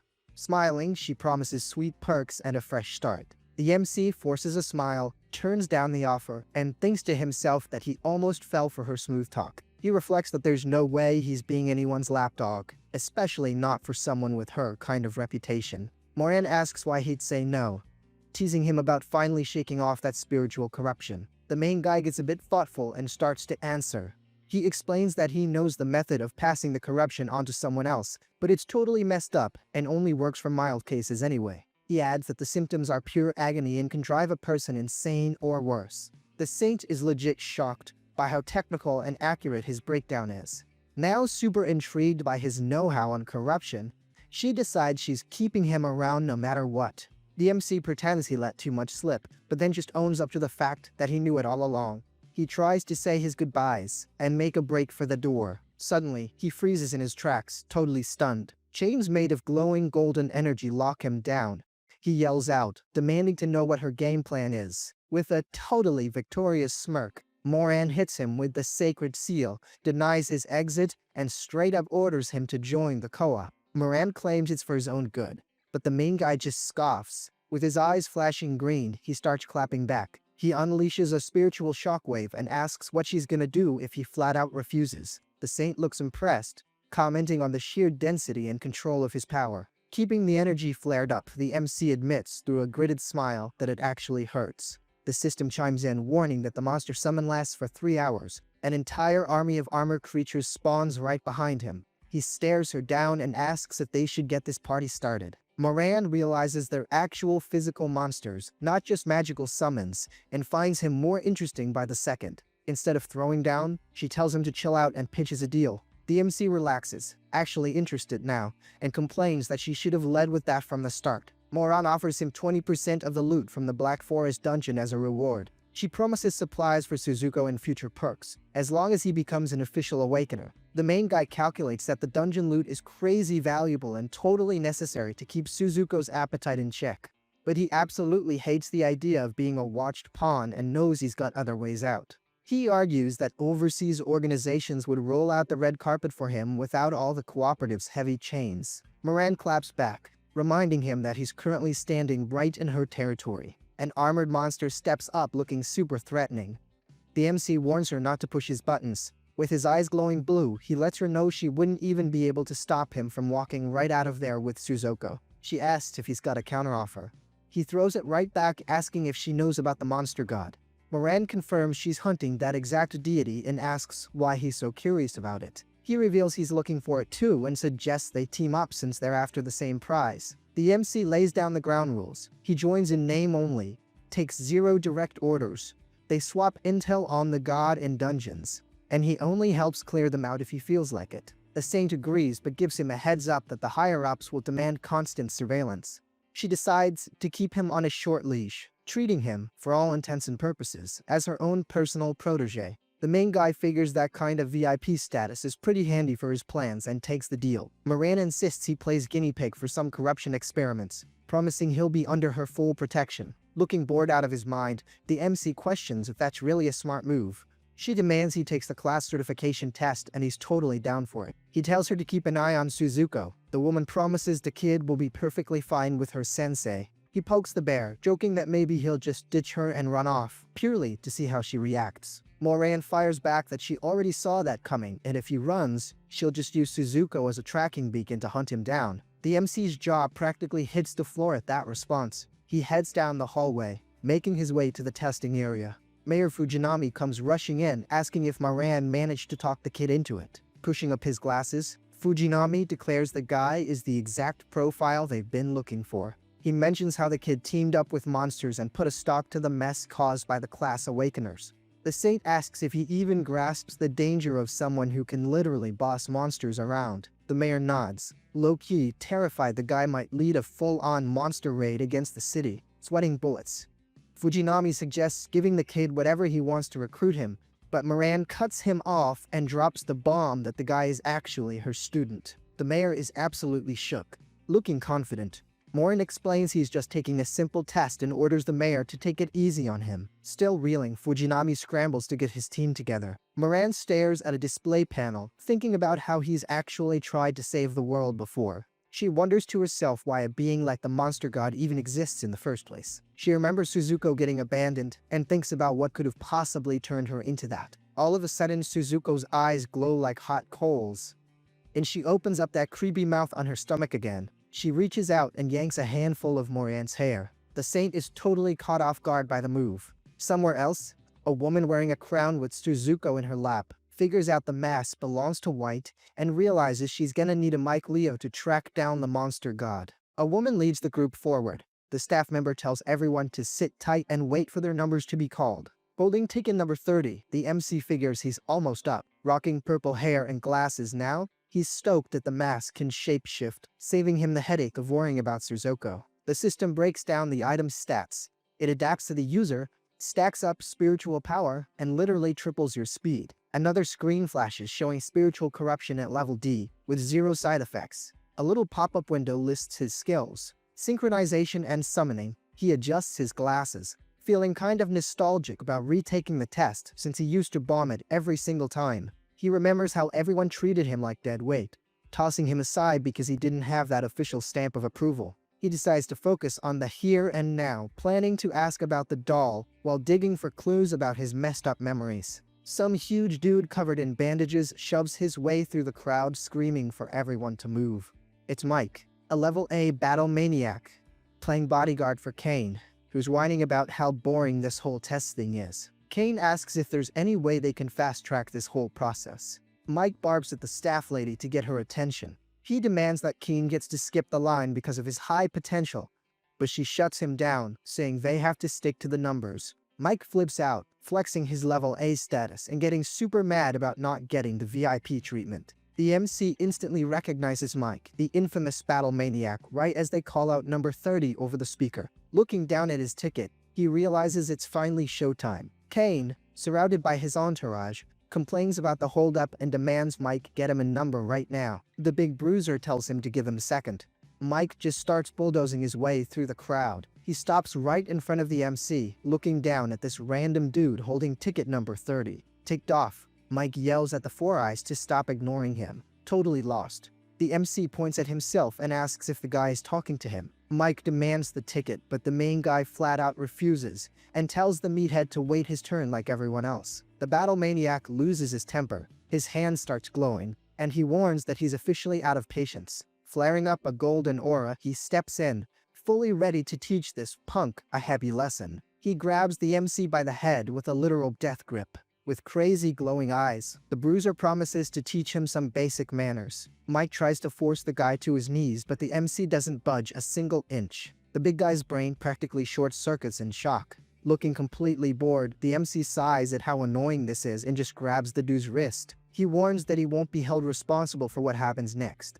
Right as Mike feels this absolute crushing pressure radiating off him, choking on the thick green energy, the maniac finally realizes exactly who he's messing with. With one effortless flick, the MC sends the giant meathead flying across the room like it's nothing. The crowd loses their minds, screaming in pure shock that Mike got taken down in a single hit. Super annoyed, Keen barks at his guys to go scrape Mike off the floor. Ignoring the whole circus, the MC casually asks if he can go in.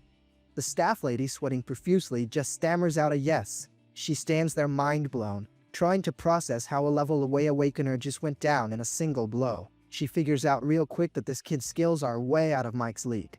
The MC strolls into the testing room and watches another applicant standing on the platform. Getting in the zone, he shakes it off and gets ready for his turn. The test gives you official recognition, which is basically the golden ticket for raiding dungeons and handling big business. The cooperative hooks recognize talents up with an entire ladder for growth and easy promotions. Since everyone and their mom fakes their stats, this official stamp is the only real proof you've got the goods. Gearing up for the fourth calamity, the co-op is desperately hunting for folks with some seriously next-level skills. The guy on the platform starts his evaluation. The MC watches the whole thing go down, looking dead serious. Suddenly, the system spits out a fail, and the candidate is left standing there, totally stunned. The guy starts screaming that the machine has to be busted. Security drags him away, kicking and screaming while he keeps insisting he's a real class awakener. The MC pushes up his glasses, getting a flashback to his own past failures, right until the voice calls out number 30. He decides to just get this over with, and steps up to the platform. Up in the control room,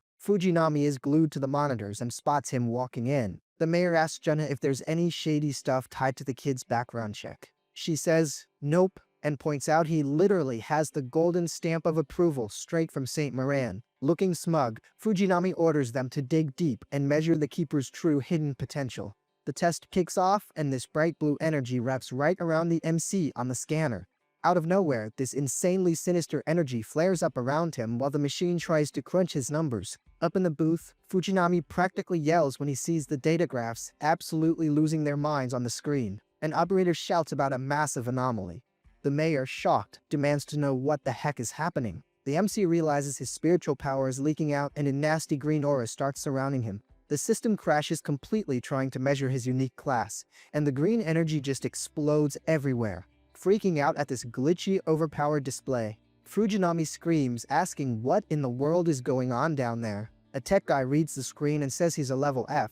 The mayor loses it, calls absolute nonsense, and tells them to quit messing around. The staffer brings up the skill analysis, and Fujinami orders him to throw it on the big screen right now. The mayor instantly spots the similarities to Hayashi Miki. Wild, untamable spiritual power and the insane ability to boss monsters around. The screen flashes the final verdict. Unique class Awakener, level F. With physical stats and spiritual power so far off the charts that measuring him is literally impossible. Fujinami asks what the hard cap is for monster summons on regular classes. Jenna mentions the undead sorcerer maxes out at about a dozen. She explains that basic monster summons only follow super simple commands, making them a total headache to control. She also rattles off the strict limits that summoners and beast tamers have to deal with. Plus, she points out that the growth rate for those creatures is way too slow to be useful in a pinch. Fujinami asks who on earth could possibly control a level A boss like Suzuko. Jenna says the only one who even comes to mind is Hayashi Miki, who is an S+ level. The assistant wraps it up by saying Suzuko's power is basically immeasurable, which totally explains why the saint is paying so much attention to them. The mayor figures it makes total sense that Morin would take in a guy who can tame a creature like that as her student. Jenna asks if they should run the scan again or just register him as a level F. Fujinami makes the call right then and there. Another test would just give them the same result.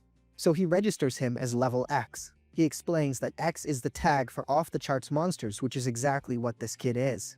With a smirk, he lists out the skills: summoning hordes, shape-shifting, and actually keeping a boss-level monster as a pet. He wonders who would ever believe that this guy is actually human. Back in the testing room, the MC notices some leftover corrupted energy on the floor and wonders if he can wipe it clean. He touches the spot and it vanishes with his energy, leaving him super relieved that he avoided causing any permanent damage. Then he hears heavy boots rushing toward him. He stands up and sees he's surrounded by a hazmat crew. One guy tells him that Mr. Amike is free to go and that they'll handle the cleanup. The main dude gives an awkward smile, thinking the whole thing looks like a crime scene. Pushing up his glasses, he hates being treated like some walking biohazard, but decides to just wait for his results. Out in the waiting room, Mike warns Kane that this punk is anything but normal, and Kane agrees, noticing how the guy carries himself. Kane asks what Mike's next move is gonna be. With a wicked grin, the battle maniac starts plotting an ambush. He remembers the kid's ability to control hordes and how crazy rare that is. Mike points out that without his monsters around, now is the perfect time to catch him slipping. Kane is fully on board and the crew starts mapping out their game plan. They spot the MC walking out of the room. Mike steps up to confront him, while Kane tells him to play it cool. The big bruiser calls out to the kid, who turns around looking surprised. Mike smirks, points at his bruised arm, and asks what the guy's gonna do about it. The main guy, totally unfazed, asks what exactly the big guy expects him to do. Mike demands that at the very least, he gets one free shot. Flaring up his golden aura, he charges in for the attack. The MC dodges it without breaking a sweat, thinking the move was actually pretty dangerous. With a little smirk, he casually points out that the big guy completely missed. Furious, Mike switches up his tactics and gets ready to swing again. Covered in glowing energy, he yells that he's gonna teach him a hard lesson about what a level A awakener can really do. The crowd starts screaming, totally freaked out by the chaos. The staff lady starts panicking, reminding everyone that fighting is strictly off limits in the building. Suddenly, green vines shoot up from the floor, tying Mike down as a female voice orders them to knock it off. Mike is completely caught off guard by the vines and yells out in confusion. The MC gets pinned down by the vines too. He feels the spiritual power radiating off them and wonders if it's someone he knows. The staff lady breathes a sigh of relief while a girl in a baseball cap wonders who would cause such a massive scene. Hayashi Miki marches right up to them, her hand glowing, demanding to know what's going on. The crowd goes wild for her and immediately points fingers at the MC as the troublemaker. Miki's jaw drops when she realizes who it is. She yells, "Amike Leo," and asks what he's doing there, while he breaks free, calls her Big Sis Miki, and explains he's here for the test. Mike, still all tied up, is shocked that the punk actually knows Miki and decides it's best to back down. Miki asks if he's trying to join the cooperative, but he tells her he was basically drafted against his will. Totally lost, she asks who would even do something like that. One of Kane's goons offers to help him out, but he waves him off. Kane explains that with a superstar like Hayashi Miki crashing the party, pulling back is their only option. Mike keeps struggling, trying to rip his way out of the vines. Miki reminds him about the strict no fighting rule, and the giant bruiser apologizes on the spot. She tells the MC to hang back so they can catch up, but he asks if she literally just came here to play referee. Feeling super awkward, she facepalms and admits she completely forgot why she even came down there. Then it clicks, and she says she came looking for Seymour's new student. The MC adjusts his glasses and tells her she found him while secretly wondering what she wants this time. Miki is absolutely floored, and both Mike and Kane's crew can barely believe their ears. A lady shows up trailing a bunch of reporters and announces to the whole room that he is in fact Moran's protege. The press instantly swarms the guy, demanding to know his level and every other little detail. Bombarded with questions about his connection to Miki and why Moran picked him, the main dude is completely overwhelmed. The scene cuts to the wrecked city after the blood hunt event. A couple of guards are checking out the rubble when one of them spots something. They find a body and start guessing if a unique monster was the one who took him out. One guard leans in to get a better look at the body. He notices a necklace with a coin-shaped pendant. He just snatches it right off, brushing it off as some random piece of loot. His buddy calls him out for looting, but he ignores it, saying it's just a shiny coin. The system pops up, explaining that the coin of destiny triggers its effect exactly 24 hours after its owner bites the dust. The coin vanishes right out of the guard's hand, leaving him wondering where the heck it went. The system announces the activation of the good luck effect, wiping out all penalties and bringing the guy back to life. Green particles start swirling around the body on the ground. The energy covers his face, and his eyes suddenly snap open, glowing brightly. The guy stands up, totally creeping out the guards who start screaming in pure panic. The revived guy wrapped in a blue aura calls the guards a bunch of brainless NPCs and scolds them for trying to pick his pockets. With a super creepy smile, he pulls up his system menu and decides to hand out some punishment. A window pops up detailing the level A body dismemberment tool, a magic blade designed to slice and dice its target. He attacks in the blink of an eye, unleashing a flurry of golden slashes. The guards are totally taken out, with their heads popping clean off and floating in midair while they scream in sheer terror. The guy admires his shiny new power and decides he wants to test it out on the punk. Fuming, he remembers that the level F kid forced him to burn his resurrection coin and swears he's going to get payback. The floating heads are literally begging him to put them back together. Somewhere else, a guy watches the news in total shock, seeing that Moran's student dropped Mike with just a single hit. The revived dude, now wearing a shadowy mask, gets absolutely enraged seeing the MC stealing all the spotlight. He finishes off the guards for good and walks away, promising to settle the score with the kid. The scene shifts over to the Black Owl Company headquarters. A subordinate walks up to deliver a report. He steps toward the door, visibly sweating bullets. He walks in, politely asking his boss for permission to enter. The CEO, Inubashiri Hayato, is standing in a room full of bodies and tells Akutsu to make it quick, clearly annoyed by how long he's been using his power. Akutsu reports that the unique dungeon is wrapped up and, pulling up a picture of the MC, suggests the kid played them to become a saint student. Hayato just laughs, finding it pretty amusing that this classless nobody climbed the ladder that fast. Akutsu spells that the kid also completely ghosted on the deal they made. He explains that the guy hasn't handed over a single piece of loot, all while a prisoner sneaks up behind Akutsu for a surprise attack. The boss just watches the whole thing go down cold as ice, impressed by the kid's guts. Akutsu asks what their next move is, completely clueless about the guy sneaking up on him. The prisoner lunges at him with a knife, catching him totally off guard. Filled with rage, the attacker grabs Akutsu by the neck, ready to finish him off. Akutsu gets lifted off the ground without a single second to react.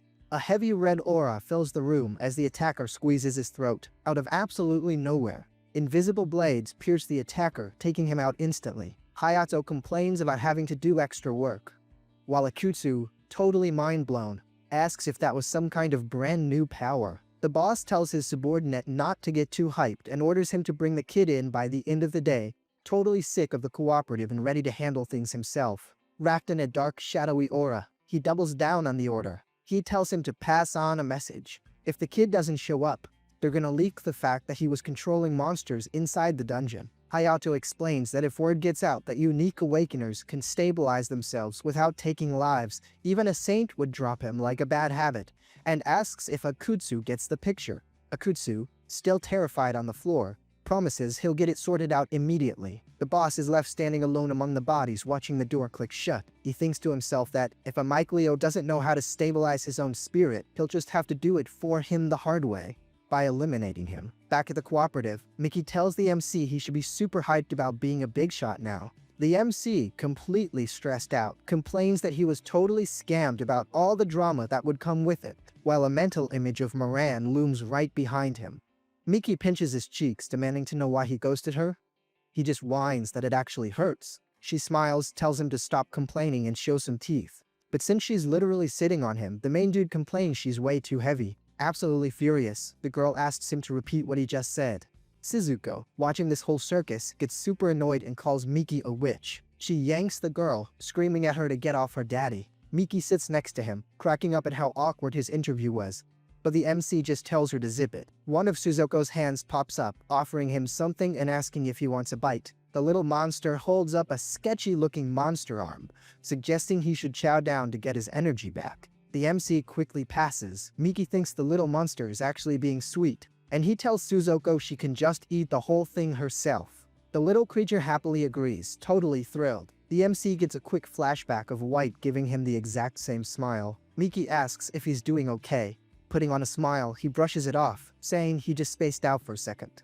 The system pulls up his prize from the Blood Hunter event, a mystery box. The MC calculates his odds of pulling level A to S items or some rare crafting materials. He figures it's totally worth a shot, but low-key complains about his terrible luck. He remembers telling the wolf to scavenge for loot, but he hasn't gotten a single thing back. He recalls Aria's defeat and starts wondering what happened to that guy's staff. He asks Suzuko if she grabbed anything from the big doggy, He quickly corrects her, not a dog, a wolf. The little creature explains that the wolf handed all the loot over to Daddy's redhead friend to keep safe. The MC gets totally ticked off that he got robbed and Miki asks who this mystery woman is. He tells her it's the dragon tamer, Rua, from the Black Owl Company. Super indignant, Miki asks why he's even calling her a friend.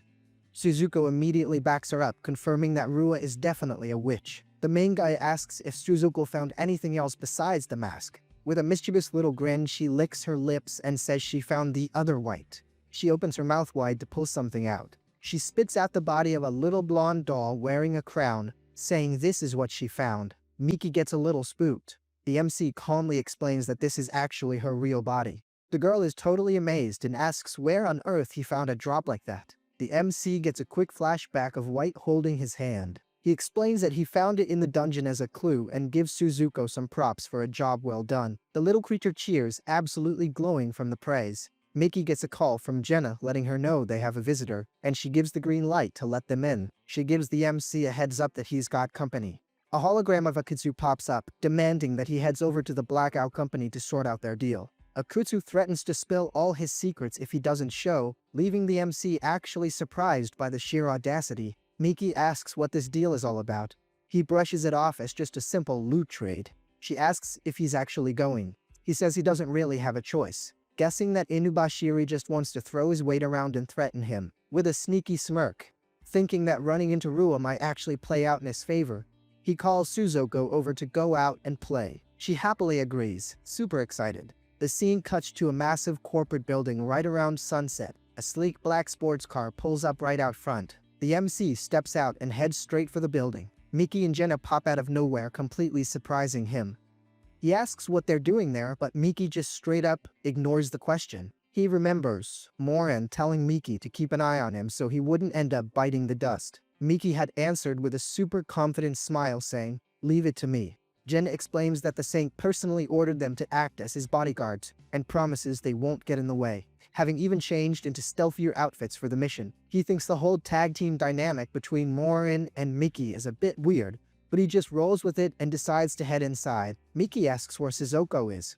The MC just smiles and says she's right there with them. Inside the building, a security guard walks up to the meeting room to grab the boss. On the screen, Agutsu gives them a heads up that the kid just walked in with some woman. Inubashiri, chilling in his chair, gives the okay to let them in. The boss thanks him for showing up, but Akutsu cuts him off, looking super curious. The lackey points right at Miki and demands to know who the heck she is. She gets completely flustered, barely able to string a sentence together. The main dude steps in with a smile and smooths things over, claiming she's his personal secretary. Inubashiri comments on the sweet perks of being a Saint's student, and then cuts right to the chase. He wants the loot, dripping with sarcasm. The MC claims there's gotta be some kind of huge misunderstanding. He says he already handed everything over and innocently asks if the boss didn't get the memo. The guard, Takura, gets ticked off and barks at him to show the boss some respect. Inubashiri shuts him up just by coldly saying his name. With a super dark look, the boss tells Takura to back off.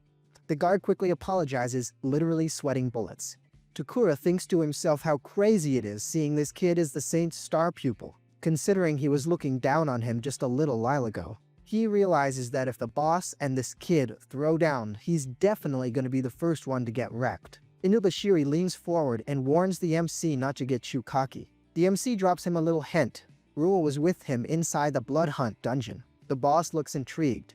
The MC confirms he's talking about the lady from the Juno Commando unit. The main guy claims Rua ran off with all the loot, and he just figured she was acting on the boss's orders. Inubashiri barks at Akutsu to get this sorted out right now. The subordinate punches in the call. Rua is shown sitting all by herself in some bar. She picks up the holographic call and casually greets Akutsu. Akutsu drills her about the missing loot from Amaiki. Rua instantly panics, yelling that she has zero clue what he's talking about and doesn't even know that name. Miki asks if that's the girl. The MC confirms it, and Suzuko chimes in saying that the lady promised she'd hold on to the items for Daddy. Inubashiri pressures Rua. If she truly doesn't know anything, he's gonna deal with the kid himself. Rua answers playing it totally cool, saying she has no idea who this random awakener even is. She tells him it's not worth the headache, and that taking the kid out would be a terrible look for the company's PR. The boss thinks it over for a second and actually agrees. Inubashiri stands up and asks to have a one-on-one chat with the MC. He agrees. Miki watches him, clearly a little worried. He totally reassures her, telling her not to sweat it. Suzuko pops up, reminding everyone that she's right there keeping him company. Once they're alone, the MC asks what this is all about. The boss tells him he already knows the drill. Inubashiri wants to know exactly what his deal with Rua is, pointing out that she just straight up tried to cover for him. The main guy suggests he just go ahead and ask her himself. The boss tells him to drop the smart aleck act and reminds him about their little arrangement. Wrapped in a glowing red aura, Inubashiri reveals that he's a special class, Awakener 2. The MC doesn't even flinch and sarcastically says he's shaking in his boots. He acknowledges the situation, still keeping that super confident look in his eye. He pulls out a tiny vial and offers the boss exactly what he's looking for, promising it'll grant spiritual stabilization without anyone having to bite the dust. He slides the little bottle across the table and tells the guy to enjoy the ride. Inubashiri is actually surprised he gave it up that easily. The MC calls it a little token of good faith, but the boss immediately asks what's inside. The MC plays it totally coy and keeps the ingredients a complete mystery. In his head, he knows it's actually ultra-pure crystals from monsters that Suzuko fully digested, which work perfectly to stabilize special classes. Inubashiri stands up and starts walking slowly toward him. With a super dark expression and glowing red eyes, he leans over the table and demands to know the price. The boss grabs him right by the collar. The MC answers calmly, pitching a full-on business deal. He explains that if this stuff hit the black market, other special awakeners would literally fight to the end for a single drop. He lays out his two options: hand the formula over to the cooperative for free, or find a private buyer he can actually trust. Inubashiri argues that the stuff is totally unapproved and needs to be tested first. The MC, chilling in his chair, just tells him to go ahead and take a sip. The boss realizes this kid seriously has zero fear, but he decides to test his luck anyway. He officially takes the deal. He downs the whole vial in one shot.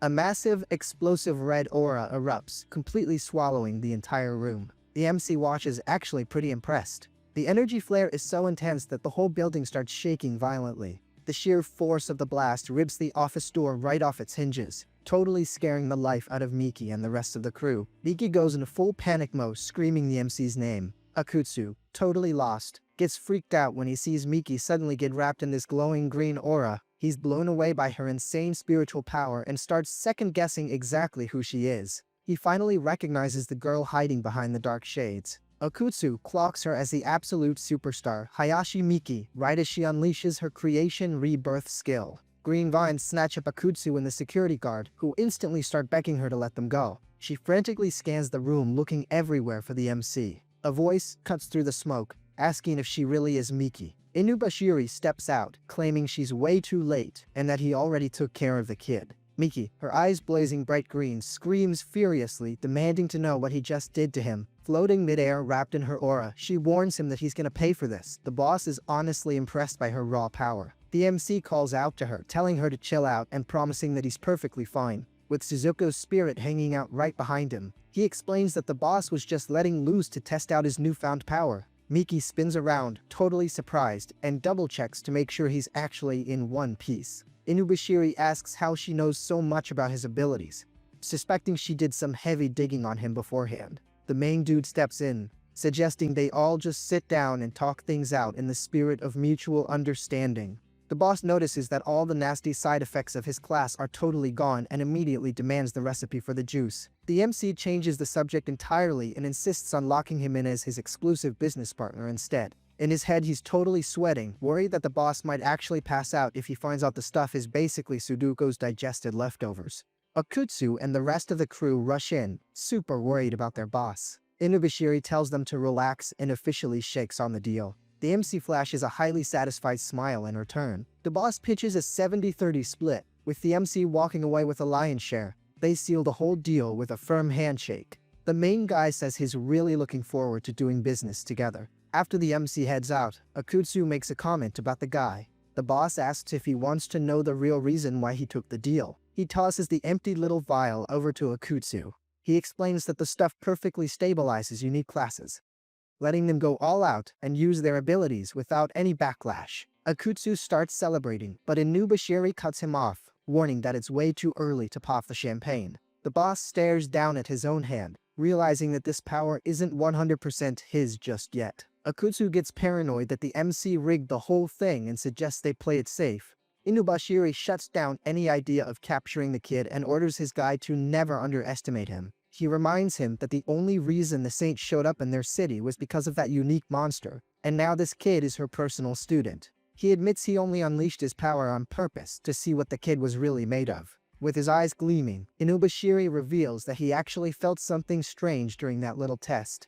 He felt this massively overwhelming force covering him, and connecting the dots with the intel on the fairy realm, he figures out that the kid is hauling around a monster with absolutely insane power. On top of that, he's dead sure that having Hayashimiki tag along was a calculated move by the Saint, proving this kid is an even bigger anomaly than he is. Akutsu finally grasps just how heavy the situation is, and how ridiculously overpowered the kid's abilities are. The boss points out that since the kid knows deep dungeon secrets and is actively looking for sponsors outside the co-op, he's just way too valuable of an investment to pass up right now. Akutsu nods along, super hyped about this new master plan. The scene flashes back a few hours to the Class Awakeners Club, where they warn Mike that since the kid is the Saint's protege, they absolutely cannot afford to make any careless moves against him.